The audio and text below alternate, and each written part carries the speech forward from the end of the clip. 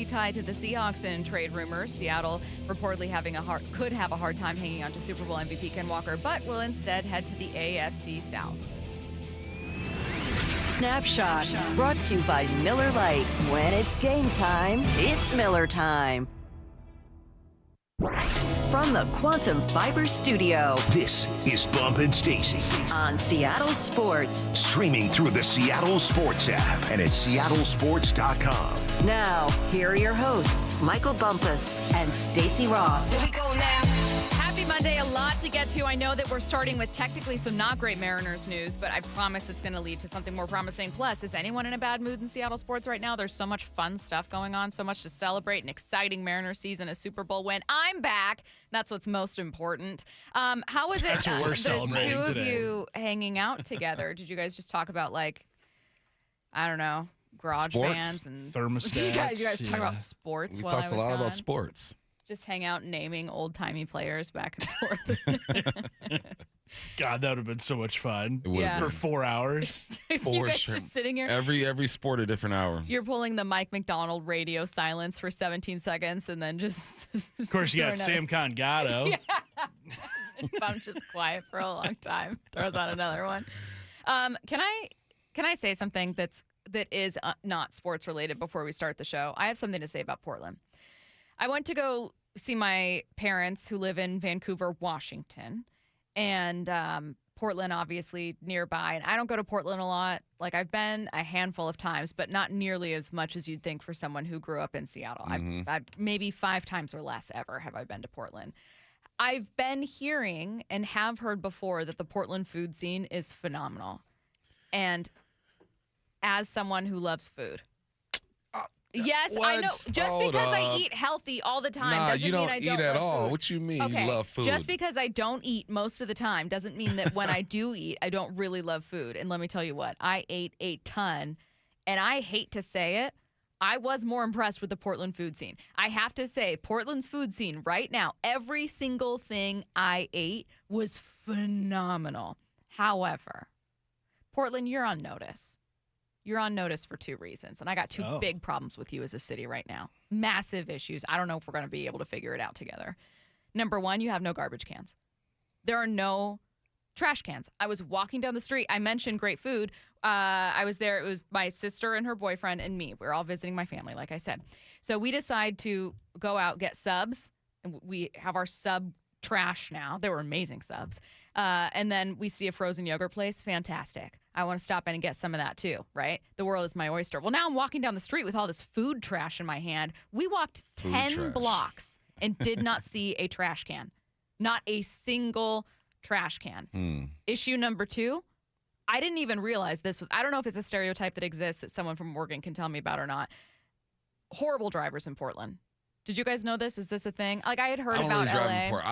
I don't like their freeway system though. It's confusing. It's really confusing. Oh, yeah. I had to do traffic reports in You that worked town. there. Yeah, and listen up.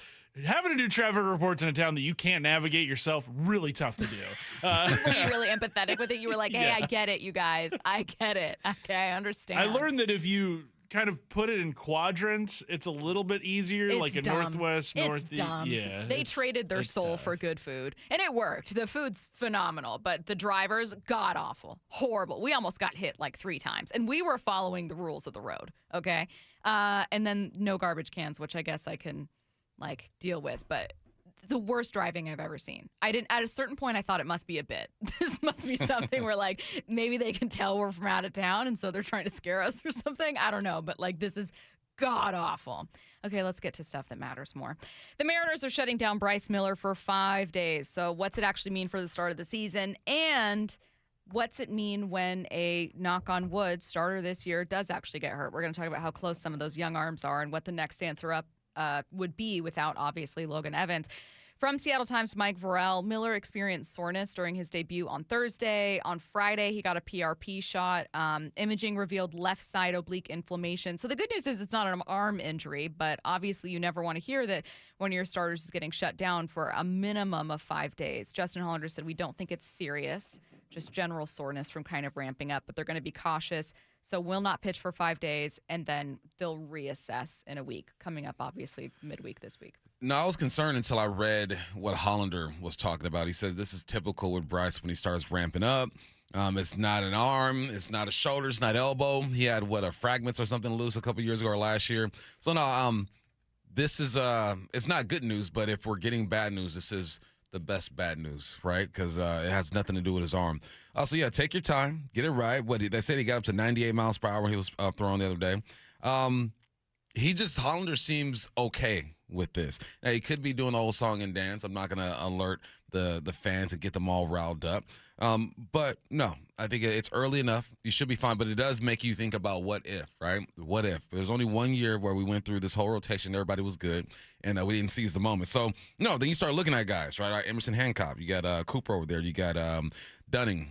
And now you look at the young guys. You got Cade. You got Ryan Sloan. I don't expect to see the two younger folks in there yet, but that gives more opportunity for a guy like Hancock to get more reps. Yeah, I think that's kind of part of what I wanted to explore here, because I think naturally, let's say hypothetically, no one wants to live in this hypothetical world, but let's say hypothetically that in a few days when they reassess Bryce Miller, they're like, oh, he's not ready to come back yet. We need to shut him down again. He's going to miss a good chunk of spring training. Maybe he misses the start of the season. Again, we're not close to saying that. I'm proposing this to get to the second half of my point. Okay, well, does that mean you see Cade Anderson? Does it mean you see some of these other guys? I think that's a question that you and I already see on the text line. And the reason that I even want to explore it is for the chance to say, no, not immediately. Like you said, Bump, I think you are looking at someone like Dane Dunning. So before you even ask, oh, my God, does that mean Cade's going to start the year with the team? No, don't jump to that yet. This is from Justin Hollander. You don't want to, artificially hold them down. We just know a lot about how pitches are going to function in the big leagues once they get there. We're just more certain with how they're going to work. I don't think it's out of the question that those guys pitch in the big leagues, but I don't want to this year. But I don't want to make it sort of a self-fulfilling prophecy that they definitely are. I think they're mature enough and their stuff is good enough. Whatever happens between the time they suit up in an affiliate and the end of the season, that a number of factors could come into play there. But I don't see any reason why they couldn't do it. If I see you, ask us on March, I don't know, let's say shortly before the season, 24th, if Bryce Miller is still dealing with that strained oblique, could we see Cade Anderson? I'm blocking you from the text line. Okay, I'm giving you one warning, and that warning is now. And then you're being blocked from the text line. Would I love to see it? Sure, absolutely. But no. So I think it just lets us explore, well, Bump, what happens if a starter goes down? We haven't really talked about it because it's not a place you want to be this early in spring training. No, you look at the names that we just mentioned, right? If a starter does go down. But here's the thing about this rotation is that it's so strong, right? That obviously you want your five out there, but if one were to go down, you feel like you'd be able to hold it down for a few weeks, a month, whatever it takes. So this guy, whoever it is, knock on wood, hopefully no one, can get healthy. That's the greatness of the depth of this rotation. Is it ideal? No. Obviously you want Bryce out there. I thought he'd be actually want Woo as the opening day guy. But no, it is what it is, man. This is the life of a pitcher. You put so much torque and strain on your body that things are going to happen. It's good just to get in front of this and make sure that Bryce, because it sounds like mentally he's in the best place he's been as well. So you don't want to jack that up too, right? Pitchers are like the quarterbacks, man. You got to make sure that they're in a good place, mentally, physically, spiritually, ready to go, because we know this team goes as this rotation goes. So just kick it, Miller. Be cool. Yeah, I would imagine that Bryce Miller is fine. Again, great news that it wasn't an elbow issue. Great news that it's not a forearm issue. It's oblique inflammation. However, it does kind of remind all of us, oh my God, you could be dealt bad news at any point, and there's not going to be some kind of regression in luck, or suddenly you're going to get good luck, after having so many guys hurt last year. That's not how it works. You could still have guys hurt. You don't have Logan Evans right now. Outside of Emerson Hancock, what are you doing? And so it kind of led us earlier than we would have explore, hey, what are your options if a starter goes down? And I'm really, really, really excited to see Cade Anderson when he's out there. Yeah. Really excited to see a guy like Ryan Sloan down the road. That's just not going to be your answer if someone like Bryce gets hurt early. No, you got to go with a vet. I mean, you got to bring these guys along properly. You don't just want to throw them out there, sink or swim type of thing. They have their process. If there's anything we know about the Mariners is that they know what they're doing with these arms, right? As far as getting them ready for the season, draft and development, all that good stuff. They have a plan. They have a blueprint for what they feel works when it comes to bringing these guys up. And no, I don't think it's just throw them out there. It's let's let them work in the minors. Let's have them work on some control. I mean, we're going to talk about Cade Anderson here in a little bit. He had a nice little debut. You want to make sure that they're taking the necessary steps. But it's so easy to look at just one outing and the potential and say, "Oh my God, I can't wait to see that young man in the bigs." But we know how that can ruin guys mentally because pitching in Wichita, Kansas is different than pitching at T-Mobile when these games actually mean something. So take your time with it. I feel like Wichita is the Lil Bobby of cities, like our Lil Bobby thing. We've pointed out Wichita before because Goldsmith has said something about it before. We've definitely said something about Wichita before that was probably unintended. I'm sorry. Shots fired unintentionally. I'll pick another city. No, Wichita. I don't think we should. No, I don't think we should. It? Yeah, I think that we need to have a brand. They can catch these hands. Yeah, that's how I feel about Wichita is just for no reason. I'll fight them today. I'll fight them right now. No, actually, they need to get in line behind Portland because that freeway scene was just a mess. It doesn't make any sense at all. And I didn't know this. I didn't realize this about Portland. It's dumb. It is dumb. It's a dumb city. It's like there was no plan. It was like we just built one ramp, and I guess we need another one. Let's overlap this one here. Let's make the turn severe. All right, let's make a spiral turn getting off the. It makes no sense. I wasn't the one driving, and I felt like a little kid where I kept asking my sister and her boyfriend, like, "Are we still in Portland?" They were like, "Yes." Like I was like a little kid in the back seat with my frozen yogurt. Really, I mean, the food was amazing. Again, they beat us at food. I fear. Absolutely. I just hear about phenomenal. donuts in Portland. Oh, because of Voodoo Donuts? Is that it? There's a Voodoo Donuts now in Seattle. Yeah. It's good. I mean, it's fine.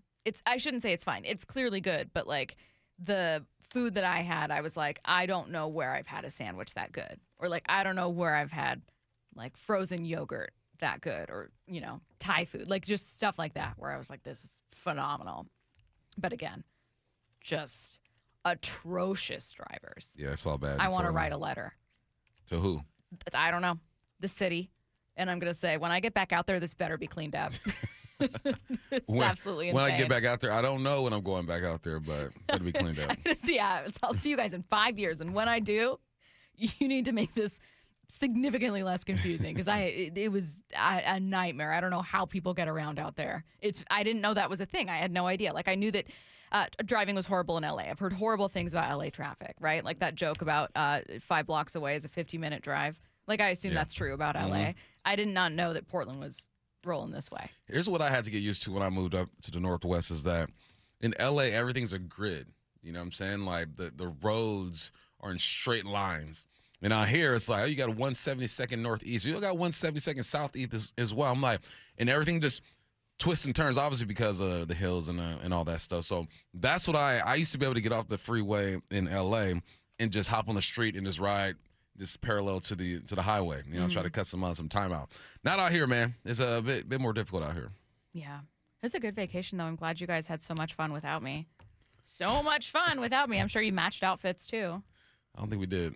Oh, good. Yeah. Oh, that's great news. There you go. See? Well, I'm out again Friday, so you have a chance. You guys can coordinate. That's I'll true. be really upset about it, but sure. That's fine. And then you got Matt over here, Mr. School Spirit, in his new Washington sweatshirt. I'm sorry that I don't hate the college I went to like you do, Stacey. I don't hate the college I went to. I just don't like purple. That's all. It's fine. I'm fine with Washington. We're cool. Me and Washington are on better terms than me and Portland's roads right now. I'll say that much. So, someone said, Cade Anderson is not making the opening day roster. Yes. No, you see what I wrote back to him? Point of the segment. Oh my God, are you actively listening? Or? Well, look, spring training is a weird thing where Curtis, is there a world where this issue with Bryce Miller ends up taking away, let's say, his first start of the season? It's possible. I mean, Sure. George Kirby missed his first. Well, I mean, Kirby missed like the first month of the season last year, true. but it started off as something small and then kind of grew. But like Miller's going to be reevaluated a week from now, and they're going to have to get him back to where he was pre-injury, which then leaves, about 2 weeks left Right. of spring training. So And so maybe it ends up being totally fine, right? yeah. But it allows us for just to start the show to go, hey, one common question we get is like, oh my God, if one of these starters is down, does that mean you're forced to go to Kate Anderson? Does that mean we could see these guys earlier and we just wanted to kind of throw up a quick stop sign and go, well, no, someone like Dane Dunning is probably who you turn to. But also, let's have a hypothetical about when you could see these guys. And also, like, hey, what happened? What's your team look like if one of your starters is down early? This team's phenomenal. The Mariners are in a really, really good spot. But there's still a world where you have the same bad luck with those starters that you did last year. How do you power through? Hey, that's the risk you take in athletics. Someone's going to go down at some point. You got to adjust, and hopefully your depth will shine. So, Yeah. Bryce is just get better soon, dog. Oh, someone said I need to say the name of the restaurant after I talk it up so much. So we went to Taste Tickler. Taste Tickler. It's called Taste Tickler. That's it's a very Portland name for a restaurant. Have you been before? No, I've not. But Okay. that screams Portland to It's me. like this hole in the wall. And I don't know the Portland areas. It looked like the equivalent of like, I don't know, like a Queen Anne kind of area. Taste Tickler was the sub place. Phenomenal. And then the frozen yogurt place was right down the street from that. I'll need to look it up. But I don't know. Everything was amazing. I had lots of stuff. And then I also went to regular chain restaurants. I What's Panda? fear that I did go to a Wingstop. I did stop at a Wingstop while I was out there. Let's get to headline rewrites. Headline rewrites. Must make headlines. The real story behind the headlines in today's news Powered by Bay Alarm Security Services. with Bump and Stacy.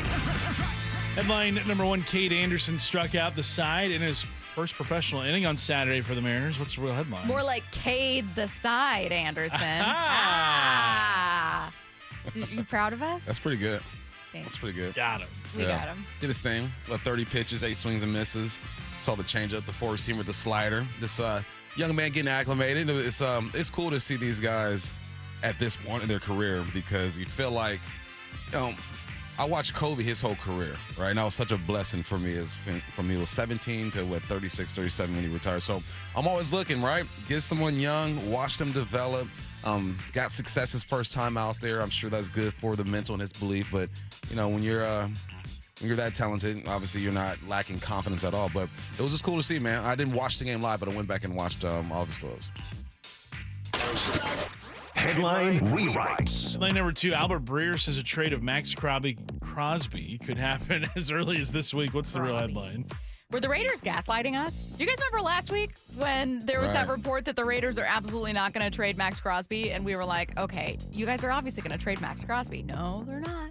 That's why you No, can't be they're not. believing these fools, man. You can't. They're lying. They're gaslighting you. They're trying to get you to Gaslighting. drive up those prices on Max Crosby. Yeah, and there's teams who are interested. You got New England, Philly, Baltimore, Buffalo, Rams. Please don't do it. Dallas and Chicago. We'll see what he goes for. But, these GMs come out and try to make everything seem like it's okay. No, we will never do that. We want this guy. Everybody and everything has a price. And they got a few knocks on the door, and they said, what? You give us what? Let's have a conversation. And then you start spreading the news, and other teams jump in. But all these teams are contenders, right? New England, Philly, Baltimore, Buffalo, Rams, Dallas, we'll see, Chicago. If he were to land at any of these places, he'd be just fine. He'd help that defense. Now, what will that price be? One of the earliest reports about a possible trade for Max Crosby indicated that the Raiders would be looking for a Micah Parsons-esque package, but alas, that's not going to be the case. According to Albert Breer, he said, Vegas isn't going to give Crosby away, but I also believe it'd be difficult to find the haul the Raiders got for Khalil Mack 8 years ago, or what Dallas got for Micah Parsons, or what the Dolphins even received for Laramie Tunsil, because all of those guys were traded in packages fronted by 2 first-round picks, but all were much younger and nearing the end of their rookie deals. Crosby, you are inheriting a veteran contract. Now, you still, the Packers, for instance, still had to pay Micah, but like Micah's what, 25, 26 when he was traded? Max Crosby's turning 30. So you may not be getting the deal. Maybe the Micah Parsons package comparisons maybe need to stop because that's not what this is going to cost exactly. Yeah, it's a bit different. He'll be 29 He'll be 29, so a year, if that means anything. 29 looks better than 30 on paper, though. So, but you know what you're getting, man. He's still producing. And if you're Max Crosby, you're his representation. That's what you're pushing. And you're pushing a good locker room guy, man. Everything I hear about this dude is that everyone loves him. So, yeah, Raiders, you lied to us, but it's all good. It happens all the time during the offseason. Yeah. Let's see where he lands. Curtis, I like that Tyler in Tacoma just texted it Matt Crosby. Man, You're that's what he's going to be laughing. known for, or known as now. That's like that one time my sister said twee twimmer instead of tree trimmer one time. And then, so that was like around Christmas, she said that. And then when I was out there this weekend, she tried to say business retreat and said would tweet. And no. we had tears in our eyes because I fear that once you mispronounce a word one time, that's sticking with you for the rest of your Right. life. It's Max like when I said Crosby. the Patriots. Petro. The Jets and the Patriots. Max Crosby. Headline rewrites. Headline 3, Cardinals head coach Mike LaFleur is reportedly interested in bringing Jimmy Garoppolo over from the Rams to compete for Arizona's starting quarterback job. What's the real headline? That means Seattle would be the only NFC West team Garoppolo hasn't played for. Let's try to keep it that way. Yeah, let's do that. In 2018, did you know Jimmy was the highest paid player in the NFL in 2018? How much do you think he was making a year? 38. 27.5. He was the highest paid. Oh, 8 God. years, and now dudes are just, those contracts are crazy, Yeah, man. 2018 was 8 years. Yeah, that's nuts. But he was benched in 2023 for law enforcement O'Connell. All right, Jimmy's just a guy Leave him alone. who is going to get you through. Leave that boy alone. He's had his time to shine, but yeah, good for Jimmy, man. Stays employed. I mean, there's nothing like a backup quarterback who's been to the Super Bowl, Yeah. who's been in multiple offenses, who can retain a playbook. You just want some type of stability. I know you don't think of stability when you think of Jimmy Garoppolo, but it's the little things, right? And getting in and out of a huddle, understanding how to get through training camp, locker room stuff. Jimmy keeps the job. Good for him. God, you're right. Aiden O'Connell, he looks like he was born to be a state trooper in the State Midwest. trooper. For real. Like, that's the job that he was just made for. Yeah. You know what I mean? You obviously know what I mean. I definitely do. But it's not even just the little mustache. It's like something about, he looks like he's from Super Troopers. Like he was an extra in that movie. Facts. Oh, God love him. Someone said I'd commit a felony to be 29 again. That's the best part about when you talk about players in the NFL and you're like, oh, he's a dinosaur. He's old. Born in 1995. God. Oh, these kids. But it is worth noting. I mean, Albert Breer's right. Like, it's 4 years, but that's a massive 4 years when we were talking about whether or not you're going to get 2 first-rounders and more for him, or a first and something else. But either way, Max Crosby going to, you'd hope not one of those NFC teams. You'd hope not the Rams, mentioned there, right? Yeah, you'd please hope stay in not LA. Chicago. Please. Go to the AFC. New England would be kind of a fun fit. Stay in the AFC, I should say. Buffalo would be great. Their run defense is god-awful. I don't know that he is a massive help for that in particular, but I think we all talked about how they've so badly needed wide receivers. You kind of ignored flaws with the defense. Very incomplete Buffalo team. They are, but they do have Josh to work with, so that's always That'll a help. plus. They do have an MVP, which will actually work for you. Well, hey, there was a plan to initially start the show with, hey, should the Seahawks trade for David Montgomery? And then he got traded. So now we got to check back in on the the running back market to figure out the latest on Ken Walker. That's next. The first week of Seattle sports at Mariner spring training. Man, best week of our year. Brandon said it yesterday. We're not afraid to say World Series. Brock and Salk definitely caught the vibe. Julio Rodriguez, who sits down with us right now. Being able to be so close to something so special really made this team hungry. Cal Raleigh. This isn't a fun, cute story anymore. This is who we want to be. Beginning Monday, March 9th, Wyman and Bob are in Peoria. I cannot wait to get down there. Every exclusive interview from Mariner spring training is on the Seattle Sports YouTube page. Jackson Hewitt handles your taxes and your stress. Inhale on no surprise price of $149 or less. Exhale, paying more for complicated taxes. You won't. Inhale, new tax law knowledge. Exhale, missing out on your biggest refund? Certainly not. Don't miss paying $149 or less. Rest easy. Jackson Hewitt's got your taxes. Guaranteed. Limited time offer for new clients on federal returns. Participating locations only. Terms at jacksonhewitt.com/149. Here's a tale of Linda trying to lose weight, but the med prices she found were all over the place. Hidden fees and markups made her jaw drop low. Then she found Good RX. Now she's in the know. GLP-1 prescriptions FDA approved. With clear upfront pricing. And same-day pickup. That's Good RX, the no-nonsense way. Save time and money on prescriptions. Get to goodrx.com/weight loss. GoodRx is not insurance. It's WFC 190 World Fighting Championship at Emerald Queen Casino Event Center. Saturday night, April 25th. Experience the thrill and excitement of high-energy professional mixed martial arts. Tickets at emeraldqueen.com. Don't miss this amazing mixed martial arts event. WFC 190 World Fighting Championship, April 25th. At Emerald Queen Casino, the entertainment capital of the Northwest. 21 and older. Need gambling help? Call 800-547-6133 or visit emeraldqueen.com. I saw her texting coming up to a stop sign, and so I saw the accident coming, and she T-boned us. In the blink of an eye, Crystal's life changed when she suffered a severe spinal injury. The pain was something I had never experienced before in my neck. I got massage therapy. I saw a chiropractor. I was prescribed muscle relaxers so I could sleep. I got depressed. Nothing was relieving the pain. Drugs, sleepless nights, and depression. Sound familiar? I'm Dr. Mark Shelley, a chiropractic physician and board-certified functional neurologist. At Sound Pain Solutions, our treatments include high-dose laser combined with spinal decompression and other comprehensive therapies to rehabilitate damaged discs. We use treatments that are non-surgical, FDA-cleared, drug and pain-free. I was able to get off my pain medicines, and I was able to sleep through the night, and that was what I was desperate for. To learn if you're a candidate for our treatment, call us. Sound Pain Solutions, 855-996-0025, or click soundpainsolutions.com. This might be the most surprising statistic I've shared in decades of doing local news. More than 75% of commuters will be involved in a car accident at some point.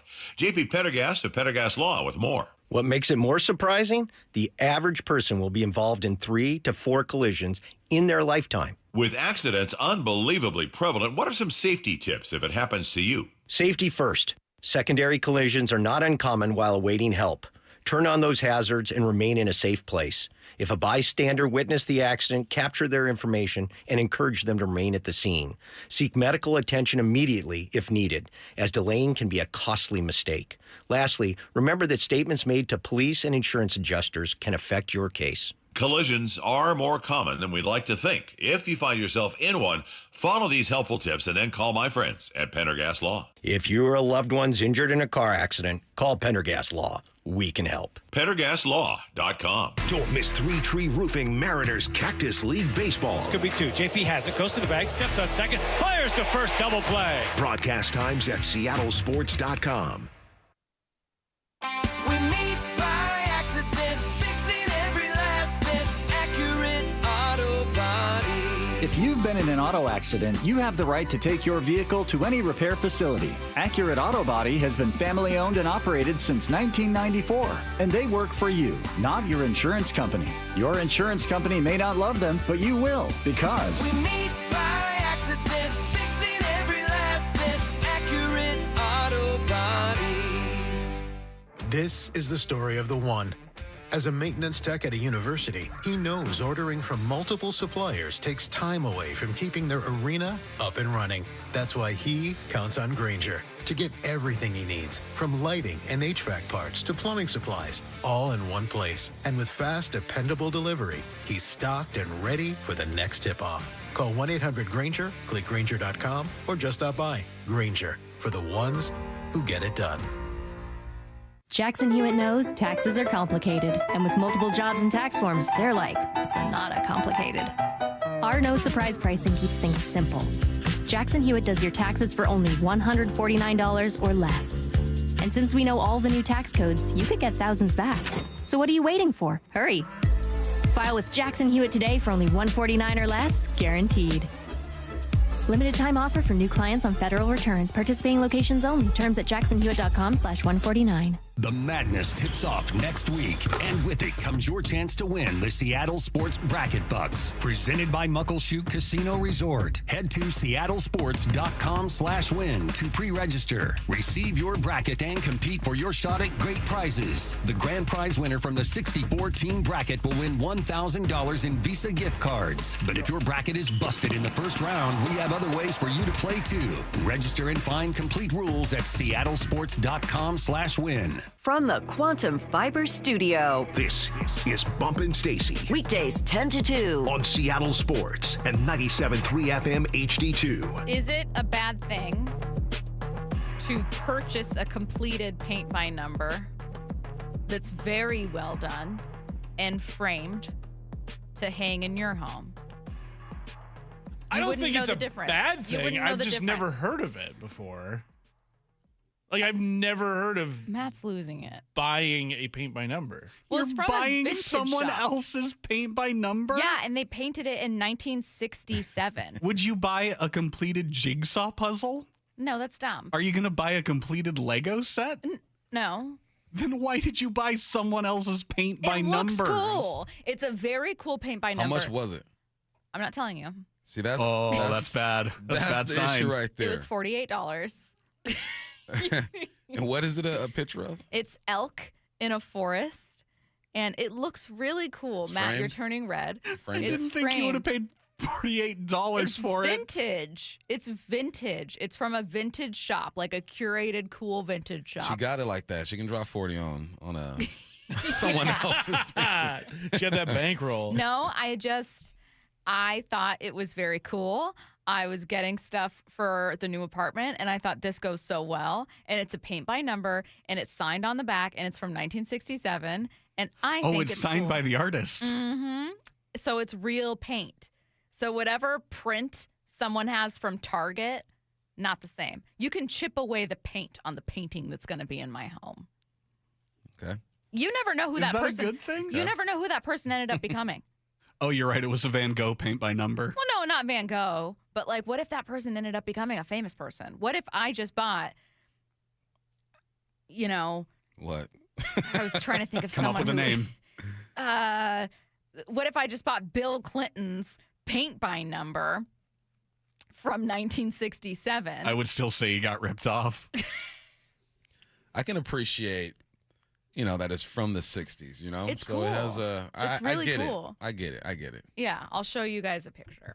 But we need to talk about something far more important and relevant to listeners. And I'm not going to waste any more of their time. We're going to follow up on the latest with Ken Walker. From ESPN's Dan Graziano, he looks at the running back market right now. Says Javonte Williams is likely to set the floor for negotiations for the top free agent running backs after agreeing to a deal that keeps him in Dallas at $16 million per over the next 2 years.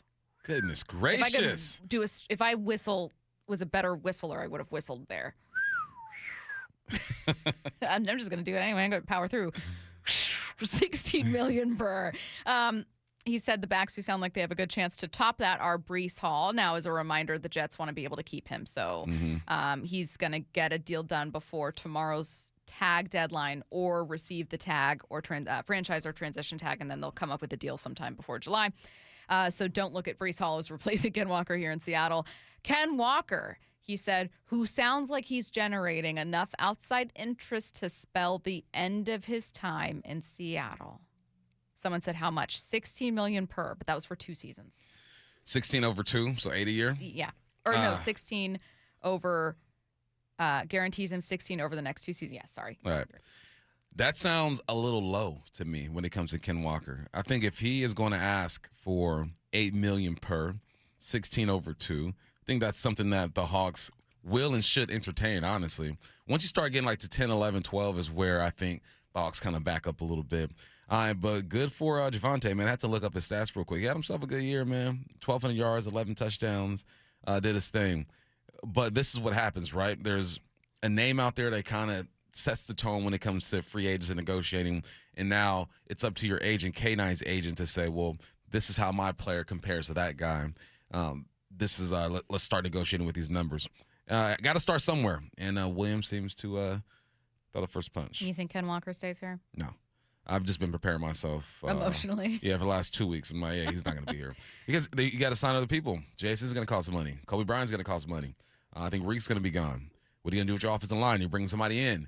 You start the draft to play with. You only have 4 picks in the draft. So how does that affect how aggressive you are in free agency? There's just so many other things surrounding this team when it comes to numbers and players that I think K9 is going to get a higher bid and be elsewhere. Now, you like Travis Etienne, though he could also command that kind of money.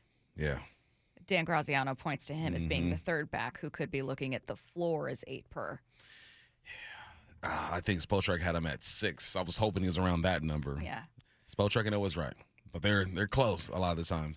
Yeah, that's another one, man. But this is good for the running back market, though. They should be valued a bit more than what they typically are. We know that they get banged up. Obviously, the position is brutal. But I know Etienne, now you got Javonte, looking at Algier, what he's going to do over there. And then K9, man. Those are the 4 backs that should be sought after right now. And now at least we have an idea now, right? With this 16 or 8 per year with Javonte, we know that's probably where K9 is going to start, is around 8. So if he can stay under 10 or at 10, I think there's a chance, but I think someone's going to pay him. Someone pointed out it's the 60s, so it could be lead paint. That's only a problem if you, eat it, right? I don't know. If it's just sitting there on my wall. I think he should be good. That's not. We'll get you a Geiger counter. I don't know what that is, Curtis. Someone else said it was definitely painted last week. Last week? No, I don't think so. You got papers on it?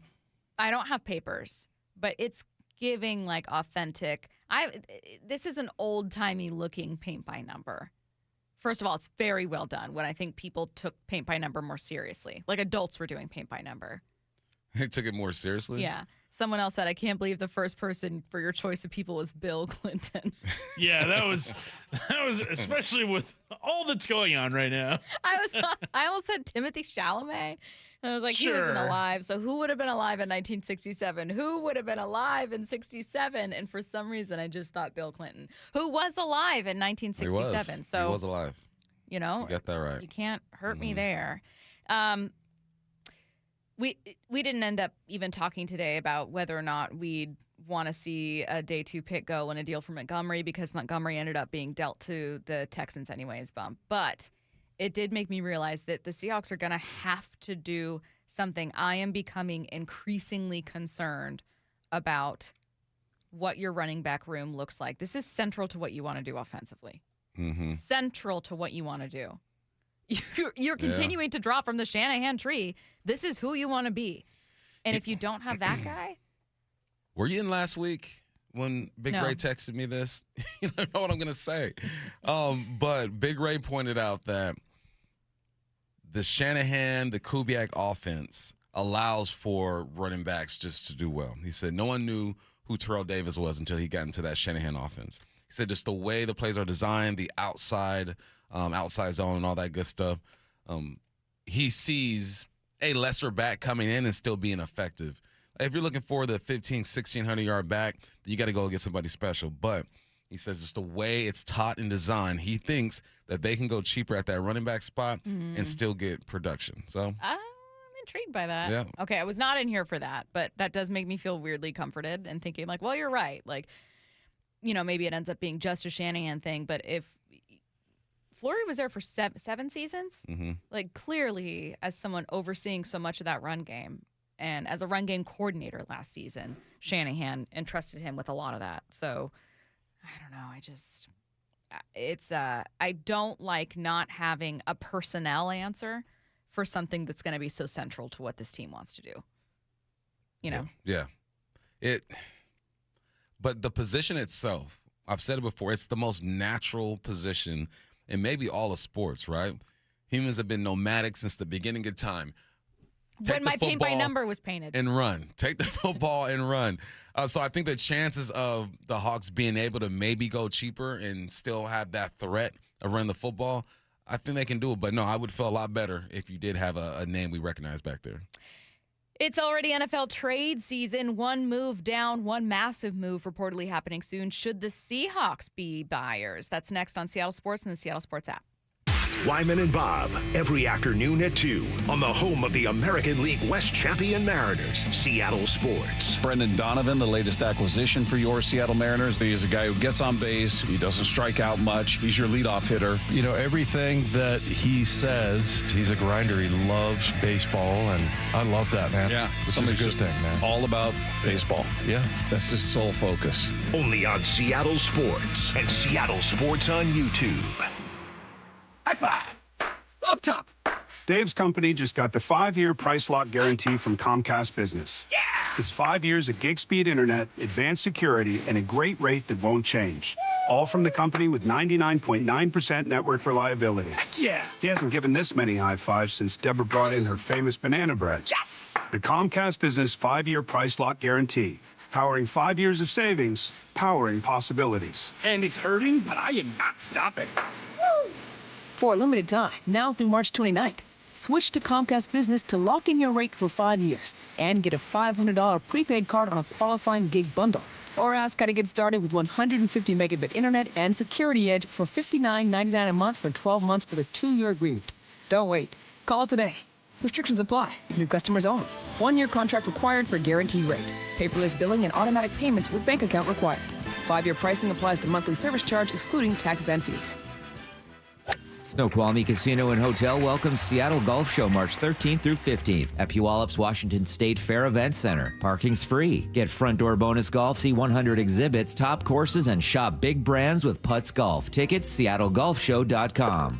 If you actually are the person that will take care of them after the fact, if you actually will be there for them, if you will pick up your phone, then they come back to you.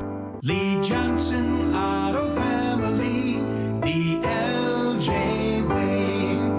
Sometimes even heroes need rescuing. I'm a retired firefighter, 27 years. Kurt had severe pain in his knees and his shoulder, which was keeping him from enjoying his well-deserved retirement. Loved to ski, loved to fish, and couldn't even walk 18 holes. That's why Kurt decided to see Dr. Mark Wagner, MD at Seattle Sports and Regenerative Medicine for stem cell therapy. He was just awesome. He goes, yeah, give me a shot. And he took care of me. He stemmed my knee and my shoulder. And how are you feeling now? I was pain-free in 12 weeks. I play golf now pain-free, and it's awesome. So you'd recommend this treatment to others in your situation? Absolutely.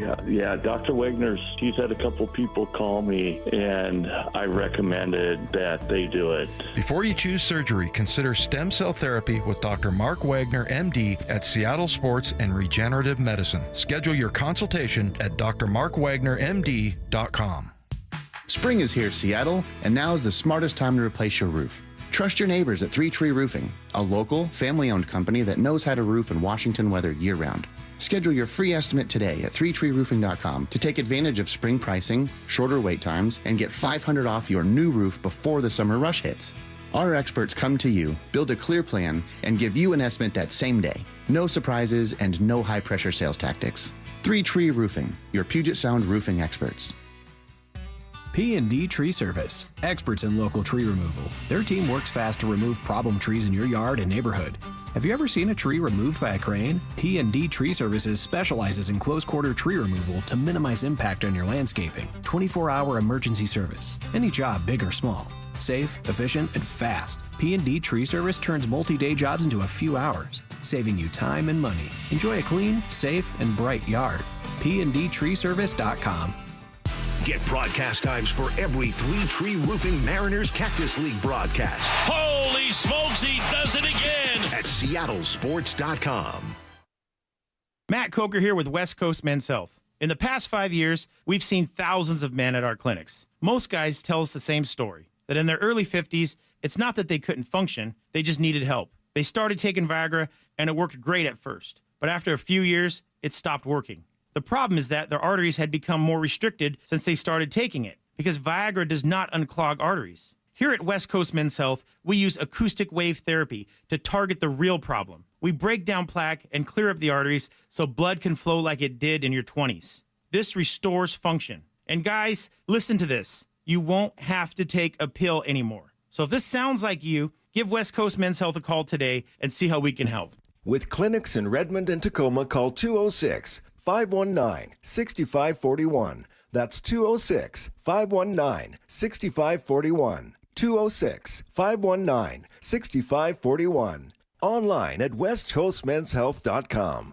Our friends at Mazda of Everett always offer you their best deals. Mazda of Everett is the West Coast's largest Mazda dealer for a reason. They sell more new Mazdas than any other dealer on the West Coast. So come check out the Mazda More to Move You sales event now. Shop over 300 new Mazda CX-5s with 0.9 financing for 60 months, available on approved credit. Located on Highway 99 in Everett, or shop MazdaofEverett.com. Based on Mazda USA's retail sales reports 2025.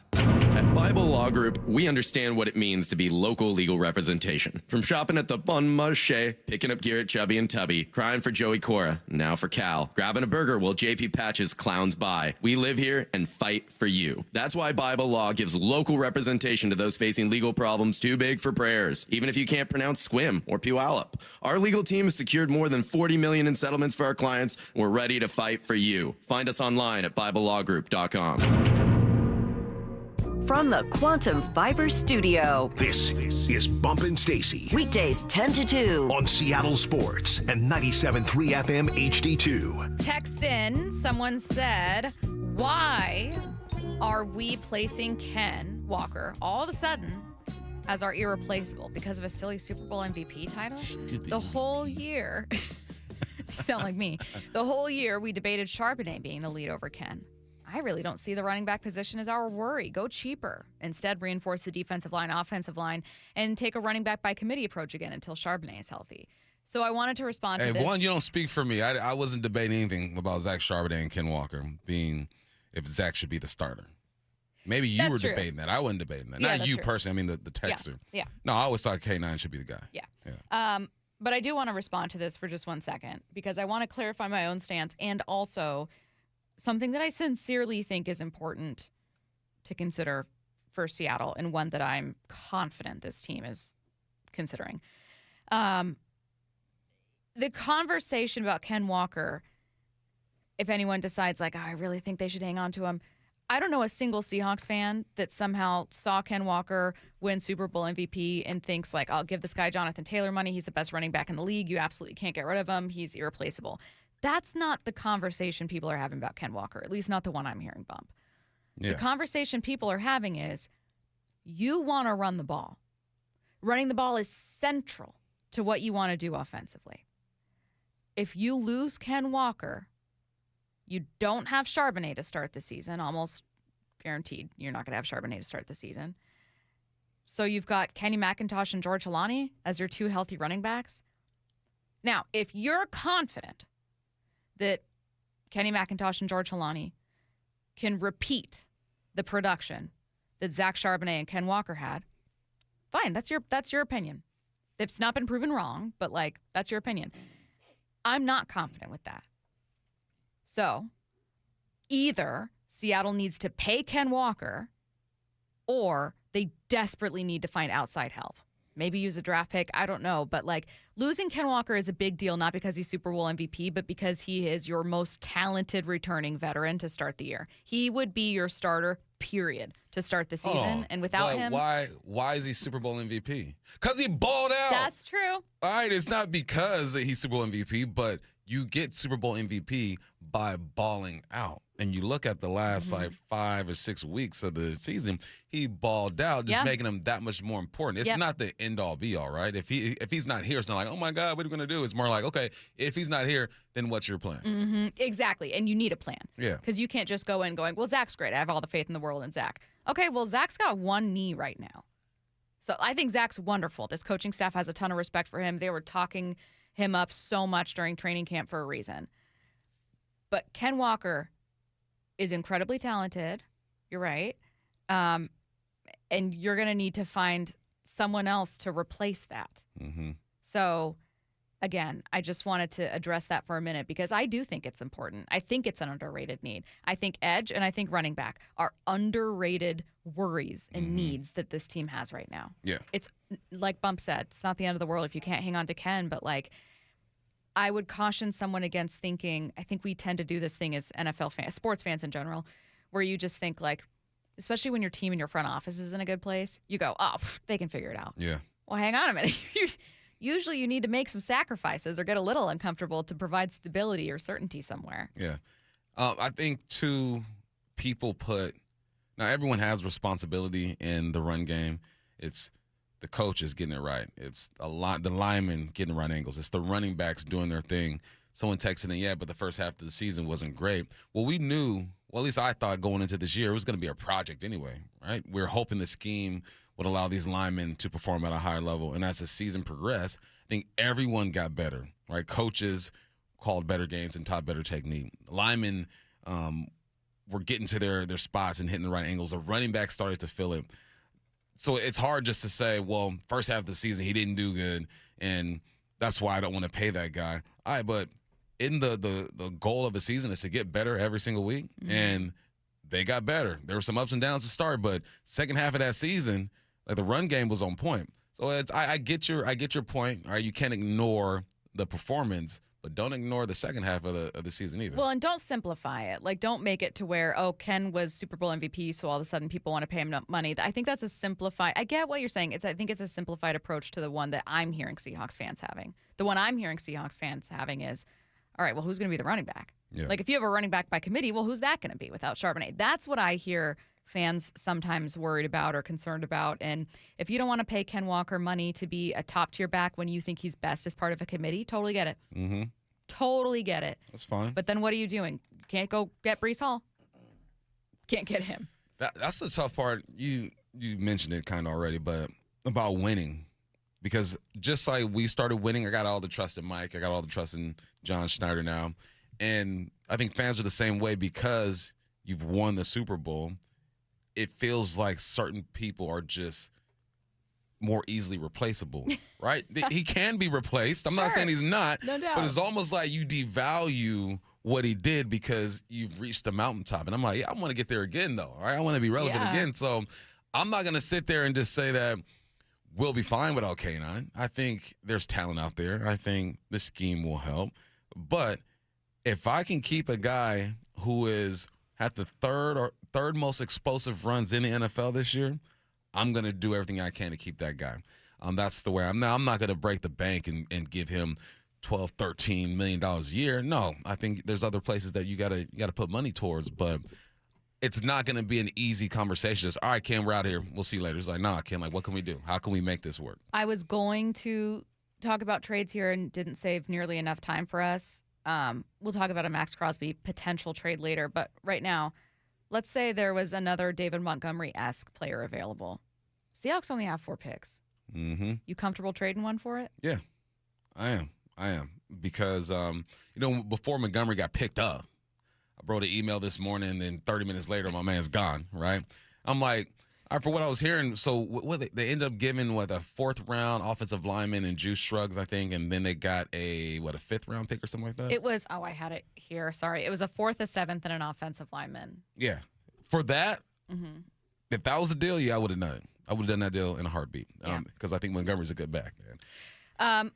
We're going to get to a bit more of what Bump's talking about. Again, not a lot of draft picks to work with, but also in the middle of a Super Bowl window. You want to talk about a Super Bowl window, the team that just won the Super Bowl with the best chances to be able to get back there. So how do you make sure you do it? So we'll talk about what you do at running back, whether or not you'd make a trade for Max Crosby, if there's someone else you'd acquire with only those 4 picks, or maybe even some from 27. We'll get back to that later in the show. Get into Mariners next with Seattle Times' Ryan Divish. The first week of Seattle sports at Mariners spring training. Man, best week of our year. Brendan said it yesterday. We're not afraid to say World Series. Brock and Salk definitely caught the vibe. Julio Rodriguez, who sits down with us right now. Being able to be so close to something so special really made this team hungry. Cal Raleigh. This isn't a fun, cute story anymore. This is who we want to be. Beginning Monday, March 9th, Wyman and Bob are in Peoria. I cannot wait to get down there. Every exclusive interview from Mariners spring training is on the Seattle Sports YouTube page. Do you owe $10,000 or more to the IRS like Will? When I was 50, my whole life fell apart. I lost my job, I lost my wife, I lost the house, I lost pretty much everything except for my life. When the IRS came calling, I just didn't have it in me. I felt like Wile E. Coyote, just waiting for that IRS anvil to drop. Then Will found tax relief advocates. I heard their advertisement on the radio. I wrote down the number, and I made the call that changed everything. The IRS gave me a bill for $40,000. Tax Relief Advocates got that down to $3,200. I've paid 9 cents on the dollar. Now, that's a great deal in anybody's book.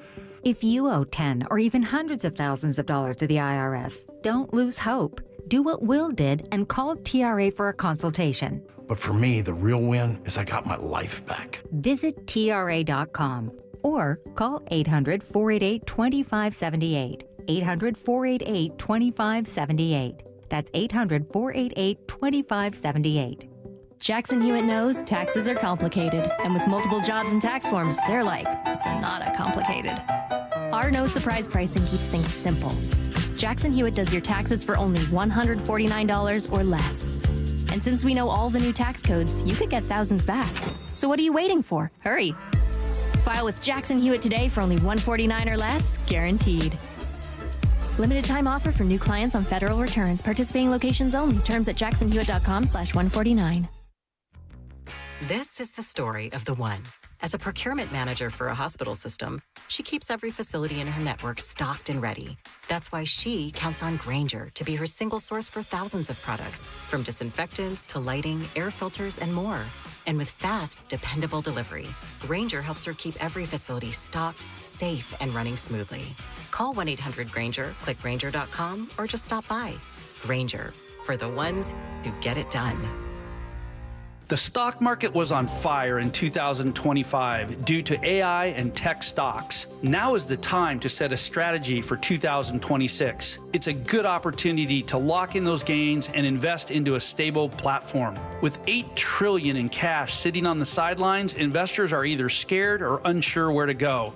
Hi, I'm Scott Rurecka, CEO of Legacy Group Capital in Bellevue. Legacy Group Capital develops local real estate, lends money, and shares the profits with our investors. Diversify with Legacy Group Capital. Invest into our Northwest Fund, which is currently delivering 9% on a fixed rate term. It's our flagship fund for 19 years with zero investor losses. And yes, we do accept IRAs. Find out why 1,300 local investors have invested over $350 million. Legacy Group Capital at legacyg.com. This is not investment advice. Investments available to accredited investors only. Details at legacyg.com. I had pain, I had numbness in my feet. That pain and that numbness just got worse and worse and worse as time went on. This is Greg describing life with neuropathy. I went to 5 podiatrists, tried different treatments, tried different orthotics, tried different shoes, had cortisone shots in the tops and the bottoms of my feet. Saw a neurologist. All my medical doctors said, can't help you. Live with the pain. You're not going to be able to sleep. This is your life.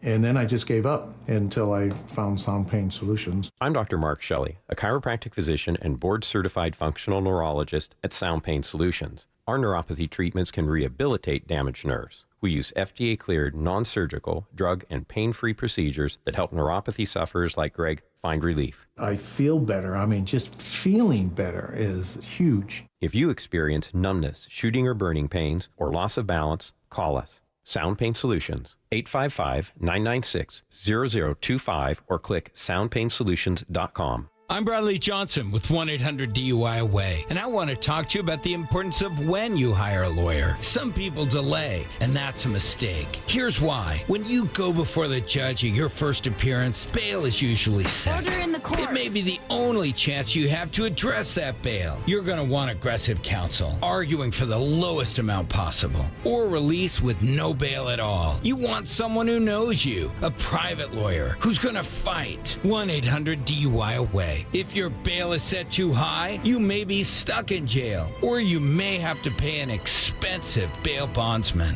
When you're out, you need a trustworthy lawyer that can help put this whole ordeal behind you. Call 1-800-DUI-AWAY or go to 1-800-DUI-AWAY.com to schedule your free consultation for any criminal offense. You wouldn't go into surgery without a doctor. Scalpel. So don't go without 1-800-DUI-AWAY. 1-800-DUI-AWAY!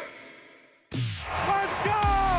This is Seattle Sports. Streaming through the Seattle Sports app. KIRO AM Seattle. KIRO FM HD2 Tacoma. Home of the Seahawks, Mariners, and everything Seattle sports. Seattle Sports Snapshot. Yeah, go ahead and eliminate Bill Gates from the list of potential Seahawks buyers. During a town hall for the Gates Foundation this week, the Microsoft co-founder was asked whether he intends to buy the Seahawks and responded, quote, "This is a great city, but my owning a sports team will not be part of how I spend my time." Snapshot, brought to you by Miller Lite. When it's game time, it's Miller time. From the Quantum Fiber Studio, This is Bump and Stacy. On Seattle Sports. Streaming through the Seattle Sports app and at seattlesports.com. Now, here are your hosts, Michael Bumpus and Stacy Ross. Here we go now. Seattle Times' Ryan Divish joining us now on the Emerald Queen Casino Sportsbook Hotline. I hate to start with an injury update, but could always be worse. So, Ryan, what's the latest on Bryce Miller? It's not appearing to be real serious. I mean, he was out doing stuff the other day, activity. But just anytime you're talking about oblique or your side area, they try to be pretty cautious because, like, it's really easy to have setbacks and it's really easy to make things worse. And, oftentimes too, like with like you have one oblique, you injure that and you're trying to baby it and you make the other side worse. So I think they're going to be pretty cautious. I think he's on no throw for 5 days. I'm pretty certain he had a PRP shot in there. So once you do that, you have to sit down for a few days to let that plasma work itself in. And then after that, he'll start picking it up. I'm sure he'll start light toss. But, having it happen relatively early in camp, I think he can kind of still keep going and won't, delay his start to the season. I always kind of assumed he'd be the number 5 guy in the rotation and he'd start late. So, I think that he could still make it, by opening day pretty easily if he just kind of is able to kind of start picking up here again in the next 3 or 4 days.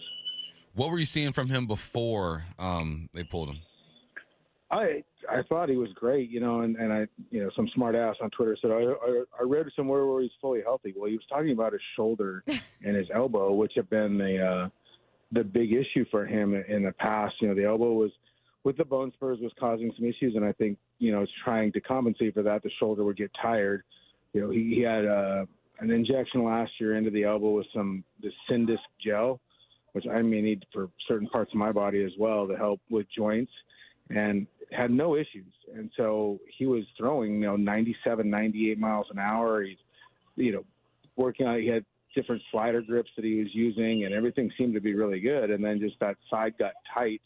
He felt it a little bit after the first inning and started to feel it more when he came out of the game. And a lot of times down here, too, because it's so hot, and like the other day when he was pitching, it was in the 90s, you're thinking, oh, maybe I'm just cramping, or just like fatigue and you're dehydrated. But they didn't want to take any chances when he was sore the next day. And so they kind of just shut him down from throwing. And I think that he'll be good. You've always, fans will always say, oh, well, that's what they always say. But I think, you try to be optimistic. You don't want to be fatalistic with it. And, they haven't said, oh, he's going to one way or the other, but they don't seem overly concerned. It sounds like Cade Anderson looked just exceptional during his first start. What are you seeing from some of these young arms? Yeah, like Cade Anderson, if you look at the line, everybody said, oh, it wasn't that good. But he gave up, he had a hit and a walk in the first inning, but he struck out 3 guys, 3 major league hitters, real guys, using each of his pitches. And then, in the second inning, Cal Raleigh kind of pointed out, he just tried to get a little too perfect. He's trying to execute the perfect pitch when I think what he's realized more often than not is that his stuff plays. But when you feel like you're executing, you're like, oh, man, I'm going to dot this right here. It's like, I'm sure, like, Bump when he's playing golf, he's feeling right. He's like, oh, I'm going to cut this ball into here, even though I don't usually do that, and I play it straight, but I'm going to cut it, and it leads to trouble. I think that's what happened to Cade. Honestly, had they let him stay in the game, I think he finds a way out of that inning, and none of those runs score just because he's able to execute so well. But he's been outstanding. It's not overpowering like some of these other guys, but then like Ryan Sloan, you watched him yesterday. Now that's overpowering. You're talking 99 with movement and 4+ pitches as well. And I wrote this, but Cal Raleigh is notoriously critical of pitchers, and it's very rare to compliment them. He's been very complimentary of both Cade Anderson and Ryan Sloan on what they could be and what they are now. What's the leash like for these guys? I mean, you mentioned guys trying some stuff they usually don't do. Is this the time where they're supposed to do that, or do you feel like they got to be a bit more rigid with their approach? No, this is the time to do it. It's just really do it now when Cal's gone, because when Cal is gone, you get to experiment more. Cal don't like to experiment with new pitches and trying different stuff. He wants you to work on what you work on because Cal's that guy. But with him gone, I think you'll see Logan experiment with the sinker and throw the cutter more. And same with when Bryce gets back, he was using a new cutter and really effective with it. So really probably your last start of spring training is where you really start hammering home your bread and butter pitches and treat it like, okay, this is game mode. This is what I would do if I was in a game in the regular season. And some guys will use their last two, other guys will use their last start. It all depends, too, on how far you're getting stretched out in that game. But I think in your first few starts, you're trying to use new pitches. You're trying to throw pitches maybe in counts that you wouldn't, just to see if you can execute it and see if that's a viable pitch for that situation. Because you can't really experiment during the season. So this is the time to do it. If you want to try and figure it out, you better do it now. I liked your last column, or one of your most recent columns, half joking and being half very serious about Cal being such a control freak with this group and kind of what it means with him gone. Not only what it means for him, like very exciting to beat the WBC, but also, normally keep running kind of a tight ship with the Mariners. What are the pitchers saying about it? Yeah, like it's like sweet freedom. Cal isn't here anymore, It is funny, like I talked to a couple guys, and when Cal was packing up, you could just kind of tell, like, he didn't want to leave, but he wanted to leave, It's like a kid going away to school, for the first time, because this is all he's known, and like, while he's excited about all this, like, he's still worried, like, hey, what are we going to do? Is Logan going to work on the right stuff? Is Bryce going to focus in on what he needs to focus in on? But I think it's easier because all these guys are coming back, like their entire rotation is back, and basically their bullpen is back. Like, he's not as worried because he knows them. Like, if there was a bunch of new guys or, they went out and got different guys and he didn't get a chance to work with them, I think he'd be more reticent. I still think he would have done it because it's like this is WBC and you got to do it. But that part of at least trusting these guys on some level, I think matters to him. Was looking at some lists. Buster Olney's putting out a top 10 catchers, top 10 center fielders. I did not see Julio on his top 10 center fielders. Do you think that's accurate, or do you feel like he should be on that list? Well, if he's not on there, then it's not the right list. I mean, honestly, because like every other list I've seen has him as the top center fielder. I can't think of anybody that's the combination of speed, power, defense, extra base hits, running the bases. Like, he's the most complete center fielder in baseball. There's not a question in my mind. I think Divish, it was the wrong list. It was the outfilders, not center fielders. He is the top center fielder, so I take that back. Yeah. Yeah, I mean, like if you throw all outfielders, maybe he's top 6 or 7. I don't know that there's a world where he's not top 10, but to me, it's just like he's 25 years old. That's what it's so crazy. It feels like he's been around forever. I guess that's what happens when you debut at like 19. He's 25. I mean, he's still like growing into his body, like, getting what they call the man muscles or whatever, and like still honing his approach. I think what we saw at the end of last year, second half of last year after the All-Star break, and even a couple weeks leading into it, just like the change in his approach at the plate, and not so much the change, but the belief in it. Like, he wasn't searching anymore. It was like, no, this is who I am as a hitter, and this is what I'm going to do, and I'm going to do it. I don't care what anybody says. And I think it worked, and we saw the production.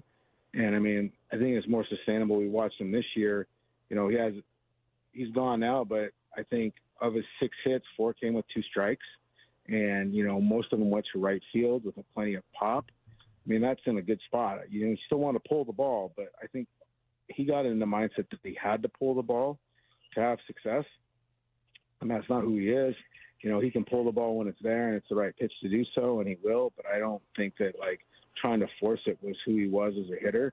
And now he just seems a lot more comfortable with what he wants to do at the plate, and I don't think he's going to deviate from it unless the results were completely terrible. But the approach is so much more simple that I think the results will be a lot more consistent. I don't know that he's going to be like second half Julio to start April. Maybe he's a little slow, but I don't think it's going to be, just really, really down, and then you have to work your way back up. I'm glad you mentioned the second half Julio thing because my follow-up was going to be that. And then I almost hesitated not asking you at all, Ryan, because I thought, well, God, is this such a tired storyline?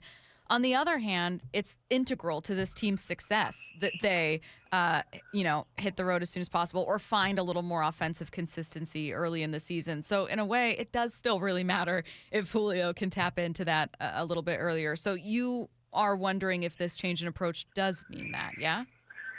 Yeah, I think so. I think it will. Honestly, I think it'll be better. I'm not, like I said, again, I don't know that it's going to be like great numbers, but I just don't think it'll be kind of as sparse because I don't think he's searching for anything anymore. I think in past years, he was trying to implement swing changes, stance changes, approach changes, throughout spring training and then going into the season. And if you recall, I think it was last year or 2 years ago maybe, he missed some spring training games because he wasn't I can't remember his tightness in his back, and then they were trying to slow play him 1 year and have him work with all these guys because they're trying to get him to pull the ball. I think this year he's just in a better place. He's not trying to change anything. He's just trying to be who he is. And I do think going to the WBC helps him in some ways because then you're already ratcheting up to competitive at bats. He's played a lot, and he's gonna play real games and get going, and he's gonna have that mindset going in early, so that kind of fast forwards his clock a little bit of when he gets going. So I think this should help him. I'm not gonna say he's gonna be a world beater, but I don't think that we're gonna see the super slow start that we've seen sometimes in the past. Obviously, guys like Donovan and Julio, Cal, they're here to take some pressure off some young guys, right? We're looking at second base and figuring out, all right, what's Cole Young going to look like? What type of season do the Mariners need from Cole Young? It's a good question. I mean, honestly, I didn't think he looked great early on in spring. Yesterday he hit the homer and looked better. They just need him to be somewhere in the middle of that 2 months where he was hitting about 290, and then the guy that couldn't get a hit in the last 45 games or 40 games he played in. You get 270 out of him or 265, but you get a decent on-base percentage over 300, and then, a little bit of pop. I mean, I think they'll take that. I'm sure they're not going to just force him. I thought it was, unfair at times last year, and they didn't have Rivas up, and they put Cole in against a lot of tough lefties and had him start against a lot of tough lefties, and I think that also kind of led to some of his slumping at the end. But I think they're in a better position to do that this year where they won't have him bat against tough left-handed starters. They can put Rivas in there and move some guys around. I think that'll help him a ton. But, they need him to be better than league average. And, I mean, it seems crazy because that position, second base, it's like the curse of Robbie Cano. They just cannot find any sort of stability at that position since Robbie Cano. And Colt has all the tools to do so. But I'll say this, if he were to struggle this last 3 weeks of spring training, or if he were to struggle the first 2 or 3 months or the first 2 or 3 weeks of the season, I think they'd be very comfortable bringing up Colt Emerson if he was playing well and putting him at second base to do that job, or at third base and moving Brendan Donovan back to second. They would do that. They have that option if they need to. I think it'd be hard for Colt to make the team right now unless somebody falls on their face, and he's got to be really, really exceptional. We haven't seen that yet, but we got like another 3 or 4 weeks of spring training, so there's still plenty of games to see. Have you been able to talk with Logan a bit about what he felt like he struggled with last year? For me, Ryan, it was always hard to tell whether it was never quite getting into a consistent stride because of injury, or if there was something like a change in his approach or something like that. Have you been able to chat with him and figure out kind of what he felt wasn't always right last year and what he's working on right now? Yeah, he didn't love his slider last year and the command of it, and it just wasn't a pitch that he could rely upon like he did the year before. I think it got him, say you get down 2-1 in a count and you want to get it back to even, you can, if you execute a really good slider, they may not swing at it, but you steal the strike. Now it's 2-2. Now you can do some things. Now you can go for the strikeout. It just seemed like for him that wasn't there, and he had to turn to the split finger to throw so much, and that pitch is just so erratic in terms of command that, then you led to a lot of long counts, and then pretty soon he's only going 5 innings. So, you want the strikeout. You love the strikeout, but at the same time, you also want some efficiency to go deeper in the games, and that's what he's trying to find is like efficiency within counts, and how do you do that, and how do you get to your strikeouts in 3 to 4 pitches instead of 7, 7 or 8. And I think that's what he's been working on. I think too, like coming back from the injury, it's just a lot of time off, something he's never dealt with, and how you come back from that is different. I think normal off season, everything he wanted to do is going to be better for him. I think, I would assume he's going to start opening day. I don't know if he will or not, but I look to him as maybe a guy that returns to that 185, 190 innings threshold that he wants to be at. He wants to throw 200, and if he's healthy and makes 30 starts, he'll do that. Hey, do you see a scenario where Mitch is not Cal's backup? One of these other guys kind of emerge, or do you think it's just formality at this point? Well, I mean, I could see Andrew Kisner being the backup to start the season. They gave him $1 million guaranteed, and Mitch, you better know for certain if Mitch is going to be your backup and carry it out through the season, because you're going to have to DFA, you're going to have to do some things around. So you invested $1 million in Kisner, and then also like the moment they put Mitch on the roster, it's like a $2.5 million salary guaranteed. So like the financial aspect of that is real. And we haven't yet seen Garver in a game. They're slow playing him. I know with Cal gone now, I assume he'll start catching a lot more. I think that's the thing that we'll see. But, yeah, I mean, there is a scenario where he could start the season at AAA, and that may be something they told him too. It's like, hey, look, you got a late start to spring training. We got this guy here. Why don't you go down, get yourself daily at bats, get yourself in a good place, then we'll bring you back. Because they could do that at AAA. They could have him down there and catch twice a week or 3 times a week, and then twice a week probably, because that's what he would be on the schedule with Cal, but then DH the other days and get him, quality at bats for a month, and then say, okay, then we'll bring you up, because I don't think he's in a position where, he's can really dictate the terms. I mean, nobody else really was looking to sign him, and so I think that's the difference right there. He is Seattle Times Mariners reporter Ryan Divish, kind enough to join us from spring training on the Emerald Queen Casino Sportsbook Hotline. Thanks, Ryan. Thanks, Ryan. Thanks, guys. See ya. Let's get to 4 down territory. This is 4 down territory, going inside the game with former Seahawks and Coug wide receiver Michael Bumpus. First down, Bump. What was the best thing about the Combine? Man, I saw evolution in real time. It's football players are evolving. Defensive backs, the average 40 time, 4.44 seconds, the fastest ever as a group. Wide receivers, the average was the same, 4.44, the fastest ever. Running backs, average 4.45, the fastest ever. Linebackers, 4.55, the fastest ever. Tight ends, 6.3, or 4.63. D-line, 4.83. Offensive line, 5.1. All of those are the fastest collectively ever in football. I was watching the Combine with my buddy. I'm like, man, if you don't believe in training, medicine, evolution, I don't know. This is a perfect example of that. Yeah. The only group that did not improve were the quarterbacks. They're around 4.6, but it's the second fastest ever. So, no, that's my favorite part of the Combine. I love just watching the bigs. Really, the bigs go out there and run, because the little guys, you expect fast times, But the big guys, man, I saw a big boy run, a big D lineman run a 4.5 flat. I'm like, if he was chasing me, he's on my butt. You know what I mean? Like, that dude is moving, man. So, no, that's my favorite part. I think a lot of the other stuff, I'm watching drills. They're starting on their back, and they're going through cones and stuff. I'm like, man, this ain't real. This ain't real. But you get to show your athleticism, and for the most part, it was fun to watch. Yeah, second down. Why did you like that John Schneider watched the majority of it from home? Because you get more information. I'm sitting there watching the Combine, and you get these little nuggets, from the broadcasters and stuff. And then you get to listen to Mike Macdonald do his interview, listen to Dave Canales. It's like you just get more information. I would imagine if you're sitting there and you're watching it, there's someone chirping in your ear about one thing. You're just, who's that? D-line number 50? You're looking at your chart. Like, you just get more information watching it at home. And I like that he's doing something different. I think the last 2 or 3 seasons, John has kind of stepped out of what he's normally done and found a way to not reinvent himself, but just move a bit differently. And it's been working for him.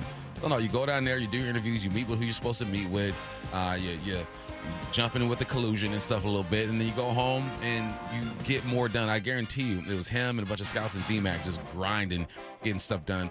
I like the changeup. Yeah. Fourth down. Third down. Third down. Just kidding. I thought change. What would you change about the combine? All right, so this is what I would change.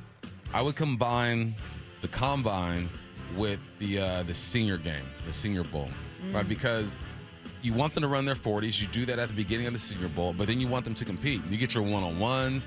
You get your 7-on-7s, your 11-on-11. You get to the game. Just make that just 1 week of just football because that's where you can correlate the drills to real football. And that's the thing that's missing when you're watching this. And I saw an offensive lineman do a drill, right? They get into a pass pro, they block one way, they block the other way, and then they run backwards, like turn around, run the other way, and finish. I'm like, when in football is a lineman going to get in a pass pro and then turn the other way and run backwards down the wrong direction of the football field? You just don't get it. I understand what they're trying to do. They're trying to evaluate hips and all that good stuff. But I just think that if you combine like real football, real pads, with some of the combine stuff in consecutive days, you just get more information because that gap in between, like there's guys who probably did horrible at the Senior Bowl and went to the combine and put up these crazy numbers. So that's the thing I would change, man. I would just make it the combine with real football within a week so you get all the information you can about these Maybe dudes. they add in like off the field football stuff too, or they add in like a trash talking measurement. Trash You know what I mean? Or they have people try to like offer money for them to throw the game in a certain way. People slide into the DMs, maybe. Hey. Like just like, okay, we're evaluating you on everything. Right. Yeah. All right. Top response time to DMs. That's Top actually the response lowest time. score you could get. Yeah, you wanna let them DMs sit for a little bit. Yeah, you need to let them get ice cold. Fourth down. What's not an ideal situation for the Seahawks? I think these guys deserve an opportunity, but you don't want to go into training camp with these guys being your saviors.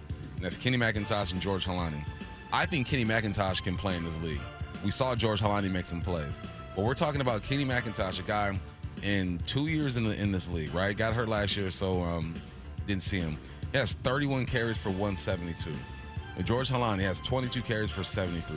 We're talking under 60 carries, under 300 yards between the two of these guys.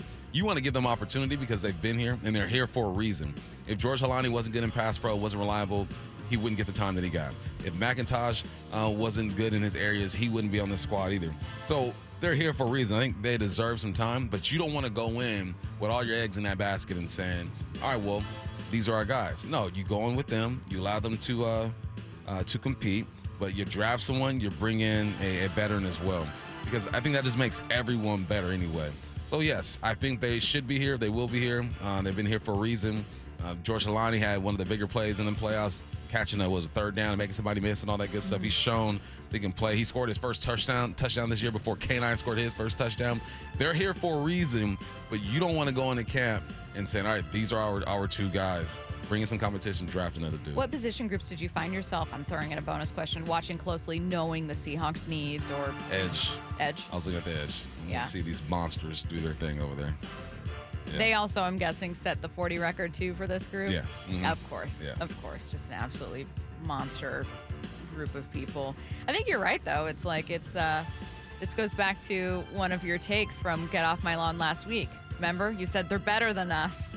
They're better. They're look, faster. There's a lot of complaining that old heads will fairly make about young guys, young pros now, but you cannot say that they aren't more athletic than they've ever been. They are. There's numbers to back it up. Got resources. Yeah. They know more information about their bodies. Guys can jump higher, run faster, they're stronger. Like, and it's obscene. We're getting like third generational like NFL players now. Right. You know Your what I mean? grandpa was an NFL player. It's a different breed. It's absolutely insane.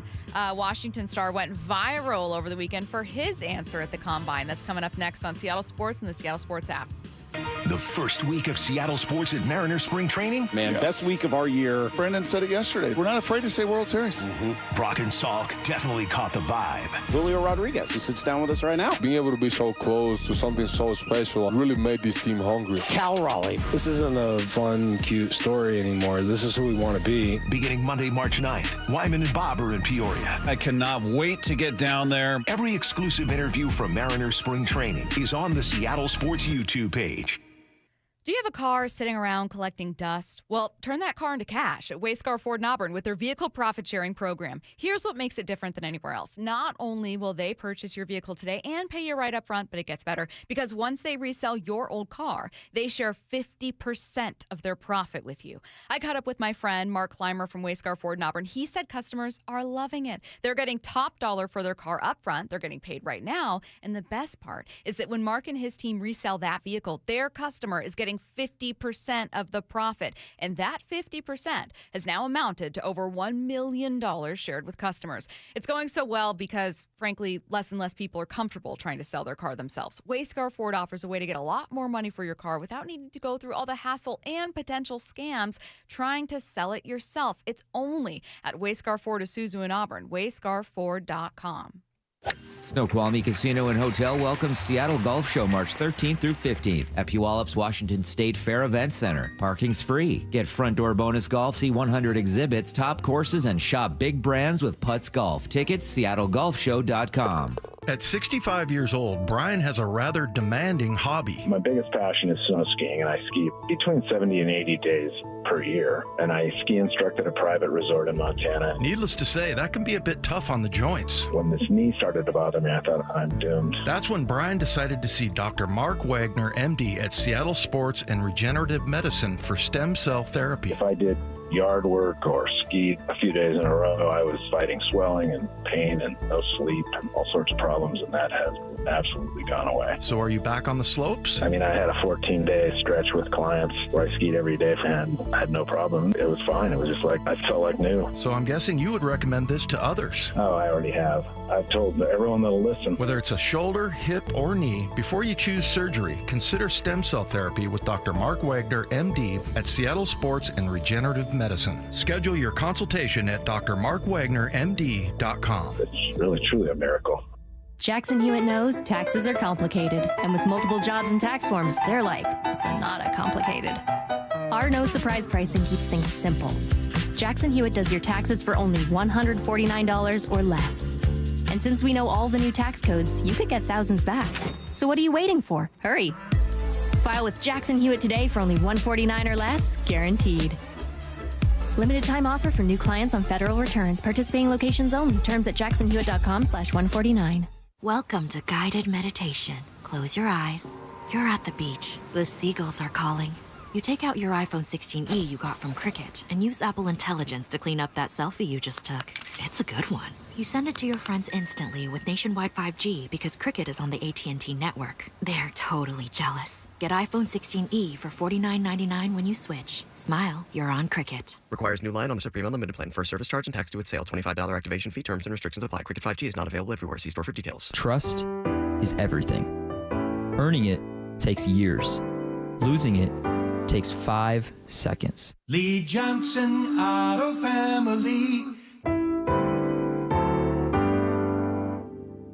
Don't miss the all-sound plumbing Mariners Cactus League report. Tuesday nights at 6. Going inside Mariners camp on the home of the American League West champion Mariners, Seattle Sports. Life's expensive enough, isn't it? Groceries, gas, kids' activities. Sometimes your roof needs replacing, but your budget says not now. Hi, I'm Justin Shirley, CEO of State Roofing and Exteriors. We want to help with an offer to lift that weight off your shoulders. Get 0 down, 0 payments, and 0 interest for up to 24 months. Or save up to $3,000 on a new roof today. Call 866-ROOF-ROOF or visit stateroofing.com. Our friends at Mazda of Everett always offer you their best deals. Mazda of Everett is the West Coast's largest Mazda dealer for a reason. They sell more new Mazdas than any other dealer on the West Coast. So come check out the Mazda More to Move You sales event now. Shop over 300 new Mazda CX-5s with 0.9 financing for 60 months available on approved credit. Located on Highway 99 in Everett or shop MazdaofEverett.com. Based on Mazda USA's retail sales reports 2025. This is for all you guys on Viagra. ED pills are no longer needed. The brutal side effects like 4-hour headaches, blurred vision, and that flush feeling can all be put behind you with our treatment. Here at West Coast Men's Health, we have a better approach to ED. Acoustic wave therapy creates blood flow circulation by safely removing the plaque in your arteries and restoring function naturally. Guys, let me be clear. Pills will never fix your problem. Our equipment is the latest technology, and our medical staff is the best in the industry. So give West Coast Men's Health a call today. Speak with our clinic manager. Ask him any question you like, how it works, the science behind it, and even the cost. If you suffer from ED or Peyronie's disease, give West Coast Men's Health a call today. It's not just about better health, it's about a better life. With clinics in Redmond and Tacoma, call 206-519-6541. That's 206-519-6541. Online at westcoastmenshealth.com. This is The Timeline with Bump and Stacy. Brought to you by 1-800-DUI-AWAY. All right, starting off with Washington. Washington Huskies running back Jonah Coleman went viral over the weekend for his answer at the Combine when asked about the importance of a running back's role in pass protection. You're not going to play if you can't pass, bro. It's simple. You can't play if you ain't going to protect the quarterback. I'm paying him $100 million. You getting paid, $2 million. Who more important? And that's the part of being selfless, part of the game. And you have to be wanting to pick up pass pro. You got to be wanting to do that. You can't. It's no technique. It's technique, but at the end of the day, it's a dogfight. And it's a dogfight. You got to, bring that mentality in there that I'm going to kick your butt and protect my $100 million quarterback. Look, I'm not saying that Jonah made himself some top pick with that answer, Bump, but I would think there are lots of head coaches that loved hearing it. It's all about the quarterback. As much as we emphasize the importance of the offensive line, need them. Defensive line, need them. Running back, quarterback, all that stuff, man. We're talking about the quarterback. But, no, your job is to protect the team's biggest asset, man. And I think you got to have pride in pass pro because it can be confusing at times. We saw what the Seattle Seahawks did to New England's offensive line and their running backs and their pass pro, jacked them up. I've watched so much film on people breaking down exactly what they did. It's impressive, man. They overwhelmed them. But your running back could really put you in an interesting spot if he's not where he's supposed to be. So, no, did he just jump up to a first rounder? No. Yeah. But did he turn a couple of heads? For sure. Well, and I think he said it so bluntly that it's quotable, right? Like, that's an easy listen when you hear a guy say, he's getting paid $100 million, I'm getting paid $2. Who do you think's more important? Of course I got to pass protect. Yeah. I mean, it's a blunt way to say it. But He knows his role in this thing. Yeah. Next up, we don't often talk about Wyoming basketball, but head coach Sundance Wicks made waves this weekend for his comments following a loss about how NIL should make players more open to criticism. I said that everybody deserves to be criticized in this world. As coaches get criticized because we have a job, and if you get paid to play basketball nowadays, you deserve to get criticized too. Period in the story. Everybody gets job reviews. My wife's a teacher. She gets job reviews on how well she does. My assistants get job reviews. I get job reviews. Performance, expectations, and standards. If that's who we are coming down the stretch, that's not good for us. Bump already nodding fervently. I've got one more for you here. He says players don't realize how good they have it. The message for those guys is grow up. We all drink from the cup of criticism, as we should. High performers, high functioning human beings in a profession that is now paid to play. Like, grow up. Like, we don't get a chance to feel sorry for ourselves, because guess what? My wife teaches. She shows up every day. She gets up at her butt crack of dawn, and nobody feels sorry for her. She wakes up at 4:30 or 5 in the morning and goes and works all day long and makes $45,000, whatever she makes. Works her butt off. Nobody feels sorry for her. Nobody feels sorry for me. Nobody feels sorry for the players. And life's tough. The more these guys can start to embrace that and start to understand that we're really lucky to do what we do. And we're very lucky to do what we do. Show up with a little bit of gratitude and a lot more grit, right? That all suit us well. Says players, especially today in today's landscape with NIL money, need to be open to criticism. Yeah, when this all went down, I think me and a texter were going back and forth, and I said this should change the way that we view college sports and how we talk about them, because they're no longer amateurs. These are professional ball players. You're getting paid for a service. So because you're getting paid, you should be open to a bit more criticism. Me, I'll keep in mind that they're still 18, 19, 20. But will I be a bit tougher on them? Yeah, because you're getting paid now. This isn't an amateur sport. You're not going to Oklahoma to go to school. You're going there because they're paying you to play whatever sport that you're paying. So, yes, but I also think that it's good to be criticized sometimes. It's good, even publicly. Like it humbles you. It teaches you how to deal with things. And it's who's criticizing you, too. You learn to value some criticism and just debunk other ones, like your credentials. I don't know you, don't know me, whatever. So, no, I think it's good, man. It builds character, too. Now, you can get out of hand and be outlandish and say some wild stuff. That's going to happen. But that happens in life. So yes, you're getting paid millions of dollars now. Yeah. You should be critiqued or criticized a bit. Yeah, completely agree. I like you mentioning too that like, look, it's still nuanced, right? Which is how it is with everything. Like I'm not gonna critique. I feel the same way. Olympians are a good analogy here because they're also typically very young. Like you do take age into account. Yeah. But this isn't a student who's recreationally playing a sport for his school, and you should be allowed to be more critical. And a coach, I'm assuming, wants his players to learn how to receive that. So yeah, I know. Well, I saw you nodding and knew immediately. I was like, Bump's on board. Well, and when I hear stuff like what Coach Wicks just said there, it makes me think of like Damon Williams here in Washington. Like if he had wanted to transfer 10 years ago and was told no, then I don't think anybody would batted much of an eye to that. They'd been like, oh, well, he's still Washington's quarterback. But because it was hoping to cash in. And you had signed a contract. Right. And then all of a sudden now he gets told no. Like I can't remember ever there being a Husky player that is going to be under the microscope that Damon Williams will be under. And I think 99.9% of that, pressure that's going to be on him this year is due to what happened this offseason or what didn't happen this offseason. Bump, you think so too, especially with money being involved? Yeah, it's different. It changed the game for him. Yeah. Mistakes will be amplified, or maybe his success will be amplified too. It's just different. And we got to understand too, like these young athletes are the guinea pigs for this whole thing. There will be mistakes that are made, poor decision making, but someone has to go through it. So just get people around you that you trust and that give good advice and ride it out, baby. Speaking of writing it out, next story. We've got a massive controversy on our hands thanks to the 2026 U.S. Half Marathon Championships. This is from Citius Mag. It was in Atlanta with under 2 miles to go. Jess McClain led the 2026 U.S. Half Marathon Championships by good margin and looked well on her way to a national title until the lead bike led her and 2 other racers, Emma Grace Hurley and Edna Kurgat, off course. Molly Bourne, who was instead a minute behind, is the first runner to correctly complete the course and is now credited with the win in 69 minutes, 43 seconds. But multiple protests are expected. Someone who was presumably 6th and 7th, Carrie Elwood, and Annie Rodenfels finished 2nd and 3rd respectively. So 1st, 2nd, and 3rd before the lead bike went off course did not finish 1st, 2nd, and 3rd. Because the lead bike took them off course.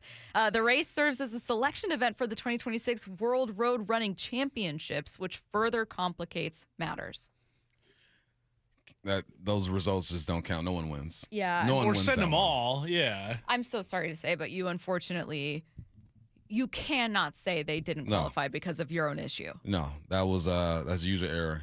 And that person should probably never do that job again because you're not paying attention. You got one job. What did you look at your phone? What were you doing? Just GPS that thing. Can't you just? What's happening? Well, usually they've got cones set up and rope where you can and can't go. You know what it might have been? What if it wasn't even the lead? And it was instead a random intern or a random assistant that was setting up the cones and just, you know what I mean? Along the way, something was miscommunicated over people so far down the line that eventually the lead just kind of went off course or maybe it was human error and they went on the wrong side of the cones or something. But, yeah. Man. And you can't tell the first place finisher that she can't go because she's in 4th. Yeah. This is, just send them all. Send them all. Send them all. Yeah. Send them all. That's how you do it. In non-sports news, and thus our final story, but I think our most disturbing, Great Wolf Lodge is launching a limited-time ranch dressing milkshake. It's nasty. It will be available March 5th through 20th. I'm getting it for us all. It's going to be ranch and vanilla ice cream blended together with a sweet and salty lime rim, whipped cream, garnished with crispy chicken nuggets, carrots, and celery. It is only $3, which I think is a bargain. That's the cheapest thing in that hotel. I've been there before. It is not a cheap. Suspiciously cheap. Anyways, ranch milkshake. Would you try it? Is my final story in Timeline that I insisted on including in Timeline. I wouldn't buy it, but if For someone had it, because I know I'm not gonna like it. I know I'm not gonna like it. Do you like ranch? It's cool. It's all right. It's not Do you like ranch. ranch chips? Yeah, I never Cool just Ranch crave Doritos. ranch. Never ever. in my life. No, never I agree. crave it. But like, if there was a bag of Cool Ranch Doritos in front of you, would you probably Cool eat the Ranch, bag? yeah, I eat it. Yeah, that's different. Is it? Yes, that does It not is taste different. like ranch. Yeah, Cool Ranch and ranch are completely different. I don't like ranch. I don't want anything to do with this, so I have to go get us some. I don't know how I'm going to transport them here. Well, because the closest one is like an in hour and a Grand half Mound. away. Yeah, it's nowhere near here. Matt, would you try this if I got us all some? Not for $1 million. Not for $1 million. That sounds disgusting. I'd for eat this $1 million, whole thing for I would $1,000. guzzle this. Yeah. For $100, I'd consider it. I would consider it because what if it's good, and then someone's paying you $100 to just drink a decent milkshake? It's not going to be good. You don't know that, Matt. I know that. It's sweet and salty. It's got sweet it's ranch. got Do you it's hear got yourself? it's got ranch and chicken nuggets, yes, but it also has vanilla ice cream and whipped cream. No, just no. How is it drastically different from when you have a milkshake and a burger and you're eating both at the same time? It is different.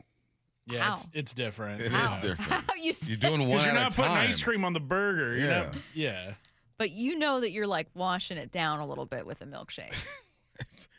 But it's different. It's not. You're not just. I need someone who's You're not just at, going at the Scooping same it out time. of the burger. I need someone within driving distance or at Great Wolf Lodge to, in 3 days, tell us what this is like. I need to know. They're desperate. Great Wolf is desperate. This is pathetic. We're embarrassed. We got to see a different side of Mike Macdonald earlier today. That's next. Brock and Salk on the home of your American League West champion Mariners, Seattle Sports. Cal Raleigh, how do you handle the knowledge that you guys are one of the best teams in the league right now? This isn't a fun, cute story anymore. This is who we want to be. And if you want to get here and you want to do this, you have to have those expectations. We're not really focused on, can we do it? Or the hope factor. No, we know that we're good enough. Catch every one of Brock and Salk's interviews from Mariners spring training on the Seattle Sports YouTube channel. The stock market was on fire in 2025 due to AI and tech stocks. Now is the time to set a strategy for 2026. It's a good opportunity to lock in those gains and invest into a stable platform. With $8 trillion in cash sitting on the sidelines, investors are either scared or unsure where to go. Hi, I'm Scott Rirucka, CEO of Legacy Group Capital in Bellevue. Legacy Group Capital develops local real estate, lends money, and shares the profits with our investors. Diversify with Legacy Group Capital. Invest into our Northwest Fund, which is currently delivering 9% on a fixed rate term. It's our flagship fund for 19 years with zero investor losses. And yes, we do accept IRAs. Find out why 1,300 local investors have invested over $350 million. Legacy Group Capital at legacyg.com. This is not investment advice. Investments available to accredited investors only. Details at legacyg.com. Doctors King and Kopstein from K2 Vision. If you're over 50 and you've been diagnosed with a cataract, or your vision is changing as you're developing an early cataract, you could be a perfect candidate for K2 Vision RLE. It's inevitable. At some point, typically in your 60s or 70s, you'll have a dysfunctional lens that eventually becomes a cataract. To restore your vision, you will someday need a procedure such as refractive lens exchange. The question is, are you done with glasses? Do you want to spend your good, active years hassling with changing prescriptions and needing readers? K2 Vision RLE can give you great vision now, permanently, and you'll never develop that cataract. The procedure is quick and painless, and our state-of-the-art custom lens technologies give highly predictable outcomes. K2 Vision doctors have performed over 150,000 procedures. They know when it's your right time for RLE. Schedule your free Zoom consult today at k2visionrle.com. K2 Vision RLE. No readers, glasses, contacts, or cataracts. Get in the zone, AutoZone. Jeff's day is off to a slow start. So he heads to AutoZone, America's #1 battery destination, where Sammy, a local AutoZoner, tests his battery for free. Looks like he just needs a charge. And Sammy does that for free too. In no time at all, Jeff is back on the road, ready to finish the day strong. Free battery testing and charging at every store. No hassles, just help. Get in the zone, AutoZone. Restrictions apply. Oh, could this vintage store be any cuter? Right? And the best part? They accept Discover. Accept Discover? In a little place like this? I don't think so, Jennifer. Oh, yeah, huh? Discover's accepted where I like to shop. Come on, baby, get with the times. Right, so we shouldn't get the parachute pants? These are making a comeback. I think. Discover is accepted at 99% of places that take credit cards nationwide.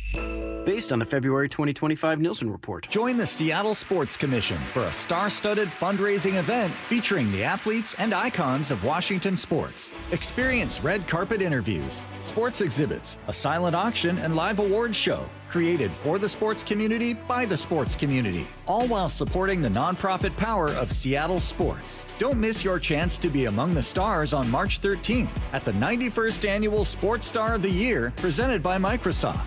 Get your tickets now at seattlesports.org. The celebration continues. We never wavered, man. We believed in each other. We loved each other. On the home of your Super Bowl champion Seahawks, Seattle Sports.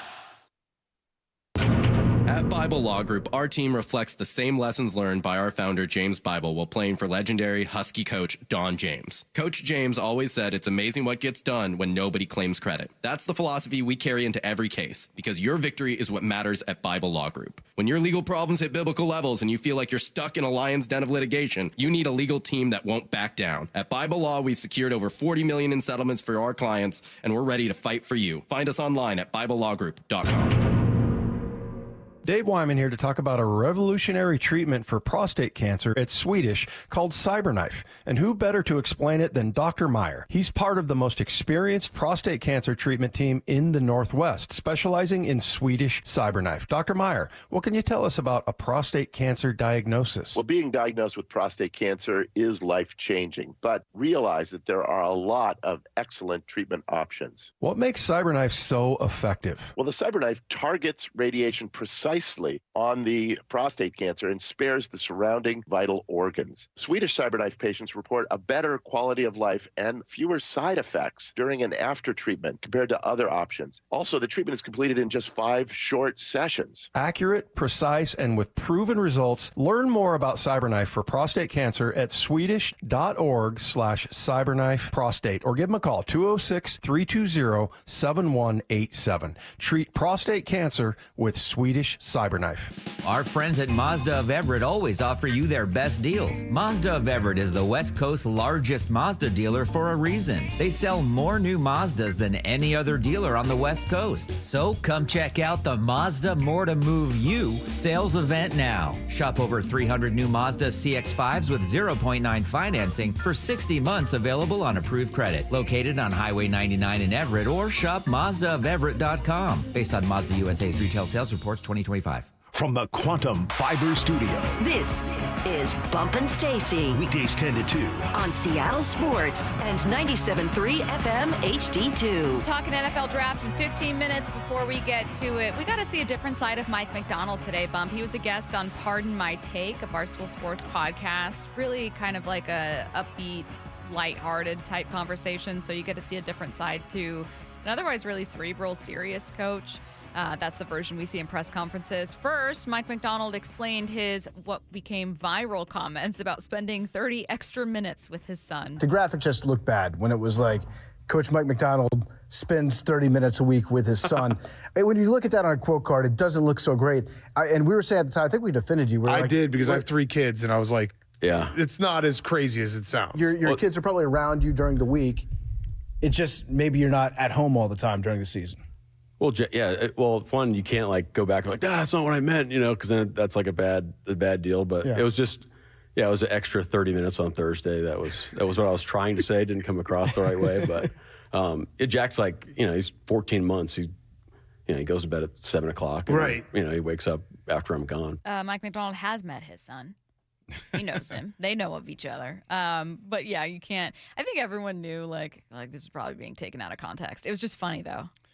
I think the majority of people understand exactly what he's talking about, but there's some people who don't really live in that coaching world or are around it, and maybe they've grown up differently. Like my kids have their mom around them all the time, so they can't fathom not having that person there. But when I was coaching, I was out too. This is high school football, and I'm gone before they wake up.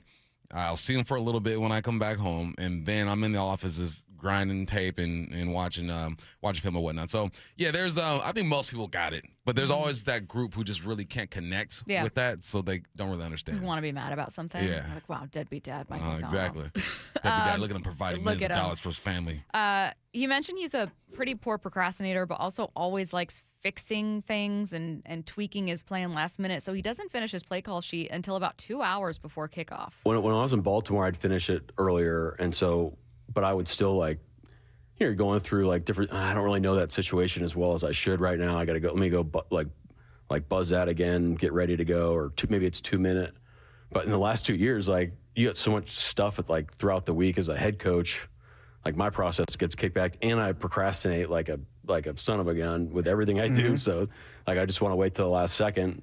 And so we actually have a cool cadence now. Like after the 90-minute meeting, Carl comes in and AD comes in. And we write down our final pass rush fronts. We write down what we're going to do in 2 minutes, and sometimes it's fourth down, sometimes it's short yardage with CP. Yeah, we go all the way up to. So you really go up until the gun. You wait all the way. Right. I mean, we know what's in. We're not installing anything, but organizing our thoughts on how we're going to go. Yeah. Is that abnormal to up until 2 hours before kickoff still be working on that? No, I know some coaches who are like that. I think it all depends on your preference. Me personally, it's got to be done. Even with my coaches, I tell them if we're not obviously play Friday games in high school, right?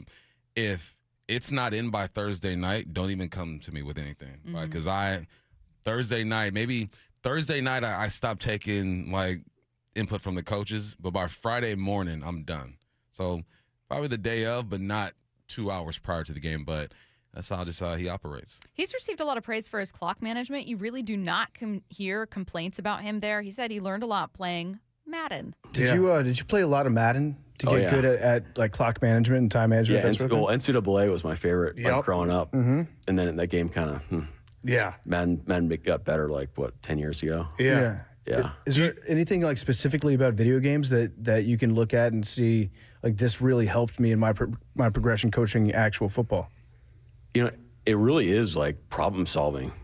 This guy he's running this freaking play, or he's got a glitch play, and it's just pissing you off, and you got to figure out a way to stop it, Mm-hmm. And so that happens every play when you're calling plays. You're always either attacking something, or you're mitigating risk somehow, or trying to protect somebody, or attacking somebody. So it's always a reason on why you're calling it, but you're really playing off the guy that's calling plays across from you. So that definitely transfers. It's going to be one of the weirdest things about having so many head coaches in their 30s and maybe even into their young 30s is them going, I definitely played Madden when I was younger. That taught me a lot.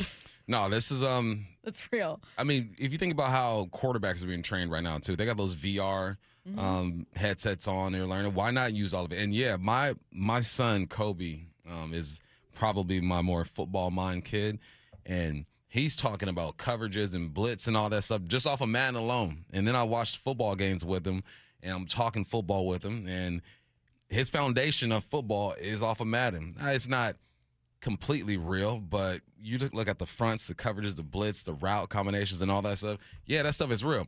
Now, there's going to be a glitch in the game where someone runs a booty play that just you can't stop, and that's frustrating.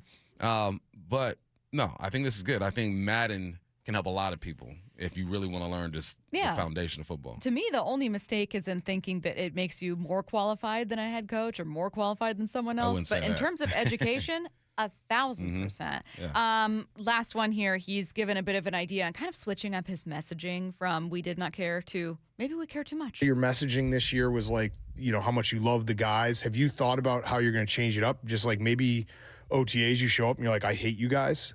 Just switch it on them. Yeah, just keep them keep them on their toes, Or we don't care. Maybe this year it's we're going to read every comment. Yeah, and we're going to care. Yeah, we're going to care too much. Yeah, we're going to care. What's the Seattle Seahawks Reddit saying about us? You pull that up. Maybe that's what you should say. I know it's a thing, but yeah. It's a good segment. I mean, that's probably great source material, and it's never going to run out. Right. So I'll always have a team meeting ready to go. We care too much.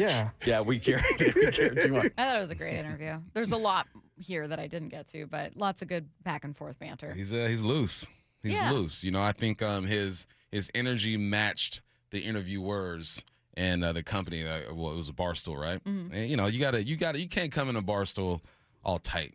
That's not their style. So that's good. Good for people to see that part of Mike. All right. Well, the Seahawks have 4 picks to work with for now when it comes to the draft. Let's figure out what the strengths of this class are with NFL draft analyst Jon Ledyard next. MLB Network insider John Morosi with Wyman and Bob. John, looking at this Mariner team, who's the biggest competition in the American League? Good question. I'll say this. There's no team in the American League whose chances to reach the World Series I like better than those of the Seattle Mariners. When you look at even just today, the way the lineup looks, Donovan, then Cal, then J-Rod, then Naylor. Subscribe to Seattle Sports on YouTube and watch the full interview.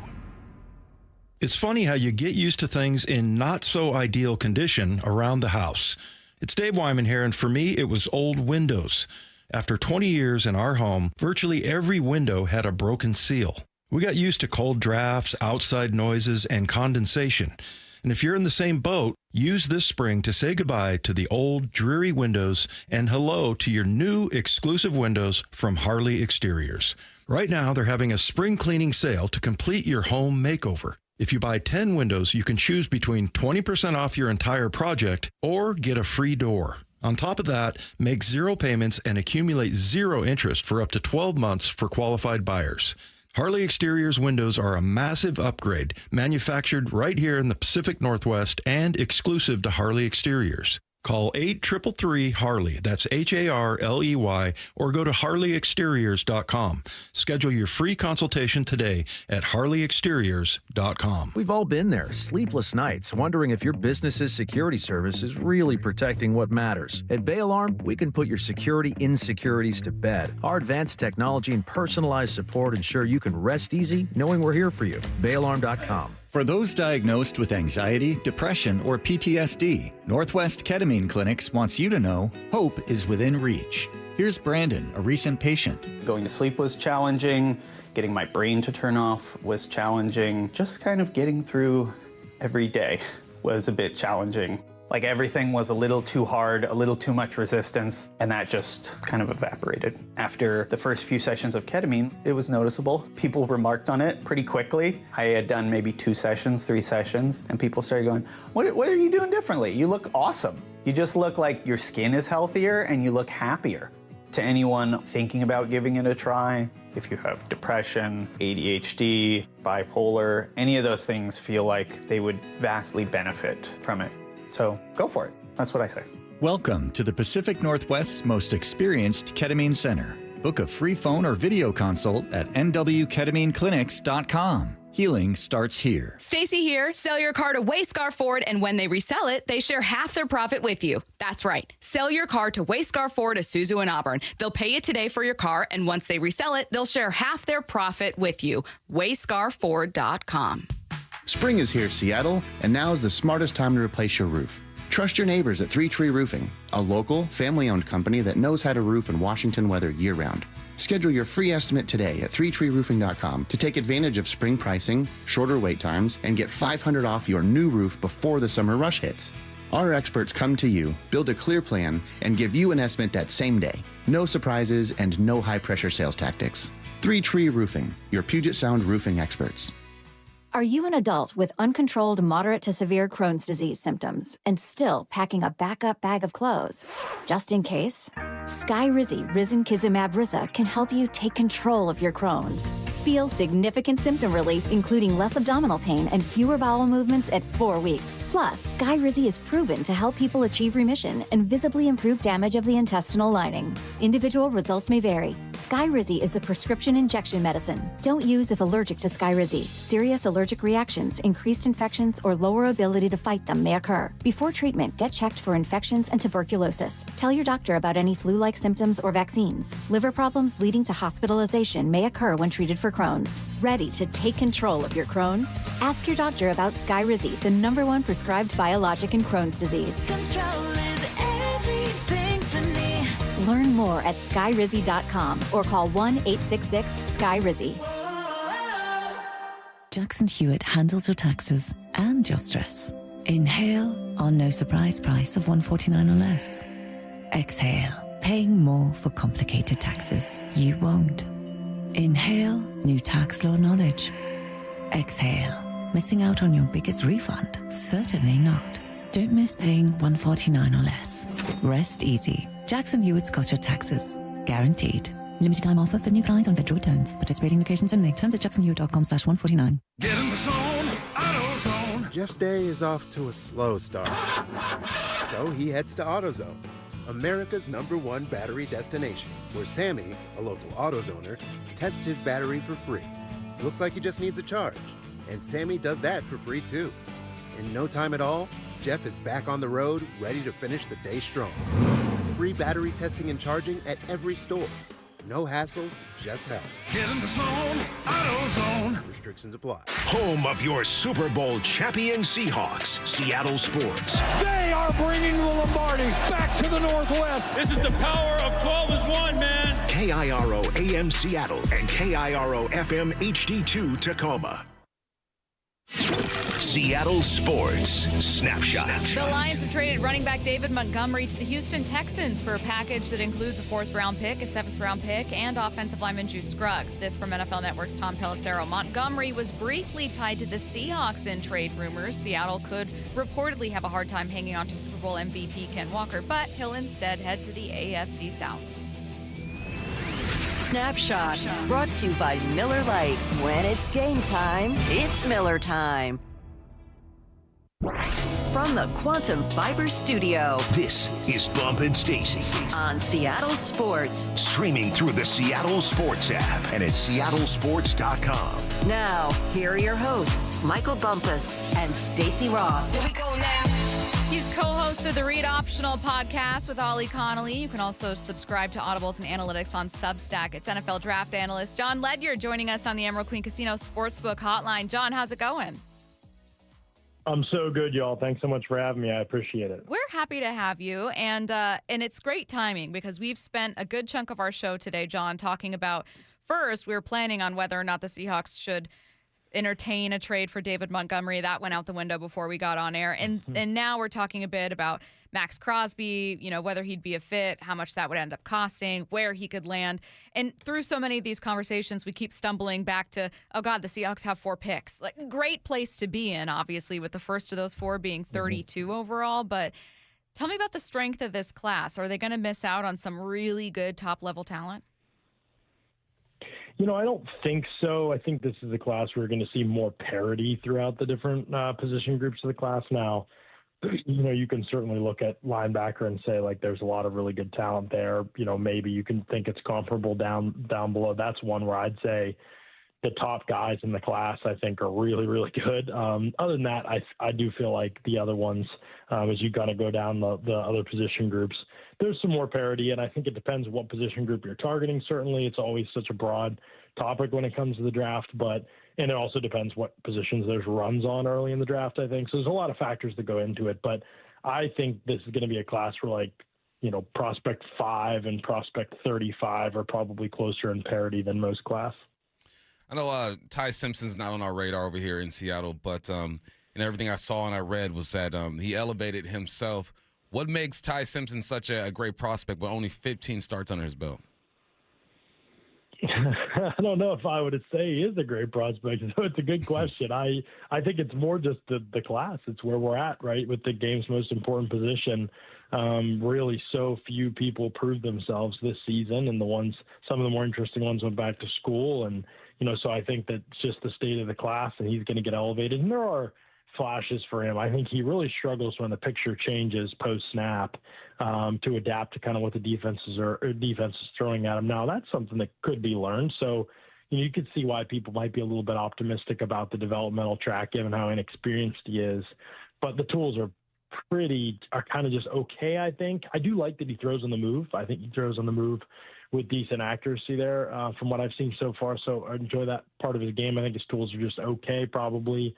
And then it's all going to come down to, how do you handle pressure in the NFL? He was really hit or miss, I thought, in college in those situations. There was a lot of inconsistencies. So I think his profile is it's pretty kind of mundane compared to most guys that end up getting bounced way up the board during the pre-draft process. But that's kind of how all these guys are. There's not really anybody. I mean, people are trying to make Cole Payton a thing, and just based on a couple of good combine interviews and his crazy workout, because he's a big athletic guy. But there really isn't just a whole lot when it comes to like, well, what are we going to make? Everybody's always going to, in the media space, trying to make things sizzle during the pre-draft process at the quarterback position, but there's just not a lot to get super hyped about during this process. Wanted to ask you about running backs. I know last year's class had a ton of praise, and so much so we even wondered if Seattle would entertain taking a running back. They did very late. It didn't end up being a massive part of this group. But this year, they're in a bit of a pickle. They may lose Ken Walker in free agency, Zach Charbonnet coming back from an ACL that he tore at the end of the season, I think the first part of the first playoff game. So we're wondering if they're going to turn to the draft for some young help. How would you describe this class? Like, where's the strength of the class after the first round? Do you like the group? No, not too much. Running back, the short answer is no, but the long answer is that every draft is a good running back draft class.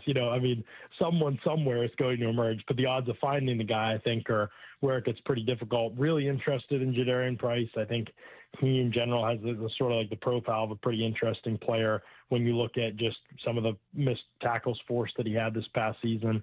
I think that he showed also really light feet. He's not like so explosive, so fast, but really light feet to kind of dance in and out of spaces. So he's one that I think will generate a lot of, probably the second most interest after, of course, Jeremiah Love throughout the process. I think some other guys, some interesting workouts for some other guys. Mike Washington, certainly really impressed at his size, 6'1", I think he's like 220 something. And, he was somebody that had a great workout and showed, I think, a lot of things teams were looking for.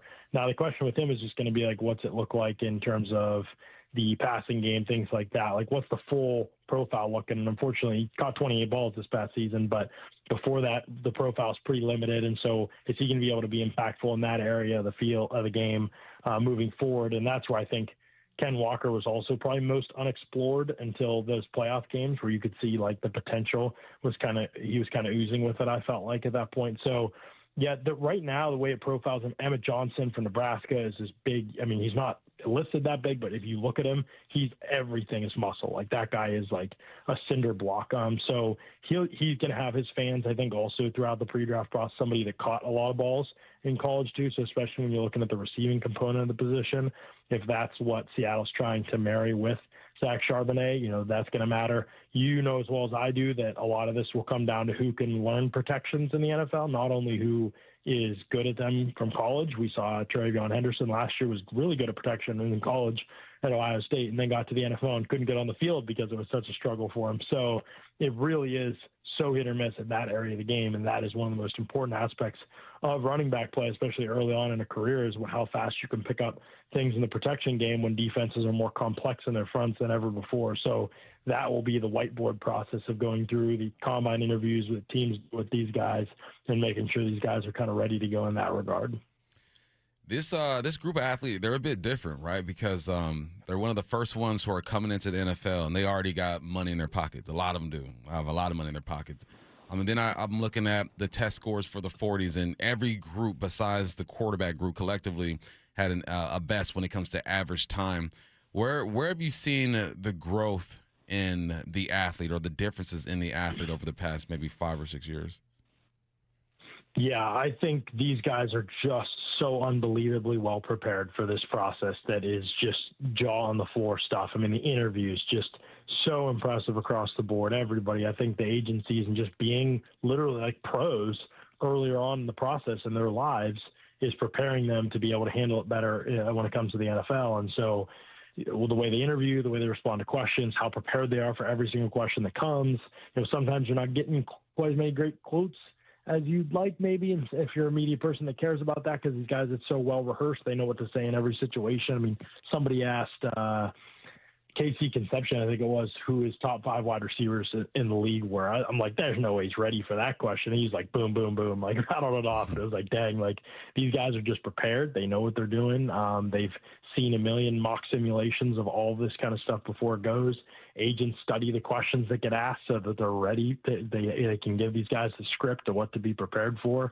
It's pretty rare now to find an interview during the pre-combine process, like at the podium, where like you're like put off by what the person's saying, or you're getting bad vibes from what the person's saying. Certainly everyone has their own unique personality, but for the most part, all these guys can stand up there, answer the questions, say all the right things, do all the right things. And then you talk about the athletic part of it that you mentioned. I mean, that's just off the charts these days, both the preparation you're getting, the amount of tools at the disposal of these players to be able to prepare, the amount of places out there and trainers out there that are preparing them well, the cutting edge technology that they're using to prepare them well. And then if you're not good at something, you just don't work out. And so we get great times from everybody because only people who are good at stuff work out. So it really is just like the process is becoming, like, from an athlete's perspective, it's just so smooth and clean up to this point in the process compared to where it used to be, where you would be seeing red flags and guys would be working out. It's a big deal. Guys run way slower. Like, you'd see all kinds of dramatic stuff come from the combine. Now it's pretty much just, it's all good for whatever. The only thing they can't do is make people's arms longer, and that's the only thing that's getting flack during this process. Speaking of this process, still lots of information gathering for a lot of these organizations and for the people covering the combine and draft like yourself. So it's a little early for mock season. But that being said, is there a position group or even a player in particular that you do like as a fit for Seattle, maybe early in the second? Yeah, that would be, I mean, it does depend a little bit what happens this offseason, obviously. I think the Walker thing is going to get a lot of buzz. I'm not sure they're ready to go there first round. Typically, if a team's ready to let a running back leave that's that good, they don't feel like they need to spend a high-value asset in the draft to be able to replace him. I think that I would be maybe a little bit surprised. That would be my one take, is I'd be maybe a little bit surprised if they go that direction at that position. I do think they're going to continue to look at the wide receiver group. I think that's going to be a priority. They feel like they've got a lot of young, good, exciting talent defensively, and if there's a player that's good enough, maybe they'll just feel like they can't pass up on the value there. But, if it's all kind of even at that point in the class, I do wonder if they'll try to go wide receiver and try to get somebody who can take some of the pressure off of JSN. They sort of mixed around with that, right? Torrey Horton maybe going to be a part of this thing in the future. How much more time does Cooper Kupp have? They may lose Rashid Shaheed after trading for him. Even if they don't lose him, are they still looking to complement and add another guy to the group? Probably depends a little bit about how much they think of Horton inside the building. But that would be a position I would say I'm pretty intrigued to see what kind of things they do. Just based on the profile, I would think that they would want somebody who can provide at least somewhat of a vertical threat. Denzel Boston from Washington obviously would be kind of a local pick, and that would be an interesting one. I think that'll get some buzz. I worry about Boston a little bit at the top of the route. How does he separate? He didn't catch the ball well at the combine, but he caught it pretty well last season, so I'm not ready to get worried about that. Jordan Tyson is a player, I think, with massive range in the draft. Like, he could go early. The medicals could push him down lower in the first round. I think he's one that I could think will end up all over the place in mock drafts and probably should, at least until we get closer to the process. Is Casey Concepcion a different type of player for them, I would say, but is he the type of player that they might value or look at in that portion of the draft? And then if they're going a more safe route, I really like Omar Cooper Jr. from Indiana. I think he's a really talented player, but at some point in the draft, you would feel like the wide receiver is going to be a priority for them. And they're trying to find who's going to be that perfect complement, that running mate for JSN. And the nice part being JSN can kind of do everything, but just the way Seattle plays, you would guess that just with that offense, and assuming they want to keep the play action and vertical stretch elements that made them really effective last season, you do think speed has got to be somewhat of an asset unless they feel like Torrey Horton is ready to be making a big jump this season. You got to feel like speed's going to be a priority for them in this draft at wide receiver. John Schneider left the combine early, said he gets more done when he's in the office or he's at home.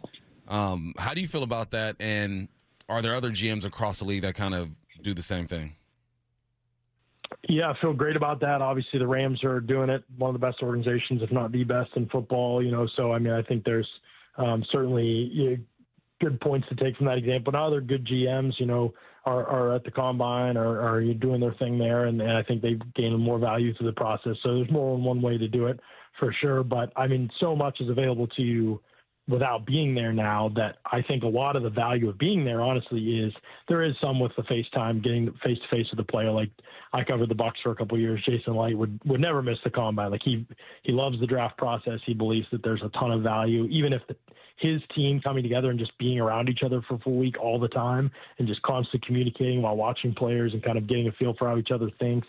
Like, I think the value is in a lot of those ways, starting conversations with agents, that kind of stuff, like the nightlife in Indy, hearing things, getting to know things, knowing what's going on with other organizations. You hear a lot of stuff. You start to get a feel for so-and-so's out drinking. They're talking about who they like in the draft. And then what this team, that kind of stuff is the value of the combine, I think, to me, for teams that send people. But Schneider was here for a little bit. I'm sure he gathered some of that information. I think for them, it's going to be more about getting back and getting to the tape. For him, such a football guy, he's going to be one that's going to be wanting to make sure he's watched every single player and taken in the tape and that part of it before he even kind of considers the combine information that they get. And so he's going to want to have an idea of who each player is and stuff. So I think that totally understand that process. And I think most of the information you gain from the combine isn't from the actual players or even the workouts. It's mostly like in the nightlife. And so, he's probably got enough people and enough intel to feel like he's comfortable in that area. Do you think that GMs in general still value a more bites at the apple approach? Like, are we safe in expecting a team like Seattle, headed up by Schneider, to, let's say, trade back and try to rack up more picks? Yeah, it really does depend on the GM, but they should is probably my short answer to that. Generally speaking, just the studies we've seen on the draft, it's pretty foolish to always assume you've got all the answers and nobody else does and be trading up, and you want more bites at the apple. The draft it's not a crapshoot, but it's an informed crapshoot maybe, where it's very difficult to hit about 1,000 on the draft. And so you're really trying to be in that 40 to 50% range, and it's just easier to do that when you've got more cracks at the thing. There are obviously times you have to have conviction. I'm not all the way aligned with analytically inclined people that say you can never trade up in the draft. It's always wrong. I think there are times when you need to be convicted and you need to know that difference. But most of the time, I would agree with the analytics that it's wiser to trade back. It can be foolish. It can also be very risky to trade up, not only just because of the player you're acquiring, you're putting so many apples in that basket, but you're also eliminating other options for yourself that could together make up the value of that player, even if that player hits. So I think there's a lot of reasons that it's compelling to be an organization that gathers assets. At the same time, there is no perfect science to this. There is a lot of feel and a lot of knowing a class and knowing other GMs and knowing players and what's positionally valuable in the league. Having a great sense of what works for what you want to run has always been John Schneider's superpower. I think he was able to get Pete Carroll back when that defense were kind of like the cutting edge of where the league was at. He was able to get them exactly the types of players that they needed to be successful. And then when that defense wasn't as successful and when Seattle struggled to figure out who are we, what's our identity, it became a lot muddier, right? But then as soon as they had a clear picture from a coach, it was like, I want this. This is the type of player I want. He was able to be, boom, I know exactly what that is. And he was able to find exactly what the coach wanted. So to me, that's John Schneider's superpower. That's where he's so valuable and so good at this, is working with a coach. And the best GMs in the league work with the coaches. Leslie and Sean McVay, right hand in hand. Jason Light has always worked hand in hand with whatever coach. They listen to the coaches.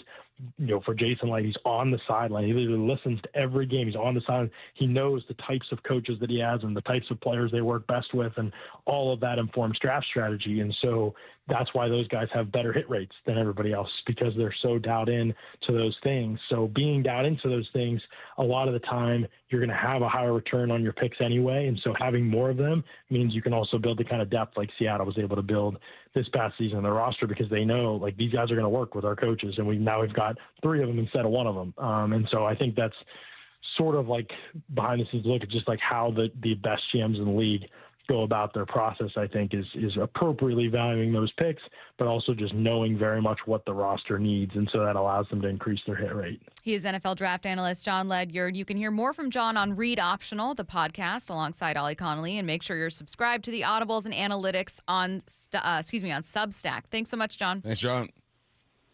Absolutely, guys. Thanks so much for having me. Have a good one. Let's get to headline rewrites. Extra, extra, Headline rewrites. We must make headlines. The real story behind the headlines in today's news. Powered by Bay Alarm Security Services. With Bump Stacy. Headline number 1, Cade Anderson struck out the side in his first professional inning on Saturday. What's the real headline? More like Cade the side, Anderson. Yeah.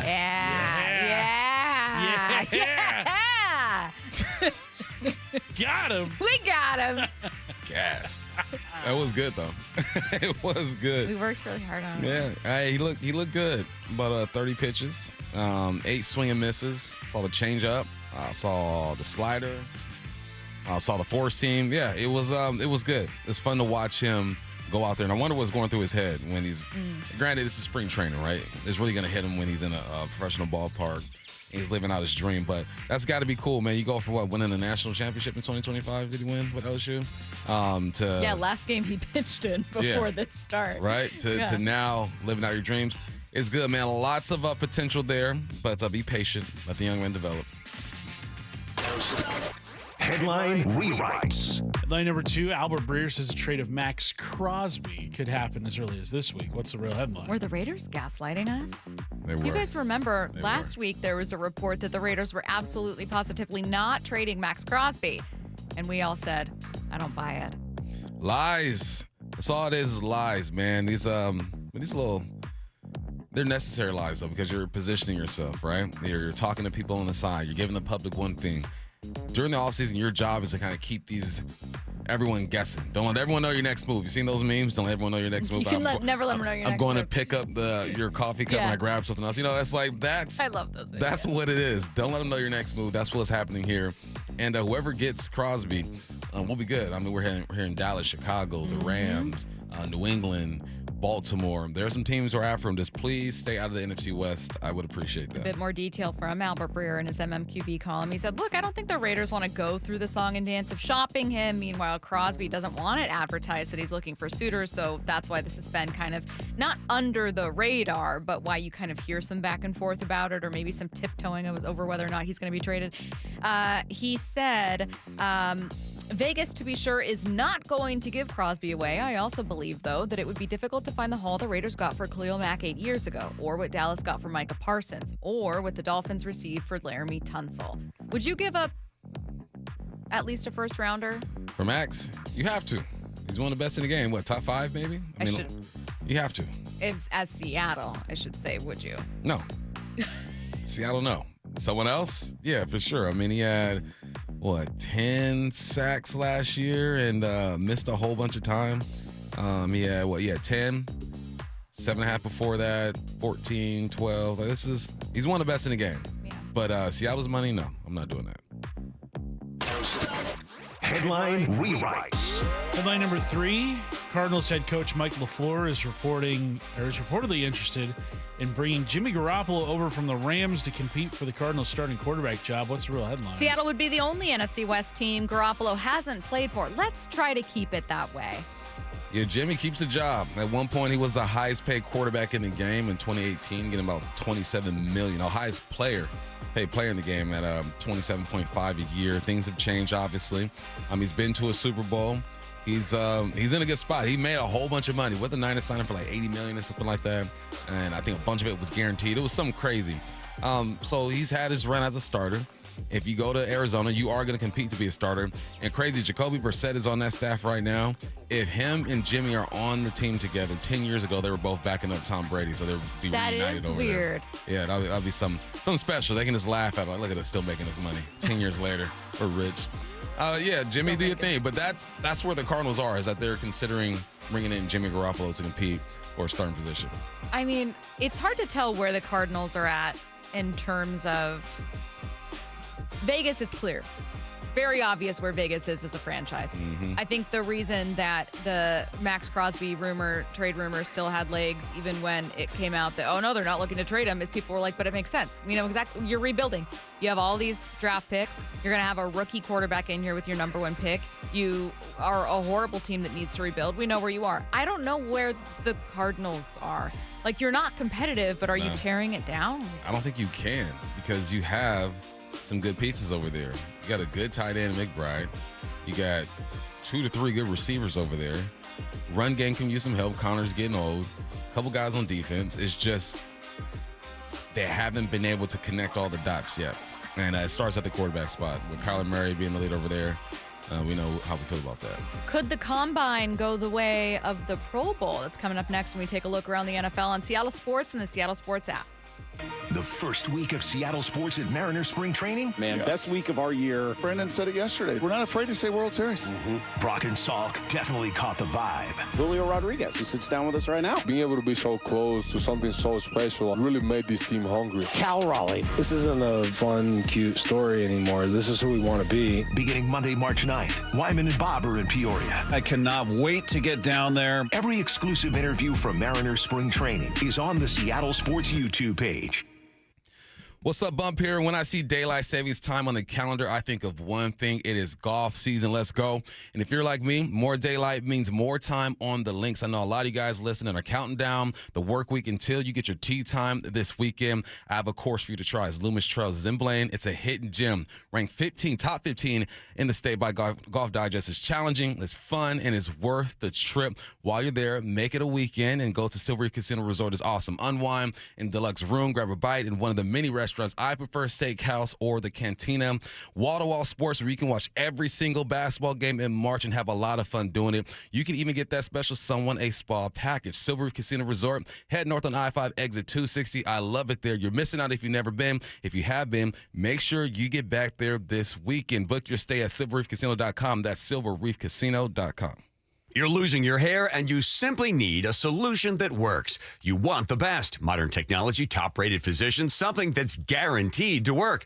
Guys, you need world-class Dr. Perungo and his team at Advanced Hair. Advanced Hair has completely redefined hair restoration. From the experience itself to their unmatched results. Receding hairline, bald spot, thinning hair, maybe all three like I had. Get your hair back with Advanced Hair's simple one-day treatment that begins to regrow your own natural hair the very next day. Advanced Hair has changed tens of thousands of lives, including mine. And get this, Advanced Hair is once again the winner of the 425 Business of the Year. For your free consultation, call 425-449-8185. Right now, you'll get $250 off and 250 free hair grafts.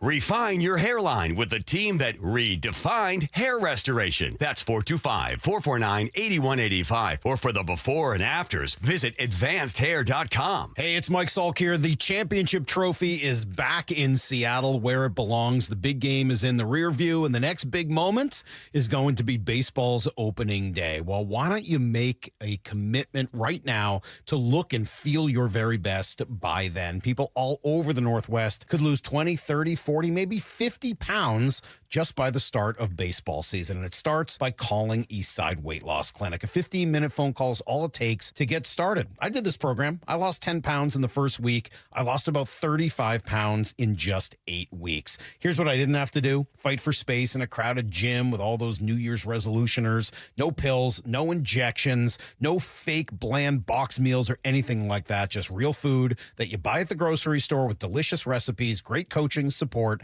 and accountability. Do it for yourself this year. Call Eastside Weight Loss Clinic or go to eastsideweightlossclinic.com. Dr. Ryan Coogan, D.C. Results may vary. Home of your Super Bowl champion Seattle Seahawks. They are bringing the Lombardi back to the Northwest. Seattle Sports.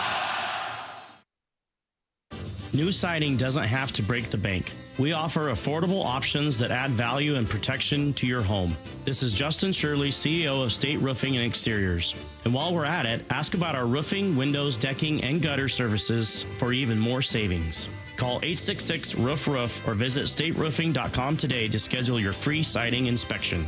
State Roofing and Exteriors, held to a higher standard since 1968. State Roofing, the best roof you'll ever need. Cashback is not available on gas in New Jersey and Wisconsin.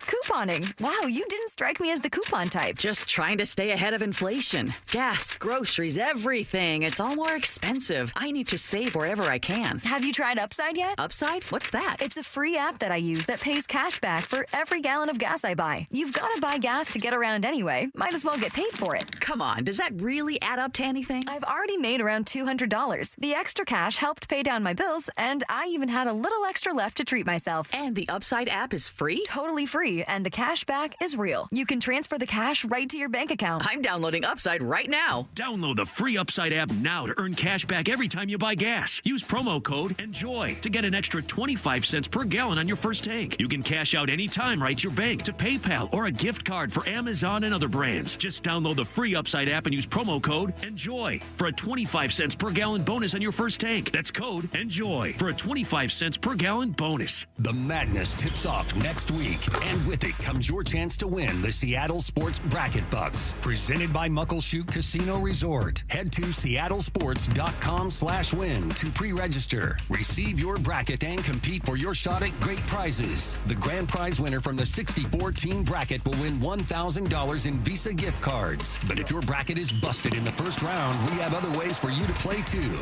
Register and find complete rules at seattlesports.com/win. From the Quantum Fiber Studio. This is Bump and Stacy. Weekdays 10 to 2. On Seattle Sports and 97.3 FM HD2. Could the Combine go the way of the Pro Bowl? Which is to say, could the Combine go the way of the Pro Bowl, which went the way of the dodo bird?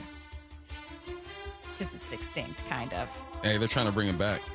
Genetically, yeah, I just read some the other day. They're trying to bring the dodo bird back. So we can bring back dumb birds? We already have pigeons. So. I guess I shouldn't say that. Pigeons know how to carry mail. I don't think we should bring back dodos, I'm going to be honest. Why not? Because I think that, like, it's better They'll be protected now. Yeah, but then what do you do with all the dodos? Right. They're gone for a reason, Bob. Thank you. They Natural made their selection. bed. You know what I'm saying?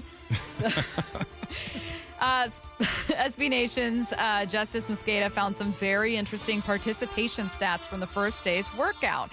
Tweeting, day one of the Combine had a 37% participation rate, down 18% year over year. That's insane compared to 2025. The three-cone had a 50% participation rate pre-pandemic. So from 50% pre-pandemic to 13% now.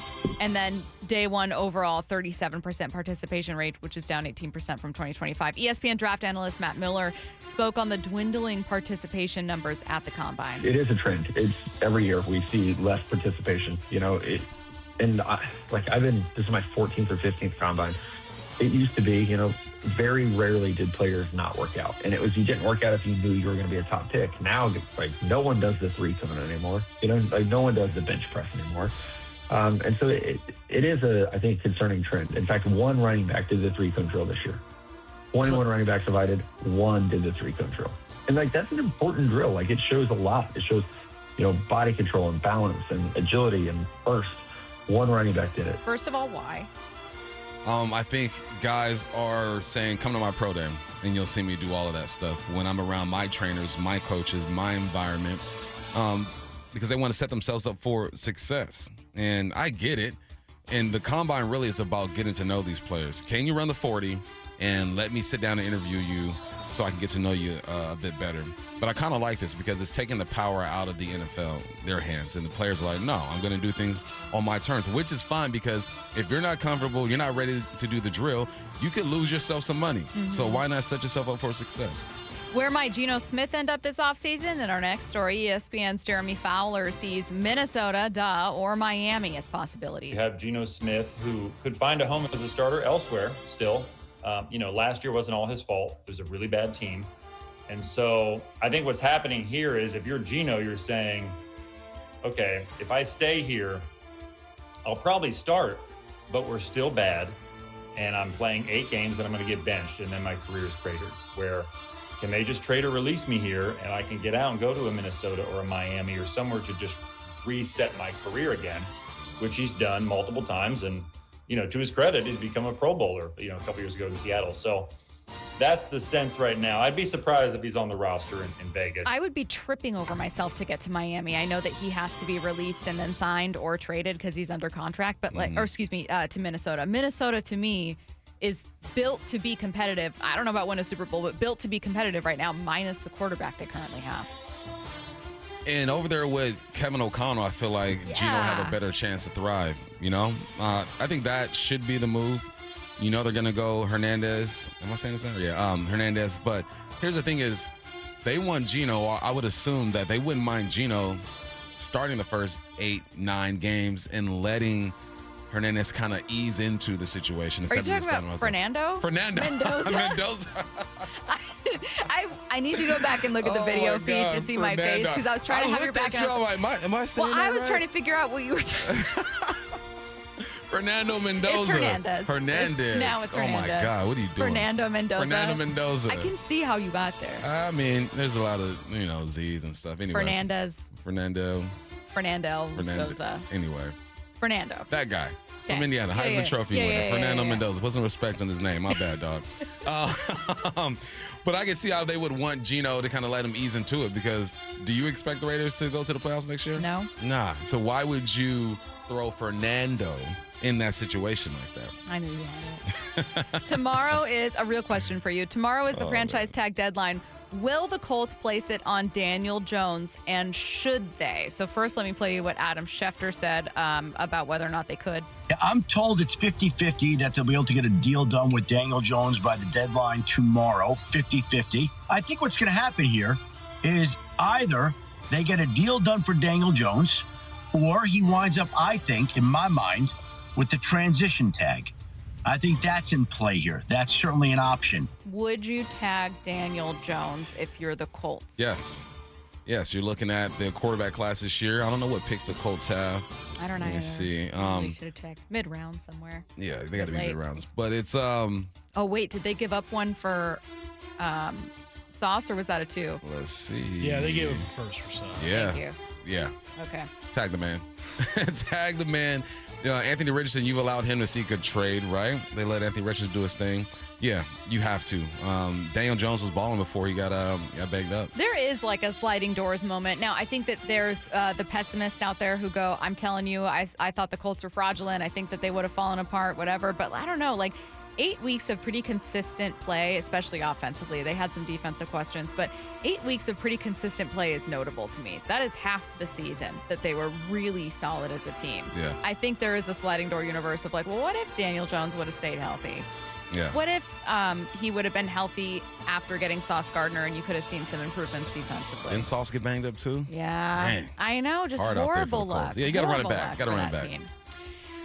What will Rick Wollen's free agent market look like? 49ers reporter for The Athletic, Matt Barrows, says San Francisco will have interest. He said if Wollen doesn't re-sign with the Seahawks, several NFL execs and coaches think the 49ers will have interest in a 6'4" cornerback. He's had some, Wollen, ups and downs winning a ring in Seattle, but was pretty consistent locking down receivers, has speed, and is only 27. He would not be cheap. A price tag right now estimates 4 years at $76 million, but would be an improvement over Renardo Green. Woo! Get that money, Reek.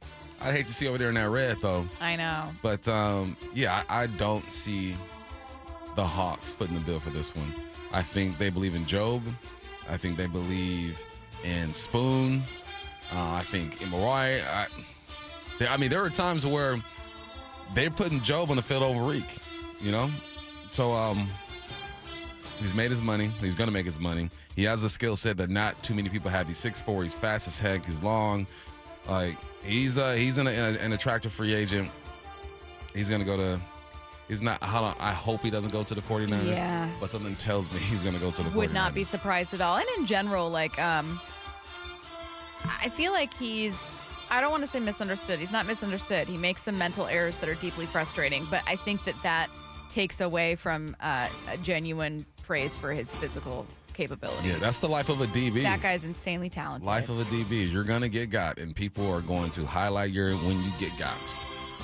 The Cowboys are in a Super Bowl window. That's right. They have a lot of flexibility this offseason and hold multiple first-round picks. So ESPN's Dan Orlovsky thinks that this could indeed be the start of something in Dallas. I really think a new window is starting if they hit this offseason the right way. I firmly believe that less than 5% of the money that the Cowboys have presently allocated to their team is spent on free agents. Yet this has been a good football team for the better part of half of a decade. So that tells you Will McClay, who's really like the person choosing their players in many ways, it tells you the job he's done. They're 2 or 3 players away on defense from all of a sudden becoming real contenders. Totally agree on their offense. They got to get Pickens to at least play on the tag. They'll figure that out, hopefully. But if they can get a backer, edge rusher, and a secondary player that are high-end players, that defense gets solid, and now we're talking about a team that contends. Did the day even count if ESPN didn't talk about the Dallas Cowboys? I don't know. But in reality, they are admittedly in an interesting spot. It's already starting. The Cowboys championship window being open. Never ends. Yeah, look, they got some pieces over there. Your franchise Pickens, you got CD. You're locking down your running back who went for 1,200 yards. Dak, you stay healthy. We'll see. Defensively, you bring over Quinnen. Maybe you make a play for Crosby. Was Dallas on that list too? It wasn't on the list when it comes to Max Crosby. He was the first one he named. Yeah, so if you were to do that, then I'd start believing in the hype. But the Cowboys are always good on paper. They always look good on paper. Yeah. It's the leadership, it's the coaching, and all that other stuff in between that might get in the way. But now you're still trying to figure out about Pickens. So you're going to keep him on that tag, sign him to a deal. And Pickens is the type of guy, when he is not happy, you know he's not happy. So they got some things to figure out over there. Dallas Cowboys, once again, Super Bowl champions on paper before the season starts. They really have had so many of those seasons. I mean, not that long ago, they were top 5 offense, top 5 defense in terms of points per game / points limited or yards limited, and they still didn't get it done. I think that the last time they were top 5 in both, it might have been when Jordan Love's Packers beat them in the playoffs, I think. Was that the Eagles trip or the year before? I can't remember. Yeah, it's just, you're right. Their issue has never been that they aren't talented. Their issue has always been, A, it's hard to get to and win a Super Bowl. Yeah. And B, you've got a GM that overreaches. And you haven't had the most electric head coaches in a very long time. So. Who they got over there right now? I'm blanking. Schottenheimer. Shoddy. Yeah, Shoddy. Shoddy did okay. Yeah. He did okay. Well, again, I see what ends up happening with Dak. Dak had a very underrated year. Mm-hmm. Not underrated. Yeah, not underrated in that everyone always talks about Dak and the Cowboys and anything happening, but in that I think he's still got question marks around him, even though he's got a hell of an arm and a ton of yards was getting it done. That defense kept them out of it this year. We'll see what happens this time around. A surprising position for the Seahawks in the first round. That's next. Brock and Salk at Mariners spring training. With Julio Rodriguez, who sits down with us right now. How long did that loss, that linger for a day, a week, a month? So once you get a taste of like that, what an actual playoff is, and you experience that as a team, I feel like you just get addicted to it. That gets addicting, at least for me, you know. And like being able to be so close to something so special as a group, I think it really made this team hungry. Catch every one of Brock and Salk's interviews from Mariners spring training on the Seattle Sports YouTube channel. This is a test of your emergency alert system.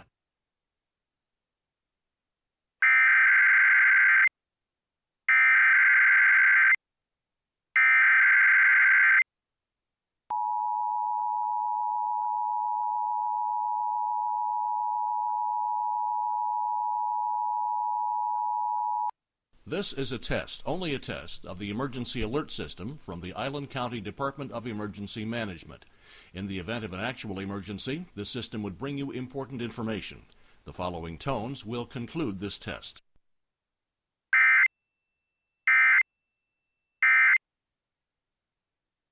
Do you have a car sitting around collecting dust? Well, turn that car into cash at Wayscar Ford in Auburn. Not only will they purchase your vehicle today, pay you right up front, but it gets even better because once they resell your old car, they share 50% of their profit with you. I'm here with my friend Mark Clymer from Wayscar Ford in Auburn. So, Mark, it's been a few years since you started offering this. How's it going? I got to tell you, customers are loving it. They're getting top dollar for their vehicle up front. They're getting paid right now. And the best part is when we resell that vehicle, they're getting 50% of the profit. That 50% has now amounted to over $1 million shared with customers. Why do you think it's working so well? Let's face it, it's Thunderdome out there with all the auto theft, the identity theft, and the other scams going on today. Less and less people are comfortable trying to sell their car themselves. So we offer them a way to get a lot more money for their car without having to go through all the hassle of trying to sell it themselves. And it's only at Wayscar Ford, Isuzu in Auburn. WayscarFord.com. Do you get sinus infections, congestion, sinus pressure and pain, sinus headaches? You've gone to the doctor. You visit urgent care over and over again. And it's always the same thing, right? Oh, I know. Let's try antibiotics and some nasal sprays. But they just keep coming back. You may suffer with chronic sinus infections. The good news? Relief is possible. How? A minimally invasive procedure called the Sinusoft procedure, available only at the Modern Nose Clinic. Imagine a procedure so delicate there are no narcotics. Less cutting means less bleeding, so no packing, and no operating room. The Sinusoft procedure is designed for the clinic. If you suffer with chronic sinus infections, facial pain, pressure, and congestion, find out if the Sinusoft procedure, available only at the Modern Nose Clinic, is the solution for you. Call and set an appointment today. 206-388-2770. 206-388-2770. That's 206-388-2770. Gold demand is skyrocketing to record highs. As more Americans rush to preserve their savings, will there be enough gold? I'm Dr. Ron Paul, and I believe physical gold is the only way to truly protect your 401k or IRA savings. Gold offers tangible security that can't be tracked, stolen, or inflated. That's why I strongly advocate for gold IRAs. To learn more, text the word SECURE to 989898 now. Birch Gold Group will send you a free info kit on gold IRAs. Birch Gold is the only gold company I trust, and their thousands of great reviews prove I'm not alone. So don't wait another second. Protect your retirement savings today and see how easy it is to move your IRA or 401k into physical precious metals. Text SECURE to the number 989898 for your free gold IRA info kit. Again, SECURE to 989898. Message and data rates may apply. The nonprofit Puget Sound Senior Baseball League plays real baseball on the best fields. The season first tryout for adults ages 18 to 65 and older is this Sunday, March 8th at Hogan Park at Russell Road in Kent. With 10 divisions featuring different age and skill levels, there's room for almost every ball player, from ex-Little Leaguers to high school and even former college and pros. Get all the info at pssbl.com. That's pssbl.com. Don't miss Three Tree Roofing Mariners Cactus League Baseball. This could be two. JP has it, goes to the bag, steps on second, fires to first, double play. Broadcast times at seattlesports.com. Hey, Brock Hewitt here with my buddy, Dr. Daniel Nelson from Eastside Pain and Regenerative Medicine. The stem cell therapy you did on my knee was a game changer. But Dr. Dan, people ask me all the time if you're seeing the same kind of success treating neck and back pain with stem cell therapy. Great question, Brock. As you know from your experience, we've had tremendous success treating major joints like hips, knees, and shoulders, but we've also seen excellent results treating neck and lower back pain. In fact, we're the only clinic in the Seattle area offering image-guided stem cell and PRP injection therapy specifically for neck and low back pain. How cool is that? If joint, neck, or back pain is holding you back, call Dr. Daniel Nelson at Eastside Pain and Regenerative Medicine and find out if stem cell therapy may be right for you. Dr. Dan here is the only doctor with over 30 years of experience in pain medicine techniques, including stem cell therapy. Call Dr. Daniel Nelson, MD, at 425-823-4000 or visit danielnelsonmd.com. That's 425-823-4000 or danielnelsonmd.com. Our friends at Mazda of Everett always offer you their best deals. Mazda of Everett is the West Coast's largest Mazda dealer for a reason. They sell more new Mazdas than any other dealer on the West Coast. So come check out the Mazda More to Move You sales event now. Shop over 300 new Mazda CX-5s with 0.9 financing for 60 months available on approved credit. Located on Highway 99 in Everett or shop MazdaofEverett.com. Based on Mazda USA's retail sales reports 2025. Ooh, that face. Quantum Fiber Internet loves that face. That's Jamila. Yay to Jamila. She's thinking outside the box from inside the box. Quantum Fiber Wi-Fi keeps her meeting game strong. From the back door to the front lawn. Rushing all of her video calls. Back to back to back video calls. Quantum Fiber Internet blowing the soxies up all those people in all those boxes. Yay to you. Switch today at quantumfiber.com. Additional pods may be needed to achieve Wi-Fi coverage in some locations. Limited availability. Service in select locations only. From the Quantum Fiber Studio, you're listening to Bump and Stacy. Weekdays 10 to 2. On Seattle Sports and 97.3 FM HD2. Bump, earlier in the show, and I do agree with you on this one, I asked you, hey, what quietly, was a position you were watching for the Seahawks when you were watching the Combine because you think it's a need? And you said... Edge. Yes. And you're right. feels likely they use Boye Mafe. That defensive line was so central to what they were able to do this season. You want to keep an elite defense elite, et cetera. Totally agree with you. So when I asked Jon Ledyard, who joined us earlier this hour, hey, what is a position that you like for Seattle? I know you're still figuring out your mock drafts and you got to get through the combine. There's all this information that you're still gathering, but what's a position group you really like? I'm not saying this isn't one that you could make the argument for. It's just not one I thought he'd jump to with that first pick Seattle has. I do think they're going to continue to look at the wide receiver group. I think that's going to be a priority. They feel like they've got a lot of young, good, exciting talent defensively. And if there's a player that's good enough, maybe they'll just feel like they can't pass up on the value there. But, if it's all kind of even at that point in the class, I do wonder if they'll try to go wide receiver and try to get somebody who can take some of the pressure off of JSN. They sort of mixed around with that, right? Torrey Horton maybe going to be a part of this thing in the future. How much more time does Cooper Kupp have? They may lose Rashid Shaheed after trading for him, even if they don't lose him. Are they still looking to complement and add another guy to the group? Probably depends a little bit about how much they think of Horton inside the building. But that would be a position I would say I'm pretty intrigued to see what kind of things they do. Now, this was not a question about like, hey, what's something you'd like to see them address in free agency or in the draft. This was, hey, Jon, in the early second round or the very late first round, when Seattle's on the clock, what position do you like for them there? We're talking with pick number 32, or if they trade back the first pick off the board, and he likes wide receiver. What did you think of that answer? I'm with it. I think that it becomes a bit more urgent if Rashid isn't here. If they don't sign him and he's elsewhere. I think that you're looking at Torrey Horton and hoping that he comes back healthy. You still got Derek Young and Jake Bobo in the mix too. We'll see what they end up doing there. I can see receiver, man, but I think that for me, I'm focused on the edge because I feel like Mafe ain't going to be there. He'll sign with another team, and you can get more out of that position. You look at what we got out of the ends this year. Jenna had a great year. I think he had like 8 sacks or something like that. Yeah, tied for team. 1 pick 6, but they saved their best for last for sure because Boye got better towards the end of the year, and so did I'm blanking on his name. Our other guy, Derek Hall. Derek Hall, yeah, thank you. They got better towards the end of the year, but you want like just some consistency. So I can see receiver. I think that in this offense, it'd be nice to have like a solid 4, but I think with JSN, Cooper Kupp, Torrey Horton, and Rashid, you have a solid 4, but if one leaves, then my focus can shift a bit to receiver. Absolutely agree. John Schneider has also told Wyman and Bob that they focused on, rather than drafting for areas of need, just drafting where the best talent's available. What if they look at that pick at 32 and let's say they don't get a trade partner, or let's say they trade back and it just so happens that the most talented player on the board at that spot is a receiver. Are they hurting themselves in doing that?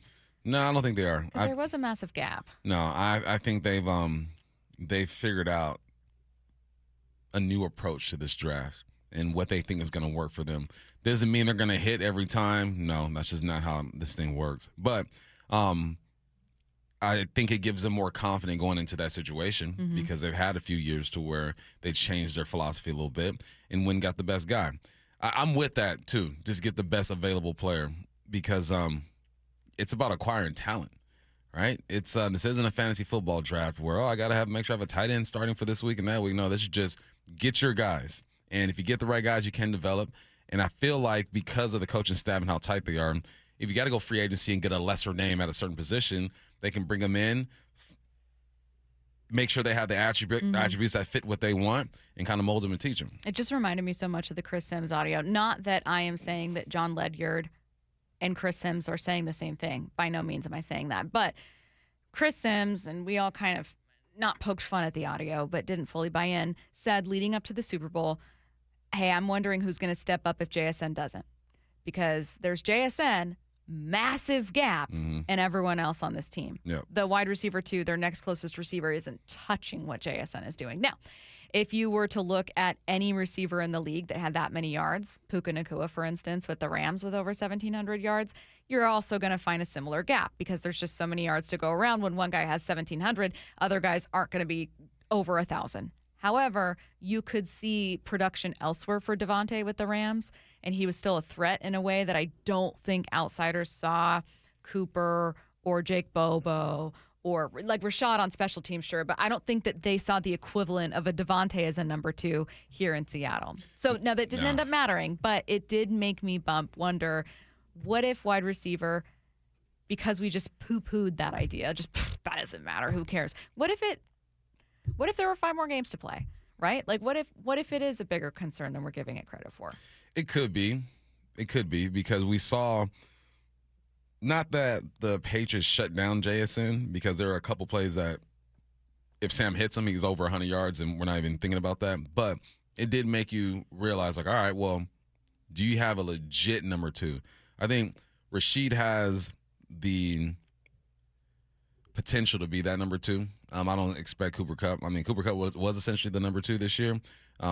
But I feel like you need someone a bit more explosive to be that guy. Yeah. And once that was shut down, the Hawks had to change a little bit. They still ran the football, got tight ends involved. But if JSN were not, it's having an off day, right? And you weren't able to get the run game going, you weren't able to get the tight ends going, are you looking at Cooper Kupp right now and saying, okay, he can be the number 2 and get like 12, 13 targets and lead us? No, I'm thinking, no, I don't want that stress for Cooper Kupp. I don't want that on his body. Just be the number 3 and help this team out that way. So I could see a world where the Hawks don't get exposed, but are vulnerable because you don't have that solid number 2. And it might be Torrey Horton. Yeah. It might be already on the roster. We're going to stick with part of this conversation, certainly leading into the draft. A reminder about the Seahawks draft position coming up next.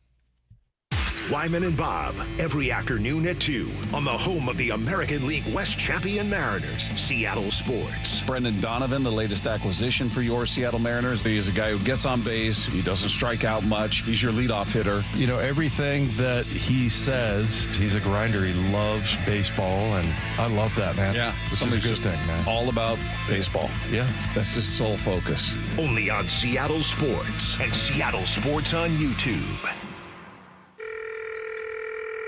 Xfinity Tech Support, Matthew speaking. Hi, I live in a pretty remote place, like Jurassic Park remote. Oh! Wow. Will Xfinity Mobile work out here? Yep, the combination of reliable Wi-Fi and 5G makes it so that you can stay connected in all kinds of places. Plus, you get access to ultra-fast speeds and coverage, whether you're poolside or out live streaming with a T-Rex. Hold still. You're about to go viral.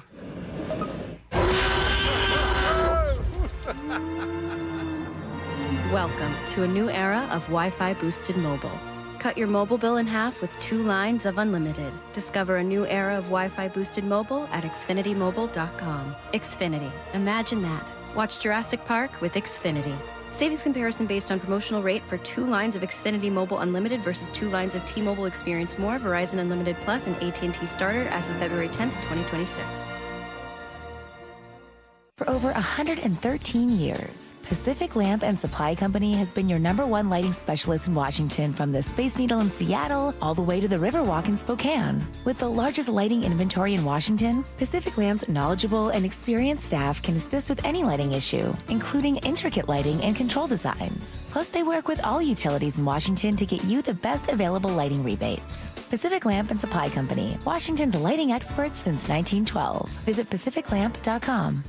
The madness tips off next week, and with it comes your chance to win the Seattle Sports Bracket Bucks, presented by Muckleshoot Casino Resort. Head to seattlesports.com/win to pre-register. Receive your bracket and compete for your shot at great prizes. The grand prize winner from the 64-team bracket will win $1,000 in Visa gift cards. But if your bracket is busted in the first round, we have other ways for you to play too. Register and find complete rules at seattlesports.com/win. Between his hobbies and decades of work in a boatyard, Philip had put his body through a lot. I'm an avid fly fisherman and an avid skier. It takes its toll. Not to mention one other thing. I had a near-fatal motorcycle accident. Absolutely obliterated my lower left leg again. Philip couldn't live with the pain anymore, so he decided to see Dr. Mark Wagner, MD, at Seattle Sports and Regenerative Medicine for stem cell therapy. Listening to all these radio spots, I said, what do I got to lose? What was your experience like with Dr. Wagner? What I was so impressed with Mark about is that how often you have a surgery like this, and the guy calls you the next day to see how you're doing. I can't say enough good things about the guy, honestly. And how are you feeling now? I have no pain, none. Zero. Wow. So would you recommend stem cell therapy to others? I'm a fan, believe me. I'd recommend it to anybody. Before you choose surgery, consider stem cell therapy with Dr. Mark Wagner, MD, at Seattle Sports and Regenerative Medicine. Schedule your consultation at drmarkwagnermd.com. I'm Boomer Esiason. My mom died from cancer. She was only 37 years old. She didn't have life insurance, and that was devastating for my family. That's why having life insurance is so important to me. Ethos makes it fast and easy. Get a quote in seconds, apply in minutes, and get same-day coverage. You can get up to $3 million in coverage with no medical exam. Get your free quote at ethos.com/play. That's ethos.com/play. Paid spokesperson. Time spent on application may vary. Online health questions required. Individuals and businesses with tax problems, listen carefully. If you owe over $10,000 in back taxes or have unfiled tax returns, U.S. Tax Shield can help you take back control. The IRS can seize your bank accounts, garnish your paycheck, close your business, and file criminal charges. Our team of tax attorneys can stop collections and get you protected. U.S. Tax Shield offers a price protection guaranteed quote to get you protected today. U.S. Tax Shield is A+ rated with the BBB, so call 800-494-6139. U.S. Tax Shield, 800-494-6139.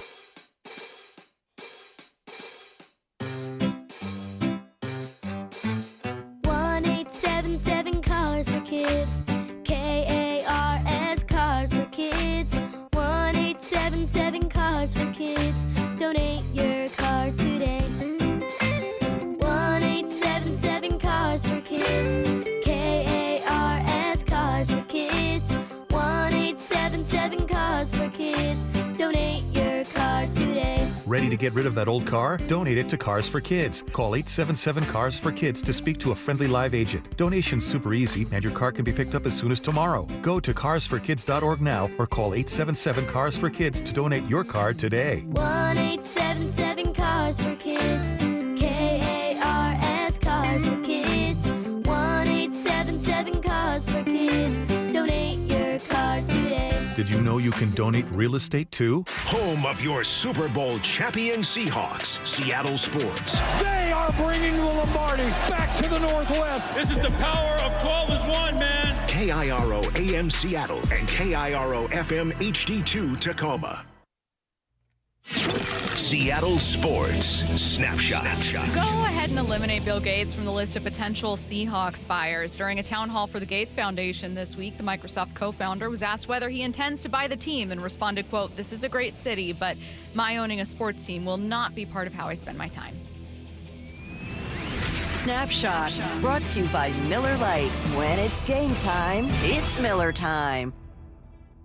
This hour is brought to you by Mazda of Everett. From the Quantum Fiber Studio. This is Bump and Stacy on Seattle Sports. Streaming through the Seattle Sports app and at seattlesports.com. Now, here are your hosts, Michael Bumpus and Stacy Ross. Here we go now. All right, sticking with the draft conversation, let's get right back on course. I asked you in our last segment, hey, how would you rank wide receiver as a need for this team? We had Jon Ledyard on, and I asked him, what would you do in that kind of early second, very back end of the first round? And he said he'd go wide receiver, someone to complement JSN, take some of that pressure off. And you said, yeah, I see it. Yeah, I can get the argument, but, you know, I would only do that if, let's say, Rashid Shaheed isn't here, or you have some additional concerns about Horton's availability or how he might blend in with things, or Cooper Kupp and what he looks like this year or whatever. But it wouldn't necessarily be right at the top of your list. I wanted to keep talking about some of the draft needs and then also talk about the importance of where the Seahawks are picking. Because at pick 32, and I don't mean to speak for you, I am guessing that we're both thinking they'll trade back or try to. I'm shocked you didn't say it. Don't speak for me. I think they'll trade up. I get that it sounds silly to say a lack of excitement given they just won the Super Bowl, but I would get a lack of excitement. I totally would. However, never forget that you can make massive, massive picks at 32, at 33, 34, 35. In fact, the top two selections for Defensive Rookie of the Year were taking at 33 and 35 this year. 35, obviously, by Seattle, Nick and Minwari. Lamar Jackson's the most famous 32, but like there are other picks that Seattle's made around this point in the draft where like you can make real impact bump, even though it's not a top 10 in this draft, in this year especially, you can find that guy late. You got to find him late because the gap isn't that great when it comes to talent, right? There's a few guys. What's that young man, the linebacker from Ohio State that just killed the draft? Stokes or something. His last name. His brother did a good job too. But no, you have your top guys, and then it's kind of all right. Find your guy. You got to find your guy for your system, and they've shown that they can do it. Last year, you mentioned Nick Mawari at 35. Should have been Rookie of the Year. In my opinion, Defensive Rookie of the Year, but I don't have any votes, so it is what it is. Now, this is when your scouting department shines and your philosophy for what type of player you need at certain positions shines. Because you get best available, I think, but you're not – the chances of you getting like a generational, game-changing type of player is just a little down. Does it happen? Of course it happens that way. Tom Brady, you know what I mean? Like, right. All right, we can always lean on that one. But for the most part, teams are on the same page when it comes to the elite of the elite. It's rare that you get someone picked in the top 10. You're like, who is that? Where did he come from? Does not happen. Yeah, it just doesn't happen that way because those guys, they shine. You know, you can see that. But I think this is where they like to work, man. I think this is where the Hawks shine, is leaning on what they believe in, not being influenced by anything else or anyone else, and getting a guy for your system. Yeah, I agree. Finding a guy that makes sense for you, the most talented guy who's there. I also agree that for some reason people tend to bristle at the idea that talent is more obvious early in the draft. I liked Jon calling it an informed crapshoot. Yeah. It's like it's not a total crapshoot. It's not an all-out lottery. You have tape on guys. You can see guys. You can talk to guys. You have information, but you also can't predict the future. No. And there are really talented guys who are busts. Don't allow yourself to bristle in acknowledging that the Seahawks are less likely to tap into generational talent because they're picking at 32 or later. But remind yourself that they have so many weapons and so many answers. You're looking to just continue that wave of young, really impactful players, right? If last year it was Gray Zabel at 18, Nick Mawari at 35, well, maybe this year it's someone at pick 36 if they trade back and add someone else. Or maybe they trade back and package and do something with it. But you could use running back help. You could use some wide receiver depth. You could absolutely use depth along your defensive line. Those are where those impact players can be found too. You're looking for the supporting cast. I think you have your leads already at every position. You got your lead at quarterback. Now running back. All right, you got to figure that out. Tight end, receiver, DB, linebacker. Or you have your guys. So now it's about finding the support. Finding the Drake Thomas, the Ty Okadas, the Josh Jobs, who is now one of the leaders on this defense. And for some people, that might be tough to do. But because of the Reek Woolens, the Kobe Bryants, and other names, I'm confident that they're going to find their kind of guy. And that's a good place to be. Yeah, you still have to take care of some guys and pay some guys and make sure that you keep some of your leads. But you don't feel like this draft is like a make or break type of draft. There are times where you go in the draft, you're like, they got to hit with this one. If they don't hit with this number 18 pick, I don't know, man. You know, I just don't have that same feeling because the foundation has been set. I went and watched film on Gray Zabel in the Super Bowl, and he probably played the best game of his career in the Super Bowl. And then I saw the snaps that he played out of like 1,200 snaps, 1,200-something snaps that the Hawks played on offense this year. He probably missed 60 snaps, and that's a rookie starting every single game. So that I'm not saying they need a Gray Zabel, but because you were able to hit at 18, because you're able to hit at 20, because you're able to hit at 35, because you're able to hit fifth-round pick years ago, you have your lead. So just find the supporting guys. Mike Macdonald talked about the importance of the draft. Well, it's incredibly important for multiple reasons. One, I mean, just look at the productivity we had of those top two guys, solidifying our offensive line with Gray, and really the leadership position that he's taken within our team was really integral towards our success on offense. And you know, everyone talks about Nick, but that's kind of a self-evident and how that came to life. But the whole rookie class as a whole, I think the way they handled their business in terms of being ready to go, understanding their stuff, putting in the extra time, showing that the vets, that they are invested in our team and it matters to them and they have respect for the guys that kind of laid the groundwork for them before them, let that connection happen quicker. And to the vets' credit, they're creating an environment where they let the guys kind of come in and be themselves and welcome them and show them the ropes. And if you don't have that, it's hard to build the team that we built. So that's something we're going to have to do moving forward. And obviously we had a lot more picks last year going into the draft than we do this year. That will probably change. But those guys are going to be, foundational pieces for our team moving forward. Two kind of main points to make with this entire conversation, Bump. Number one, yeah, pick 32 and beyond isn't the sexiest place to choose first in the draft, but don't forget that just last year at pick 35, you got one of the coolest rookies in Nick Emanwari, and he was incredibly impactful for your team. A reminder that you can find impact talent there, not just backups, not just whoever else. I'm talking about early first or early second, so of course not just backups, but that the Seahawks have had some success in the second round, finding some really good guys. Secondly, that you also don't have to depend on that because of how good your team is. What's more important, arguably, in 2026? Whoever you take at 32 or second year of Nick Emanwari and the second year of Gray Zabel and what they do, right? We tend to look at the shiny new toy. What are you going to do with these 4 picks? Oh, my God, how do you turn it into more? Yeah, that's important. That's for Jon Schneider to figure out. But, what's objectively more important? Whoever that guy is or what Nick Emanwari is able to do in his second season? It's the latter for sure. How does he improve? How does he adjust, too? Because now there's a full season of Mike Macdonald with this defense, with this personnel, with guys like Emanwari, with Spoon, the way he used them in the Super Bowl. Teams are going to adjust. And what teams do as well is they draft to match up. So they're going to look at this defense and not just say we're switching everything up because we got to beat the Seahawks, but you're going to say, all right, well, this is where we got beat. How do we combat that? What type of player do we need? So, yeah, it's all about the development, right? Nick needs to get better.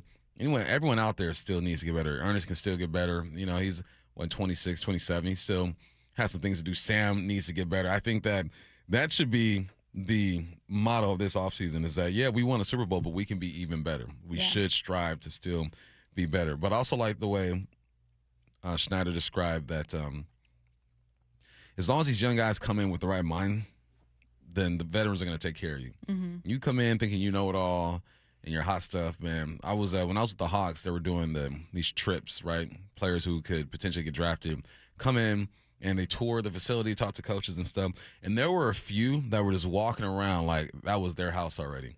I'm like, nah, this ain't your house. This is Walter Jones's house. Like, this is Matt Hasselbeck's house. This is Nate Burleson's house.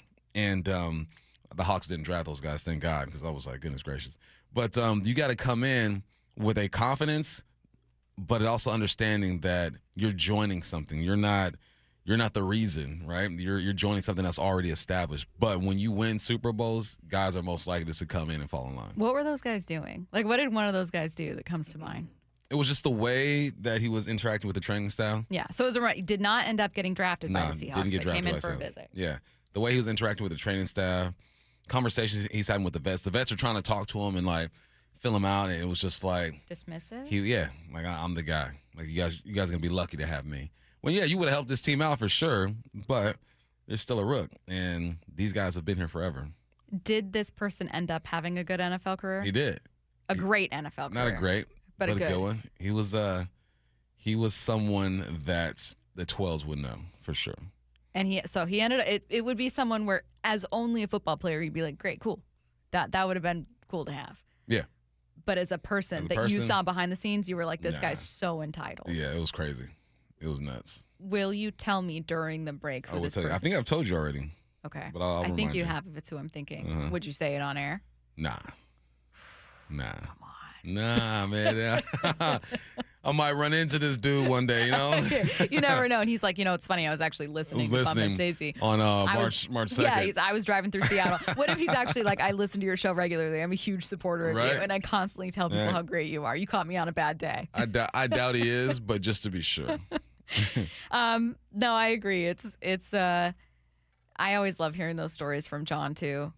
I love the Jon Schneider show when he gets into talking about run-ins he has with players or those kinds of stories that stick with you. Like the one he said about one of the visiting guys coming on one of the visits and not realizing it was Jon, which I can totally see because Jon dresses very casual, and then just kind of assuming that he's some PR guy or there to help with bags or whatever, and it's not drafting you, but like the attitude, the do confidence. your homework before you show up to these facilities. Come on. Although I don't know. Was it also Jon Ledyard who told us that he doesn't see guys doing that now? That like that. Yeah, they're so much more prepared. That's what it. Yeah. They understand this process on another level now. We didn't have enough time, but I wanted to follow up with him and ask, like, so what's the trade-off? Like, I'm assuming it's not universally better. Like, so what does this generation of college players lack that previous generations didn't? I was curious to ask him that. And then I don't know, I didn't. You've been one of those previous generations as a player. What do you think it is? What do they lack? What do these guys lack? Yeah.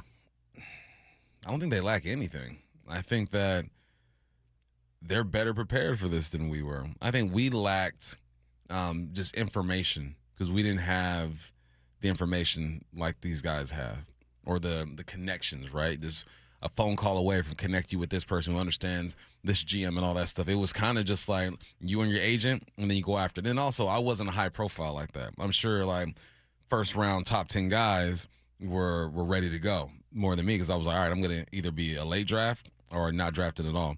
And so my process was a bit different, but they definitely are better equipped for this mentally, financially. I mean, now you could literally, one of these guys could reach out to Michael Irvin on X and just connect with him and pick his brain, you know, to whereas we couldn't do that. X was just getting started back when we were playing. Why do you think people assume then that some people assume this generation of players are more entitled? Because they are, because they're getting paid, you know, like the exposure is different. You're seen on Instagram, you're seen on X, on all these other streams. There's so many ways to get your name out there, and with that comes there's a lot more hate for sure. They deal with hate, but there's a lot more praise too. So when you're getting praise on all social media platforms, you're the greatest, you're this, you're that, you're gonna feel yourself a little bit and feel like you are entitled to some stuff. And some of these guys, honestly, are entitled. You're the best at your position coming out of college, top 5. Yeah, you are entitled to some stuff because you've earned that.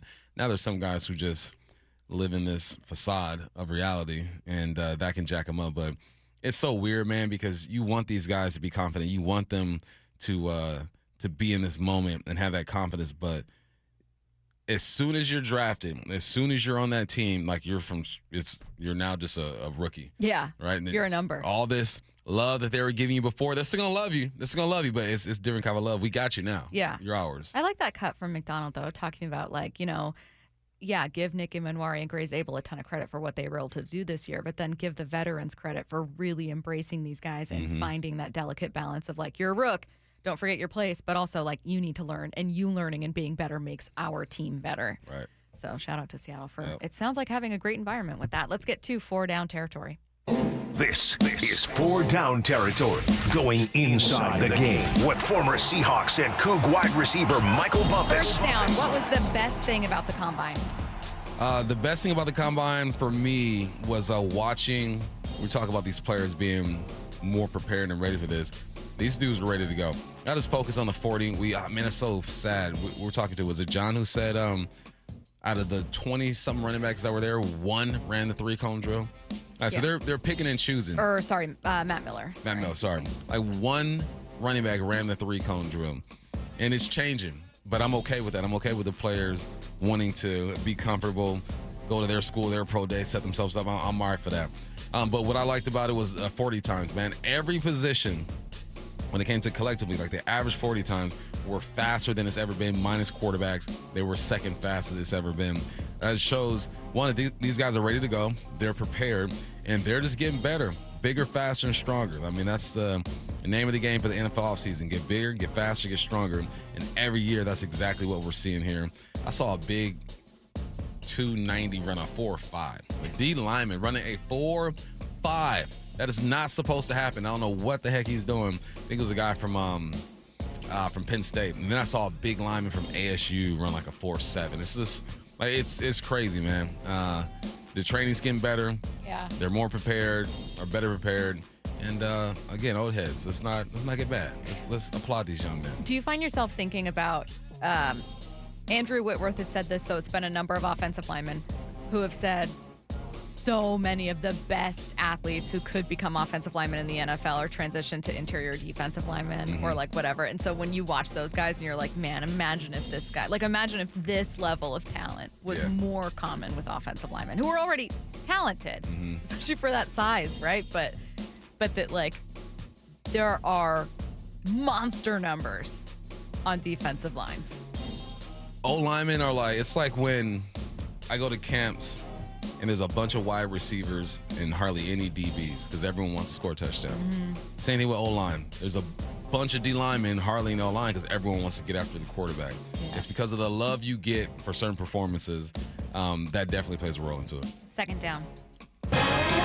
Speaking of the combine, you watched it from home. Why did you like that John Schneider watched it from home too? At least the majority of it. I like it because he's able to get the information that he wants without distraction. You know, John talks to people, right? You can see him down the hall. He will stop, give you 2 minutes of his time and keep it pushing. So I could imagine that when he's walking around the stadium trying to evaluate these players, there's agents talking to him, there are players, there's coaches, all this stuff. But I like it because it also shows that he's willing to switch up what he's doing again. Right? I think the last 2 or 3 seasons, there's been just an evolution of John Schneider and his approach to certain things. So knowing that he was there and say, you know what, I can work harder, I can get more information by just watching on TV. I think it's a big move, man, because you get so much information. I learned about these guys' grandmothers and stuff watching it on TV.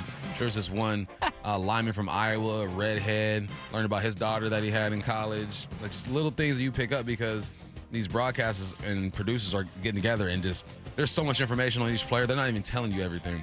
So no, I like it, man. Just keep showing that John's willing to change a bit. Third down. What would you change about the combine? All right, so I would make it a full week, and I would put it with the Senior Bowl because there's a gap. You do your Senior Bowl stuff, and then there's like a week or two, and go to the combine, and a lot of these kids are opting out of these drills, right? So the main thing is the 40. Have them run the 40, and then you go and compete. You got one-on-ones, you got all that stuff. You can knock out so many things within a week, and it gets right to football, right? You got your shorts on, doing all this stuff, get right to football to see if that translates to the field. But also, you can just watch film, and just watch film of these dudes. But no, if I had to change anything, I would just combine them. I would say, okay, combine the first 2 days, and Senior Bowl practice for 3 days, play on a Saturday. Everybody's here. We get in, we get out, we're good to go. I get why a player who knows he won't have a great 40 time and it could hurt his draft stock would opt not to. I get it. If he's like, dude, I'm great on the field. I know what I have. Like, me being a hair slower than another guy doesn't mean he's better. But is there ever a point where it hurts you? If you're not a top dog, yeah, it hurts you. Like, why aren't you running? Right. You know, like, what are you hiding? Because then are you wondering if it's like an injury or if it's like... Yep. Okay. But then, if you're not a top guy, but you know they're coming to your pro day, say if I was a Ohio State receiver, not a top guy, but I know they're coming to our pro day because of JSN, I'm all right, I'm going to just chill. I'm going to wait until the pro day and show my stuff there. Fourth down. What's not an ideal situation for the Seahawks? The running back situation they have right now, people are excited, or at least some Texans are excited about Kenny McIntosh getting a chance. Me too. I think he can be a serviceable running back. About George Halani, you know, I've heard people say just run with those two and draft a guy and we'll see. And then you listen to Big Ray talk about how this offensive scheme allows you just to kind of put guys in. You can look at what 49ers did with all their running backs and whatnot. Terrell Davis back in the late 90s. But you got to bring somebody in. John said this draft isn't very deep when it comes to running backs, but you never know. This is where the Hawks shine. You find your diamond in the rough. You draft one, you bring in one. You bring in a veteran. All these guys can compete. If Kenny McIntosh wins the job, he wins the job. Good for him. George Halani wins the job, he wins the job. Good for him. But I don't think you can just sit on your hands on this one. I don't think they are either. You got to understand exactly what the situation is. You got to be able to run the football. Sure, Fleury's like, look, I need me a back. But no, I'm not too confident in it because you need competition. If McIntosh wins the job, then for sure. He earned that thing. He won that thing. But don't sleep on the RBs. We need to get one. Yeah. And K9, I mean, oh, man, he's going to go for like 12, 13 million. So they're not, I don't think they're going to. 13? 12. I mean, 12 is still a ton. I mean, my boy went 3 years, 24 mil with 16 guaranteed. It's really a bummer that the conversation about K9 will be, you know, oh, you don't actually need him. When you needed him most, he gave you his best. Yeah. And now, like, you know what I mean? It's a bummer because it means that you can't afford to keep him, but Ken Walker gave this team over 300 yards in 3 playoff games. Mm-hmm. You lost Zach Charbonnet. He gave you a hat trick in that game. Next game, he goes off. Next game, he's MVP and helps you win that game when your offense wasn't doing much of anything. Mm-hmm. And I get that people feel like, oh, well, the punishment is, that you can't afford to keep him. But, like, Ken Walker also deserves that reward. Yeah, for sure. That's exactly what you want from a guy. I saw someone earlier ask, like, hey, is it bad that in a contract year he had a great year? And it's like, well, first of all, his rookie year he had 1,000 yards. But secondly, why is it a bad thing that when you needed him most as a team, he played his best? He did exactly what you needed. Exactly what you needed. Before we get out of here, yes. Last night I went to this place called Post Pike Bar and Cafe, and I met the owner, Max, and he was awesome. He told me to tell you hello. He listens to our show all the time. Hi, Max. So, Max, if you're listening, what up? Just good vibes. And where is that? Is it like, I don't know Seattle like that. It's off of Broadway somewhere. I don't really kick it in Seattle like that. Yeah. So it was cool to go to a cool spot. Okay, still to come what I need to know at 1:45. I need some questions for us. So get those sent in, 866-979-3776. Any questions, send it now. That's coming up at 1:45. Coming up next, the latest on Bryce Miller. Wyman and Bob, every afternoon at 2 on the home of the American League West champion Mariners, Seattle Sports. Brendan Donovan, the latest acquisition for your Seattle Mariners. He's a guy who gets on base. He doesn't strike out much. He's your leadoff hitter. Everything that he says, he's a grinder. He loves baseball, and I love that, man. Yeah. This is a good thing, man. All about baseball. Yeah. That's his sole focus. Only on Seattle Sports and Seattle Sports on YouTube.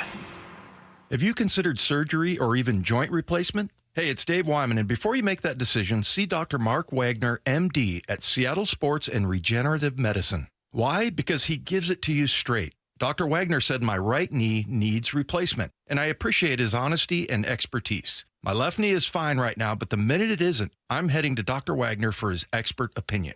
I want to avoid another surgery, and I've heard so many patients rave about results from their 90-minute outpatient stem cell procedure with Dr. Wagner. He's a board-certified Seattle physician with over 30 years of experience and has performed more than 20,000 stem cell procedures using a person's own stem cells to regenerate cartilage in their own joints. People with severe osteoarthritis, even bone on bone, are back doing what they enjoy without pain and without surgery. Whether it's a shoulder, hip, elbow, ankle, wrist, or knee, before choosing surgery, see Dr. Mark Wagner first. Go to drmarkwagnermd.com. Big Trees provides professional tree transplant services, helping you keep the trees you love right where they belong. Don't let construction, remodeling, or changing landscapes cause a headache. Big Trees moves your cherished trees safely so you can keep those memories growing strong. With decades of experience, Big Trees knows how to move trees safely and successfully. Up and away, get your tree transplanted today. See more of their transplanting process at bigtreesupply.com.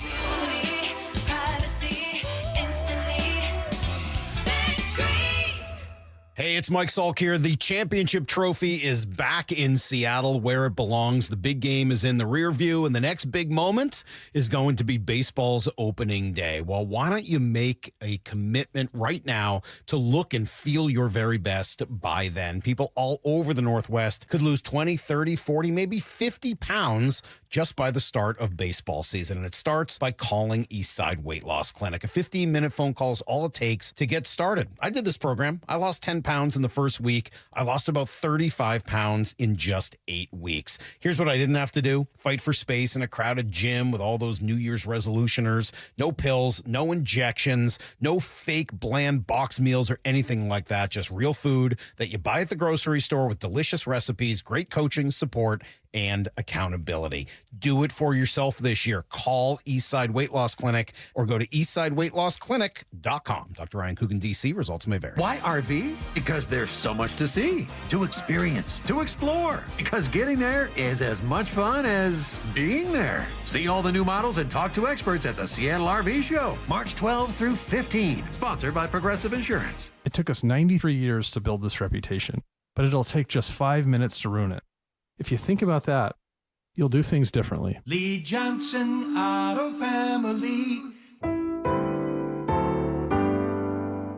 The madness tips off next week, and with it comes your chance to win the Seattle Sports Bracket Bucks, presented by Muckleshoot Casino Resort. Head to seattlesports.com/win to pre-register, receive your bracket, and compete for your shot at great prizes. The grand prize winner from the 64-team bracket will win $1,000 in Visa gift cards. But if your bracket is busted in the first round, we have other ways for you to play too. Register and find complete rules at seattlesports.com/win. Compassion, communication, results. That's Pendergast Law Personal Injury Lawyers. Go to pendergastlaw.com. That's pendergastlaw.com. Sometimes we hang on to our old attorneys and coaches too long. They've been around, they've done good work. But when the legal game changes, you need a team that is hungry to win now. At Bible Law Group, we're that faster, hard-hitting legal team, ready to fight for every inch in the courtroom. With over 40 million closed for our clients, we know how to win, and we're ready to take on the biggest legal case of your career with you. Don't stick with a playbook that's gone stale. Switch to the legal team that's ready to win now. Let Bible Law Group be your linebacker in the courtroom. Find us online at BibleLawGroup.com. The nonprofit Puget Sound Senior Baseball League plays real baseball on the best fields. The season first tryout for adults ages 18 to 65 and older is this Sunday, March 8th at Hogan Park at Russell Road in Kent. With 10 divisions featuring different age and skill levels, there's room for almost every ball player, from ex-Little Leaguers to high school and even former college and pros. Get all the info at pssbl.com. That's pssbl.com. Matt Coker here with West Coast Men's Health. In the past 5 years, we've seen thousands of men at our clinics. Most guys tell us the same story, that in their early 50s, it's not that they couldn't function, they just needed help. They started taking Viagra, and it worked great at first. But after a few years, it stopped working. The problem is that their arteries had become more restricted since they started taking it, because Viagra does not unclog arteries. Here at West Coast Men's Health, we use acoustic wave therapy to target the real problem. We break down plaque and clear up the arteries so blood can flow like it did in your 20s. This restores function. And guys, listen to this. You won't have to take a pill anymore. So if this sounds like you, give West Coast Men's Health a call today and see how we can help. With clinics in Redmond and Tacoma, call 206-519-6541. That's 206-519-6541. 206-519-6541. Online at westcoastmenshealth.com. This hour is brought to you by Mazda of Everett. From the Quantum Fiber Studio, you're listening to Bump and Stacy. Weekdays 10 to 2. On Seattle Sports and 97.3 FM HD2. All right, earlier in the show, we were joined by Seattle Times reporter Ryan Divish and asked him about the latest on Bryce Miller, who had to have some imaging on a left oblique strain. It's not appearing to be real serious. You know, he was out doing stuff the other day, activity. Anytime you're talking about oblique or your side area, they try to be pretty cautious because, like, it's really easy to have setbacks and it's really easy to make things worse. Oftentimes, too, like with you have one oblique, you injure that, and you're trying to baby it, and you make the other side worse. So I think they're going to be pretty cautious. You know, I think he's on no throw for 5 days. Pretty certain he had a PRP shot in there. So once you do that, you have to sit down for a few days to let the kind of that plasma work itself in. And then after that, you know, he'll start picking it up. I'm sure he'll start light toss. The quote from GM Justin Hollander, who said he doesn't think it's serious, was, quote, Miller, is going to be down for probably a day or two and then ramp up with some light catch over the next week, but he will not pitch in 5 days or whenever his next turn is and will reassess in a week. Now, the good news, again, is that it's not an arm injury. It's an oblique injury, and also that Divish doesn't think Miller's start to the season is in jeopardy. Having it happen relatively early in camp, I think he can kind of still keep going and won't delay his start to the season. I always kind of assumed he'd be the number 5 guy in the rotation and he'd start late. So, I mean, like, I think that he could still make it, you know, by opening day pretty easily if he just kind of is able to kind of start picking up here again in the next 3 or 4 days. Okay, so 2 things we were exploring earlier, Bump. One, well, hypothetical. What if Miller can't start the season and this oblique injury is a little serious? What's your comfort level with the team? What's happening? Who fills in? And then 2, what's it mean for the Mariners' young arms? Obviously, we're excited to see them. The youngins need to chill. Cade, Sloan, y'all chill. All right, you work on your game, get tight. See you later. But I think this is something they've dealt with before, though, this rotation. It's not like we're coming off that year where everything was perfect, everyone was healthy, and we're rolling. No, I think it just provides more opportunity for guys. You got Dunning over there. You got Emerson, Hancock. This one we're missing. Criswell, I believe, Cooper Criswell. Like you have other fill-ins, but they're fill-ins, right? You hold it down until Miller gets better. And it's such a long baseball season that this isn't going to make or break you. Could it derail you just a little bit at the start of the season? Could you hit that fifth day and not feel as confident as you obviously would if Miller was in there? For sure.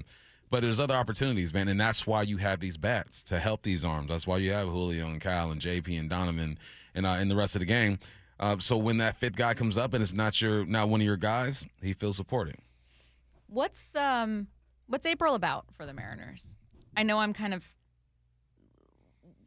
we gave the update on Miller, talked a little bit about one of the most common questions we get, which is how soon could we see Cade? The answer being, look, not in the start of the season, if that's what you're thinking because of Miller. But speaking of the start of the season and kind of how this team is hitting the ground, how are we watching in April? Like, what's our expectation? I'm including the last week of March in that. How am I watching? Like, what's April about? It's about, I think we said this, all right? You can't be below 500, right? Just come out and get your footing. Everyone get comfortable in their position. Donovan, welcome to the squad. Robles, are you healthy now? You're good to go. Rosarena, let's try not to K too much. I know that's part of your game, though. You will strike out. It's about just settling in. It's playing the course, man. You got to play the course, right? You got to essentially just being like, who are you right now? You be the best version of who you are right now. And a week later, that profile might change a bit. And a month after that, that profile might change even more. Now you're getting healthier. It's knowing who you are and being exactly that and understanding that a slow start's not going to kill you, but it's going to make it a lot more difficult than it has to be. Yeah. Someone says, what's JP's role on the Mariners? Colt Emerson is a better bat and glove. I mean, in theory, for sure, but you don't just immediately strip JP of that because you have this top prospect you're very excited about. JP is a massive presence in that clubhouse. Like, that's your captain. And how many guys have gotten called up from AAA over the years and have scuffled for over a month? Yeah. Like, Cole Young was killing it before he got called up last year and then struggled for quite a while, then got hot, then was awful to end the season. Like, Cole Emerson is no sure thing. Yeah. JP Crawford is about as sure a thing as you can get at the big league level. We get real shiny new toy in sports sometimes. We really do. I know we were just talking about the draft. We're talking about these prospects right now, and I'm incredibly excited to see Cade Anderson and Cole Emerson and all these guys. But you don't just immediately bounce from like, I'm more excited about him than I am JP. And secondly, you asked Ryan Bump, hey, when can we see Colt? And he said, I mean, I think it depends what you see from Cole Young. I know Colt is your shortstop prospect, but like your weakness could potentially be a second. Yeah. I don't think you can have a lineup where you're looking at second base at a young man, then you're looking at shortstop at a young man and feeling just completely confident in him. Like you got to have a veteran presence out there. And yeah, Colt's ceiling is probably way higher than what JP's is, especially at this point of his career. But JP is a pro's pro. JP has come through clutch late in the games. He's been great defensively. He's stolen bases. He's been a leader. Those are the things that you can look at Colt Emerson and say physically he has all these tools and it's probably going to be, it's projected to be a better ball player than JP. But there's a reason why you don't really bring guys up that early, because it's the everyday type of things that JP brings to the table that he just doesn't even know about. Can Colt be that eventually? Yeah, it can be that. But JP got years in this game. Years in this game. All right, so let's say Cole Emerson struggles, right? He goes on a slid. My man is like 1 for his last 20, 22. JP can be in that same situation, and mentally he's going to be so much tougher. He's going to understand this happens. I've been here before. To whereas with a guy like Colton, because he's so young, he might start down himself a little bit. So yeah, let's pump the brakes. I think we will see him this year at some point, but JP is the guy. 425, same texter said Pros Pro ranked 23rd out of all out of all shortstops in major leagues. Again, that's current starting shortstops for teams. That does not include, There is such a massive gulf between the experience that you're getting at AAA Tacoma and the big league pitching you're going to see, especially in high leverage moments. Mm-hmm. You know what, Cole Emerson, again, who I am incredibly excited to see, and we heard Buster Olney say we could see before May 15th. Yeah. Let's say there's a world where he does come up and he shines for you, and that's amazing and that's wonderful. I would just caution against thinking that's the norm or should be expected, or to throw in like disrespect for a guy that has been your starting shortstop and fairly consistent for you. I know you've had some better seasons. I understand he's getting older, but like, what? Cole Emerson has never faced like an ace in the ALCS. What are we talking about? My man needs some more ABs, man. He needs some more ABs. We're going to see him. We're going to see him, but that's part of the responsibility of the organization is constantly evaluating, seeing where he is, collecting all the data, and picking the right moment to put him out there. And listen, Shannon said it herself. They're going to make runway for these dudes. Like, it's not like we're never going to see them. And it's funny you're talking about AAA and whatnot, and I've gone to those games, and you just feel it. Like, the players feel different. They look different. They move different. I went to the Thunder Tips game. You know what that is, right? Exactly. It's Kraken, Silver Tips, Thunder Tips, right? And I went to that game, and within 30 seconds, like, yeah, this is definitely like minor league type stuff. Like, the athlete is just different. So I encourage any of you, if you've never been to a game in Everett or in Tacoma, go down there and you'll just feel the difference. I would also just in general, I do it too, and so I have to stop myself from doing it. And this is what I would say to the 425. You're comparing something that is statistical reality, how JP performed in the major leagues in 2025, with something that's purely hypothetical, how you think Colt Emerson would be in 2026 based on how Colt looks in the minors. Mm-hmm. And you're treating it as though you're comparing face-to-face, same value, and you're not. Yeah. No. How Colt has done in the minors means nothing outside of, oh my God, we're thrilled for him to debut because he's such a spectacular talent. Numbers say, I think I forgot what my buddy told me. He said, I asked him, how many at-bats until you feel confident in a young guy? And it's a baseball dude, state champion in high school, or he's won state championship as a coach in high school. He said like 500 to 600. And then he goes, and then let's start talking. Yeah. Oh my God. It would be cool if Colt broke camp with the team, but I think the assumption has been like you're providing the infield, like Ryan said to you. He also gave you a good question, which really grinded my gears. My bad. I said my bad. Thunder Tips, Thunderbirds. Oh yes, yeah, Thunderbirds. Yeah. I was like, who are the Thunder Tips? But yeah, it's just, I don't know, man. I feel like that's a little bit of disrespect towards JP. It is, man. Come on, man. Get your questions in for What I Need to Know. 866-979-3776 coming up next. The first week of Seattle sports at Mariners spring training. Man, best week of our year. Brendan said it yesterday. We're not afraid to say World Series. Brock and Salk definitely caught the vibe. Julio Rodriguez, who sits down with us right now. Being able to be so close to something so special really made this team hungry. Cal Raleigh. This isn't a fun, cute story anymore. This is who we want to be. Beginning Monday, March 9th, Wyman and Bob are in Peoria. I cannot wait to get down there. Every exclusive interview from Mariners spring training is on the Seattle Sports YouTube page. Yay to Bruce, the streaming king. With quantum fiber internet, he's gonna binge. He wants more, he's got to have more. More bedtime true crime. More podcasts in the shower. Quantum fiber Wi-Fi has the power. More. Fast internet speed. He's got the geeks to go big. Bring him the game right now. And his royal we. More sports non-stop. His quantum fiber's on top. Yay to you. Switch today at quantumfiber.com. Limited availability, service, and speed in select locations only. Our friends at Mazda of Everett always offer you their best deals. Mazda of Everett is the West Coast's largest Mazda dealer for a reason. They sell more new Mazdas than any other dealer on the West Coast. So come check out the Mazda More to Move You sales event now. Shop over 300 new Mazda CX-5s with 0.9 financing for 60 months, available on approved credit. Located on Highway 99 in Everett, or shop MazdaofEverett.com. Based on Mazda USA's retail sales reports 2025. Guys, did you know your testosterone affects everything in your system, including how you feel and perform every day? Right now, Revive Men's Health Seattle will check your testosterone for free. Knowing your T levels is the first step in understanding if you have low T. Your testosterone level impacts your energy, libido, sleep, weight, hair loss, mood, and even ED.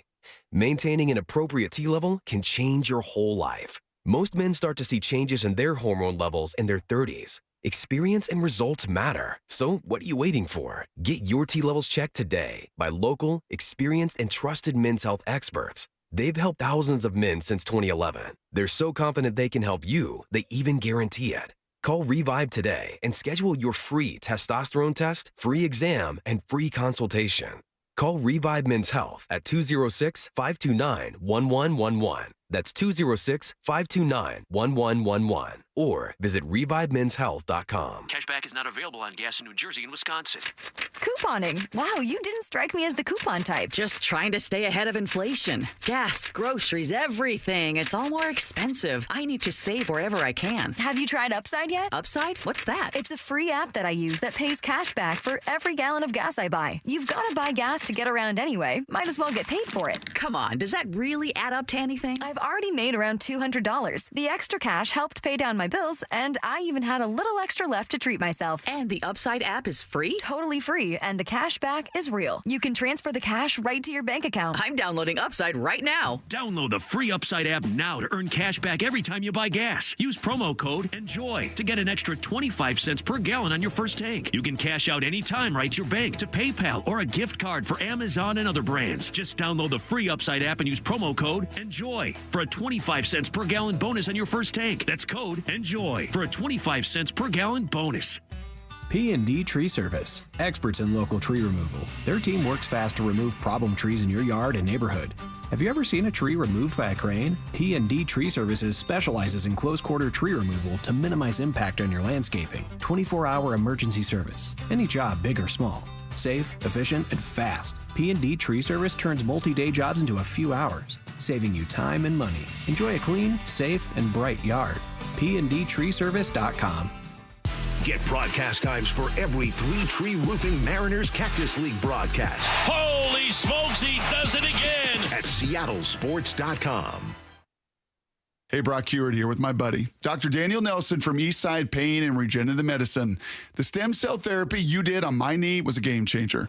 But Dr. Dan, people ask me all the time if you're seeing the same kind of success treating neck and back pain with stem cell therapy. Great question, Brock. As you know from your experience, we've had tremendous success treating major joints like hips, knees, and shoulders, but we've also seen excellent results treating neck and lower back pain. In fact, we're the only clinic in the Seattle area offering image-guided stem cell and PRP injection therapy specifically for neck and low back pain. How cool is that? If joint, neck, or back pain is holding you back, call Dr. Daniel Nelson at Eastside Pain and Regenerative Medicine and find out if stem cell therapy may be right for you. Dr. Dan here is the only doctor with over 30 years of experience in pain medicine techniques, including stem cell therapy. Call Dr. Daniel Nelson, MD, at 425-823-4000 or visit DanielNelsonMD.com. That's 425-823-4000 or DanielNelsonMD.com. Jackson Hewitt knows taxes are complicated, and with multiple jobs and tax forms, they're like Sonata complicated. Our no surprise pricing keeps things simple. Jackson Hewitt does your taxes for only $149 or less. And since we know all the new tax codes, you could get thousands back. So what are you waiting for? Hurry. File with Jackson Hewitt today for only $149 or less, guaranteed. Limited time offer for new clients on federal returns. Participating locations only. Terms at jacksonhewitt.com/149. I can't believe how spotless my floors look after using the Swiffer Power Mop. No more dragging around a heavy mop and messy bucket. Now I get the same deep clean without all the work. Thanks to the powerful solution and scrubbing pad of the Swiffer Power Mop, dirt and grime don't stand a chance, and I don't break a sweat. Mic drop. Mop drop. Swiffer Power Mop. Swiffer Power Mop. A smarter way to mop. Try it or your money back. From the Quantum Fiber Studio. This is Bump Stacy. Weekdays 10 to 2. On Seattle Sports and 97.3 FM HD2. Get your questions in for What I Need to Know, 866-979-3776. I feel like I deserve a raise at my work, says one listener, but how do I actually go about asking for that? You bang your boss's door down. Okay, Hey, look. so kick in the door. Yeah. Okay. No. Yeah. Well, then what? I don't Kicking think the door, I holding the didn't think I'd get this far. I don't know. Are you contracted? Like PowerPoint presentation. Yeah. And for these reasons. Have evidence. Have things to back up your pay. Blackmail. Not blackmail. Don't listen to Curtis. Curtis has told you so far to kick in the door and blackmail your boss. Yeah. I don't think you should listen to that. be unemployed real quick. How strong is your blackmail? I don't know. How strong is your- Maybe you get that raise. Maybe you get that raise. Oh no, I don't think you asked for raises. I think. Yeah, you can. Yes. I don't think you asked for it. Well, in our work. In our we work, have contracts, so you it's don't. like It's different. when it's time to negotiate, yeah. Yeah. But I just got to ride it out for like I think another year. So, I don't think I've ever done it, but in a previous job that I had when I was on the just a digital side, I was not like a under contract worker. And so you absolutely could do that. And it was just a very intimidating conversation to have. And I don't envy anyone who's in a place to do it. I was always told, though, when I would talk about needing to do it and not knowing how, to be prepared for a conversation, be prepared to back up your case, and to be comfortable with being told no. Like, right? Like if you go in and they're like, hey, I'm sorry, like we don't have that. Okay, well, you can't like threaten to quit unless you feel like you are determined that you're just not happy there. Or to be able to say like, okay, well, what's the path for growth for me? Then like, if you can't afford to bring me this now, what could I bring as an employee to make that worth it? Like, what other tasks do I need to be completing? What else do I need on my plate here? So have a dialogue. Sure. Make it your... Moving on. Who has the fastest 40 time at the station? It's obviously me. I probably do. Actually, you know what? There's someone young downstairs that's probably fast. Any youngsters in this building? We got youngsters. Trevor with our video. Trevor, he don't got burners. He doesn't strike me as someone. He ain't got no burners. I'm going to tell Trevor you said that. I mean, Andre upstairs, he's younger than me. He played football. Oh, that's tough. Yeah. But Andre... He's a tight end. Tight end, though, yeah. I can beat him just off of technique. Andre's a big dude, I think. He is. But he's younger than me, though. I don't know. What I need to know. By my eye, Robbie Oots didn't play as well in the later part of the season as he did earlier. Did you guys see the same thing? To what do you attribute that? Lingering IR problems, being a rookie, and what do you expect from him in year 2? You wasn't really watching because he hardly played this year, brother. He was injured most of the time.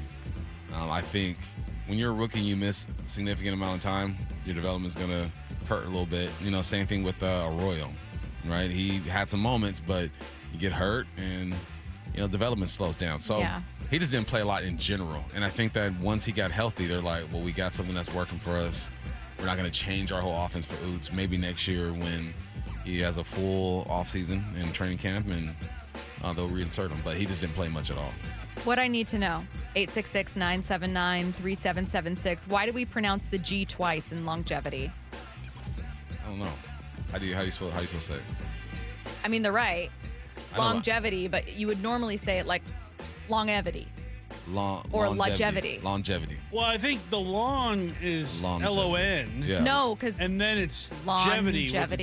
Longevity. So But people say I say- longevity. I say longevity. I definitely like I pronounce the G NG? twice. I not double G that long, thing. not long hyphen jevity, but it's like a fluid. yeah. Longevity. Yeah, I say it twice for sure. Longevity is how we're supposed to say it. Longevity. It's not for me. That's not for I like me. That's not my longevity. That's not.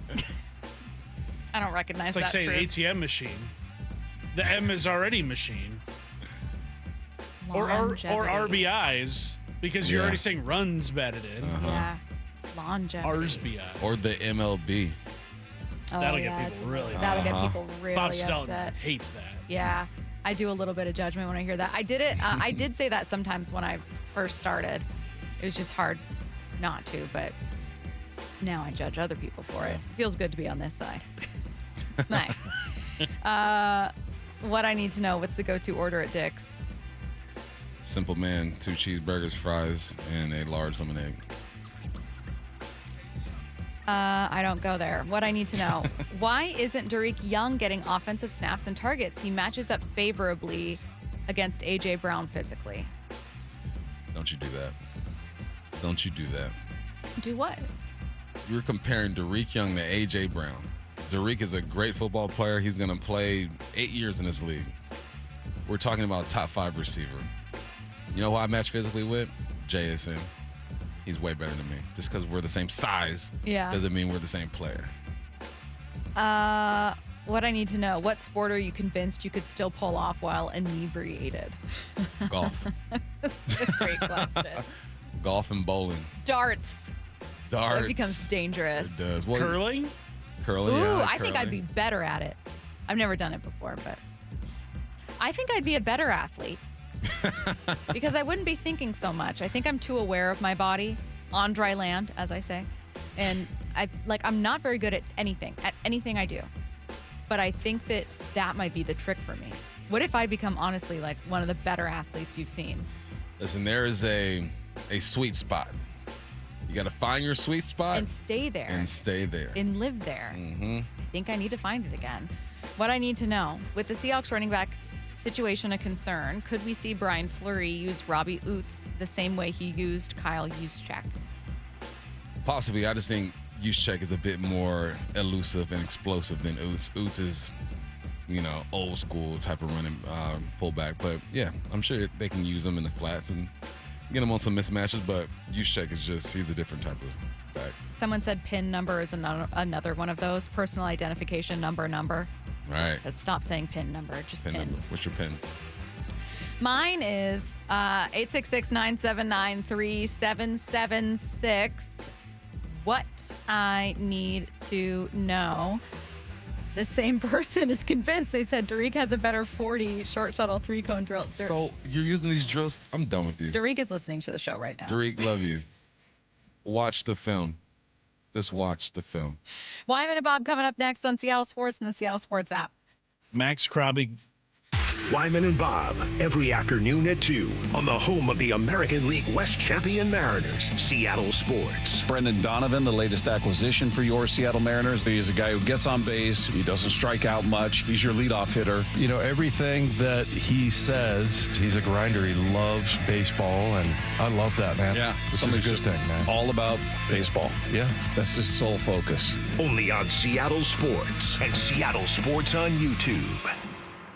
Are you in pain? This is Dave Wyman, and if you're experiencing pain in your shoulder, elbow, wrist, hip, or knee, do what my friend and co-host Bob Stelton did and go see Dr. Mark Wagner, MD, at Seattle Sports and Regenerative Medicine for stem cell therapy. It's been a huge game changer. After 13 years of jiu-jitsu, I had a lot of issues with my hip. It was bad, so I'd heard a ton of patients raving about the results from their 90-minute outpatient stem cell procedure with Dr. Wagner, so I had to check it out. Dr. Wagner is a board-certified Seattle physician with over 30 years of experience performing more than 20,000 stem cell procedures using a person's own stem cells to regenerate cartilage in their own joints. Now, people with severe osteoarthritis, even bone on bone, are back to doing what they enjoy doing without pain and without surgery. Whether it's a hip like Bob had, a shoulder, a knee, a wrist, an ankle, before you choose surgery, consider stem cell therapy with Dr. Mark Wagner, MD, at Seattle Sports and Regenerative Medicine. Schedule your consultation at drmarkwagnermd.com. Hey, Brock Ewart here for my friends at People Come First, or PCF Construction Group. Spring, well, it's the perfect time to start planning your dream deck. And right now, PCF is making it easier than ever to get you started with 50% off your custom professional design and architectural drawing package. What does it mean? Well, it means you can save over $9,000 on your project. And with 12 months of no interest, no payment financing, you can design your deck now and pay later. Most people who start with a design package end up with the outdoor space they've always dreamed of. And this offer is your first step. Don't wait until summer and wish you had started the process sooner. Start it now. Do what Molly and I did some years ago. Contact PCF Construction Group today. Get project ideas, browse photos, and find all the offer details at PCFgroup.com. Go see my friends at PCFgroup.com. Making your outdoor space with People Come First. 1-877 Cars for Kids. KARS Cars for Kids. 1-877-CARS for kids. Donate your car today. 1-877-CARS for kids. KARS Cars for kids. 1-877-CARS for kids. Donate your car today. Ready to get rid of that old car? Donate it to Cars for Kids. Call 877-CARS for Kids to speak to a friendly live agent. Donation's super easy, and your car can be picked up as soon as tomorrow.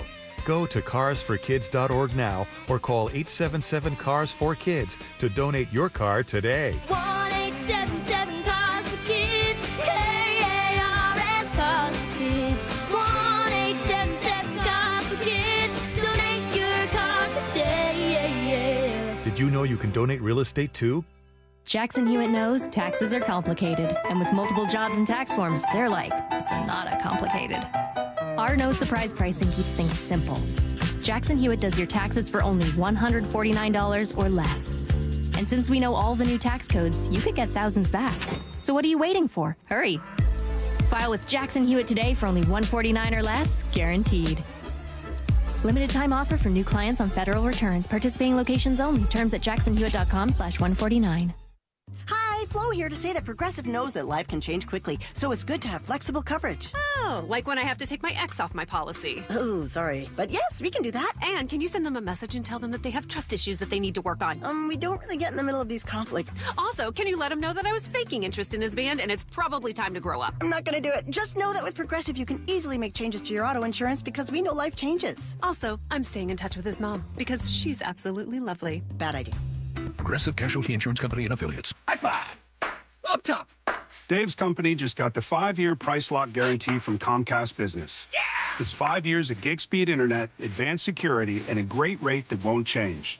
All from the company with 99.9% network reliability. Heck yeah! He hasn't given this many high fives since Deborah brought in her famous banana bread. Yes! The Comcast Business 5-year price lock guarantee. Powering 5 years of savings, powering possibilities. And it's hurting, but I am not stopping. Woo!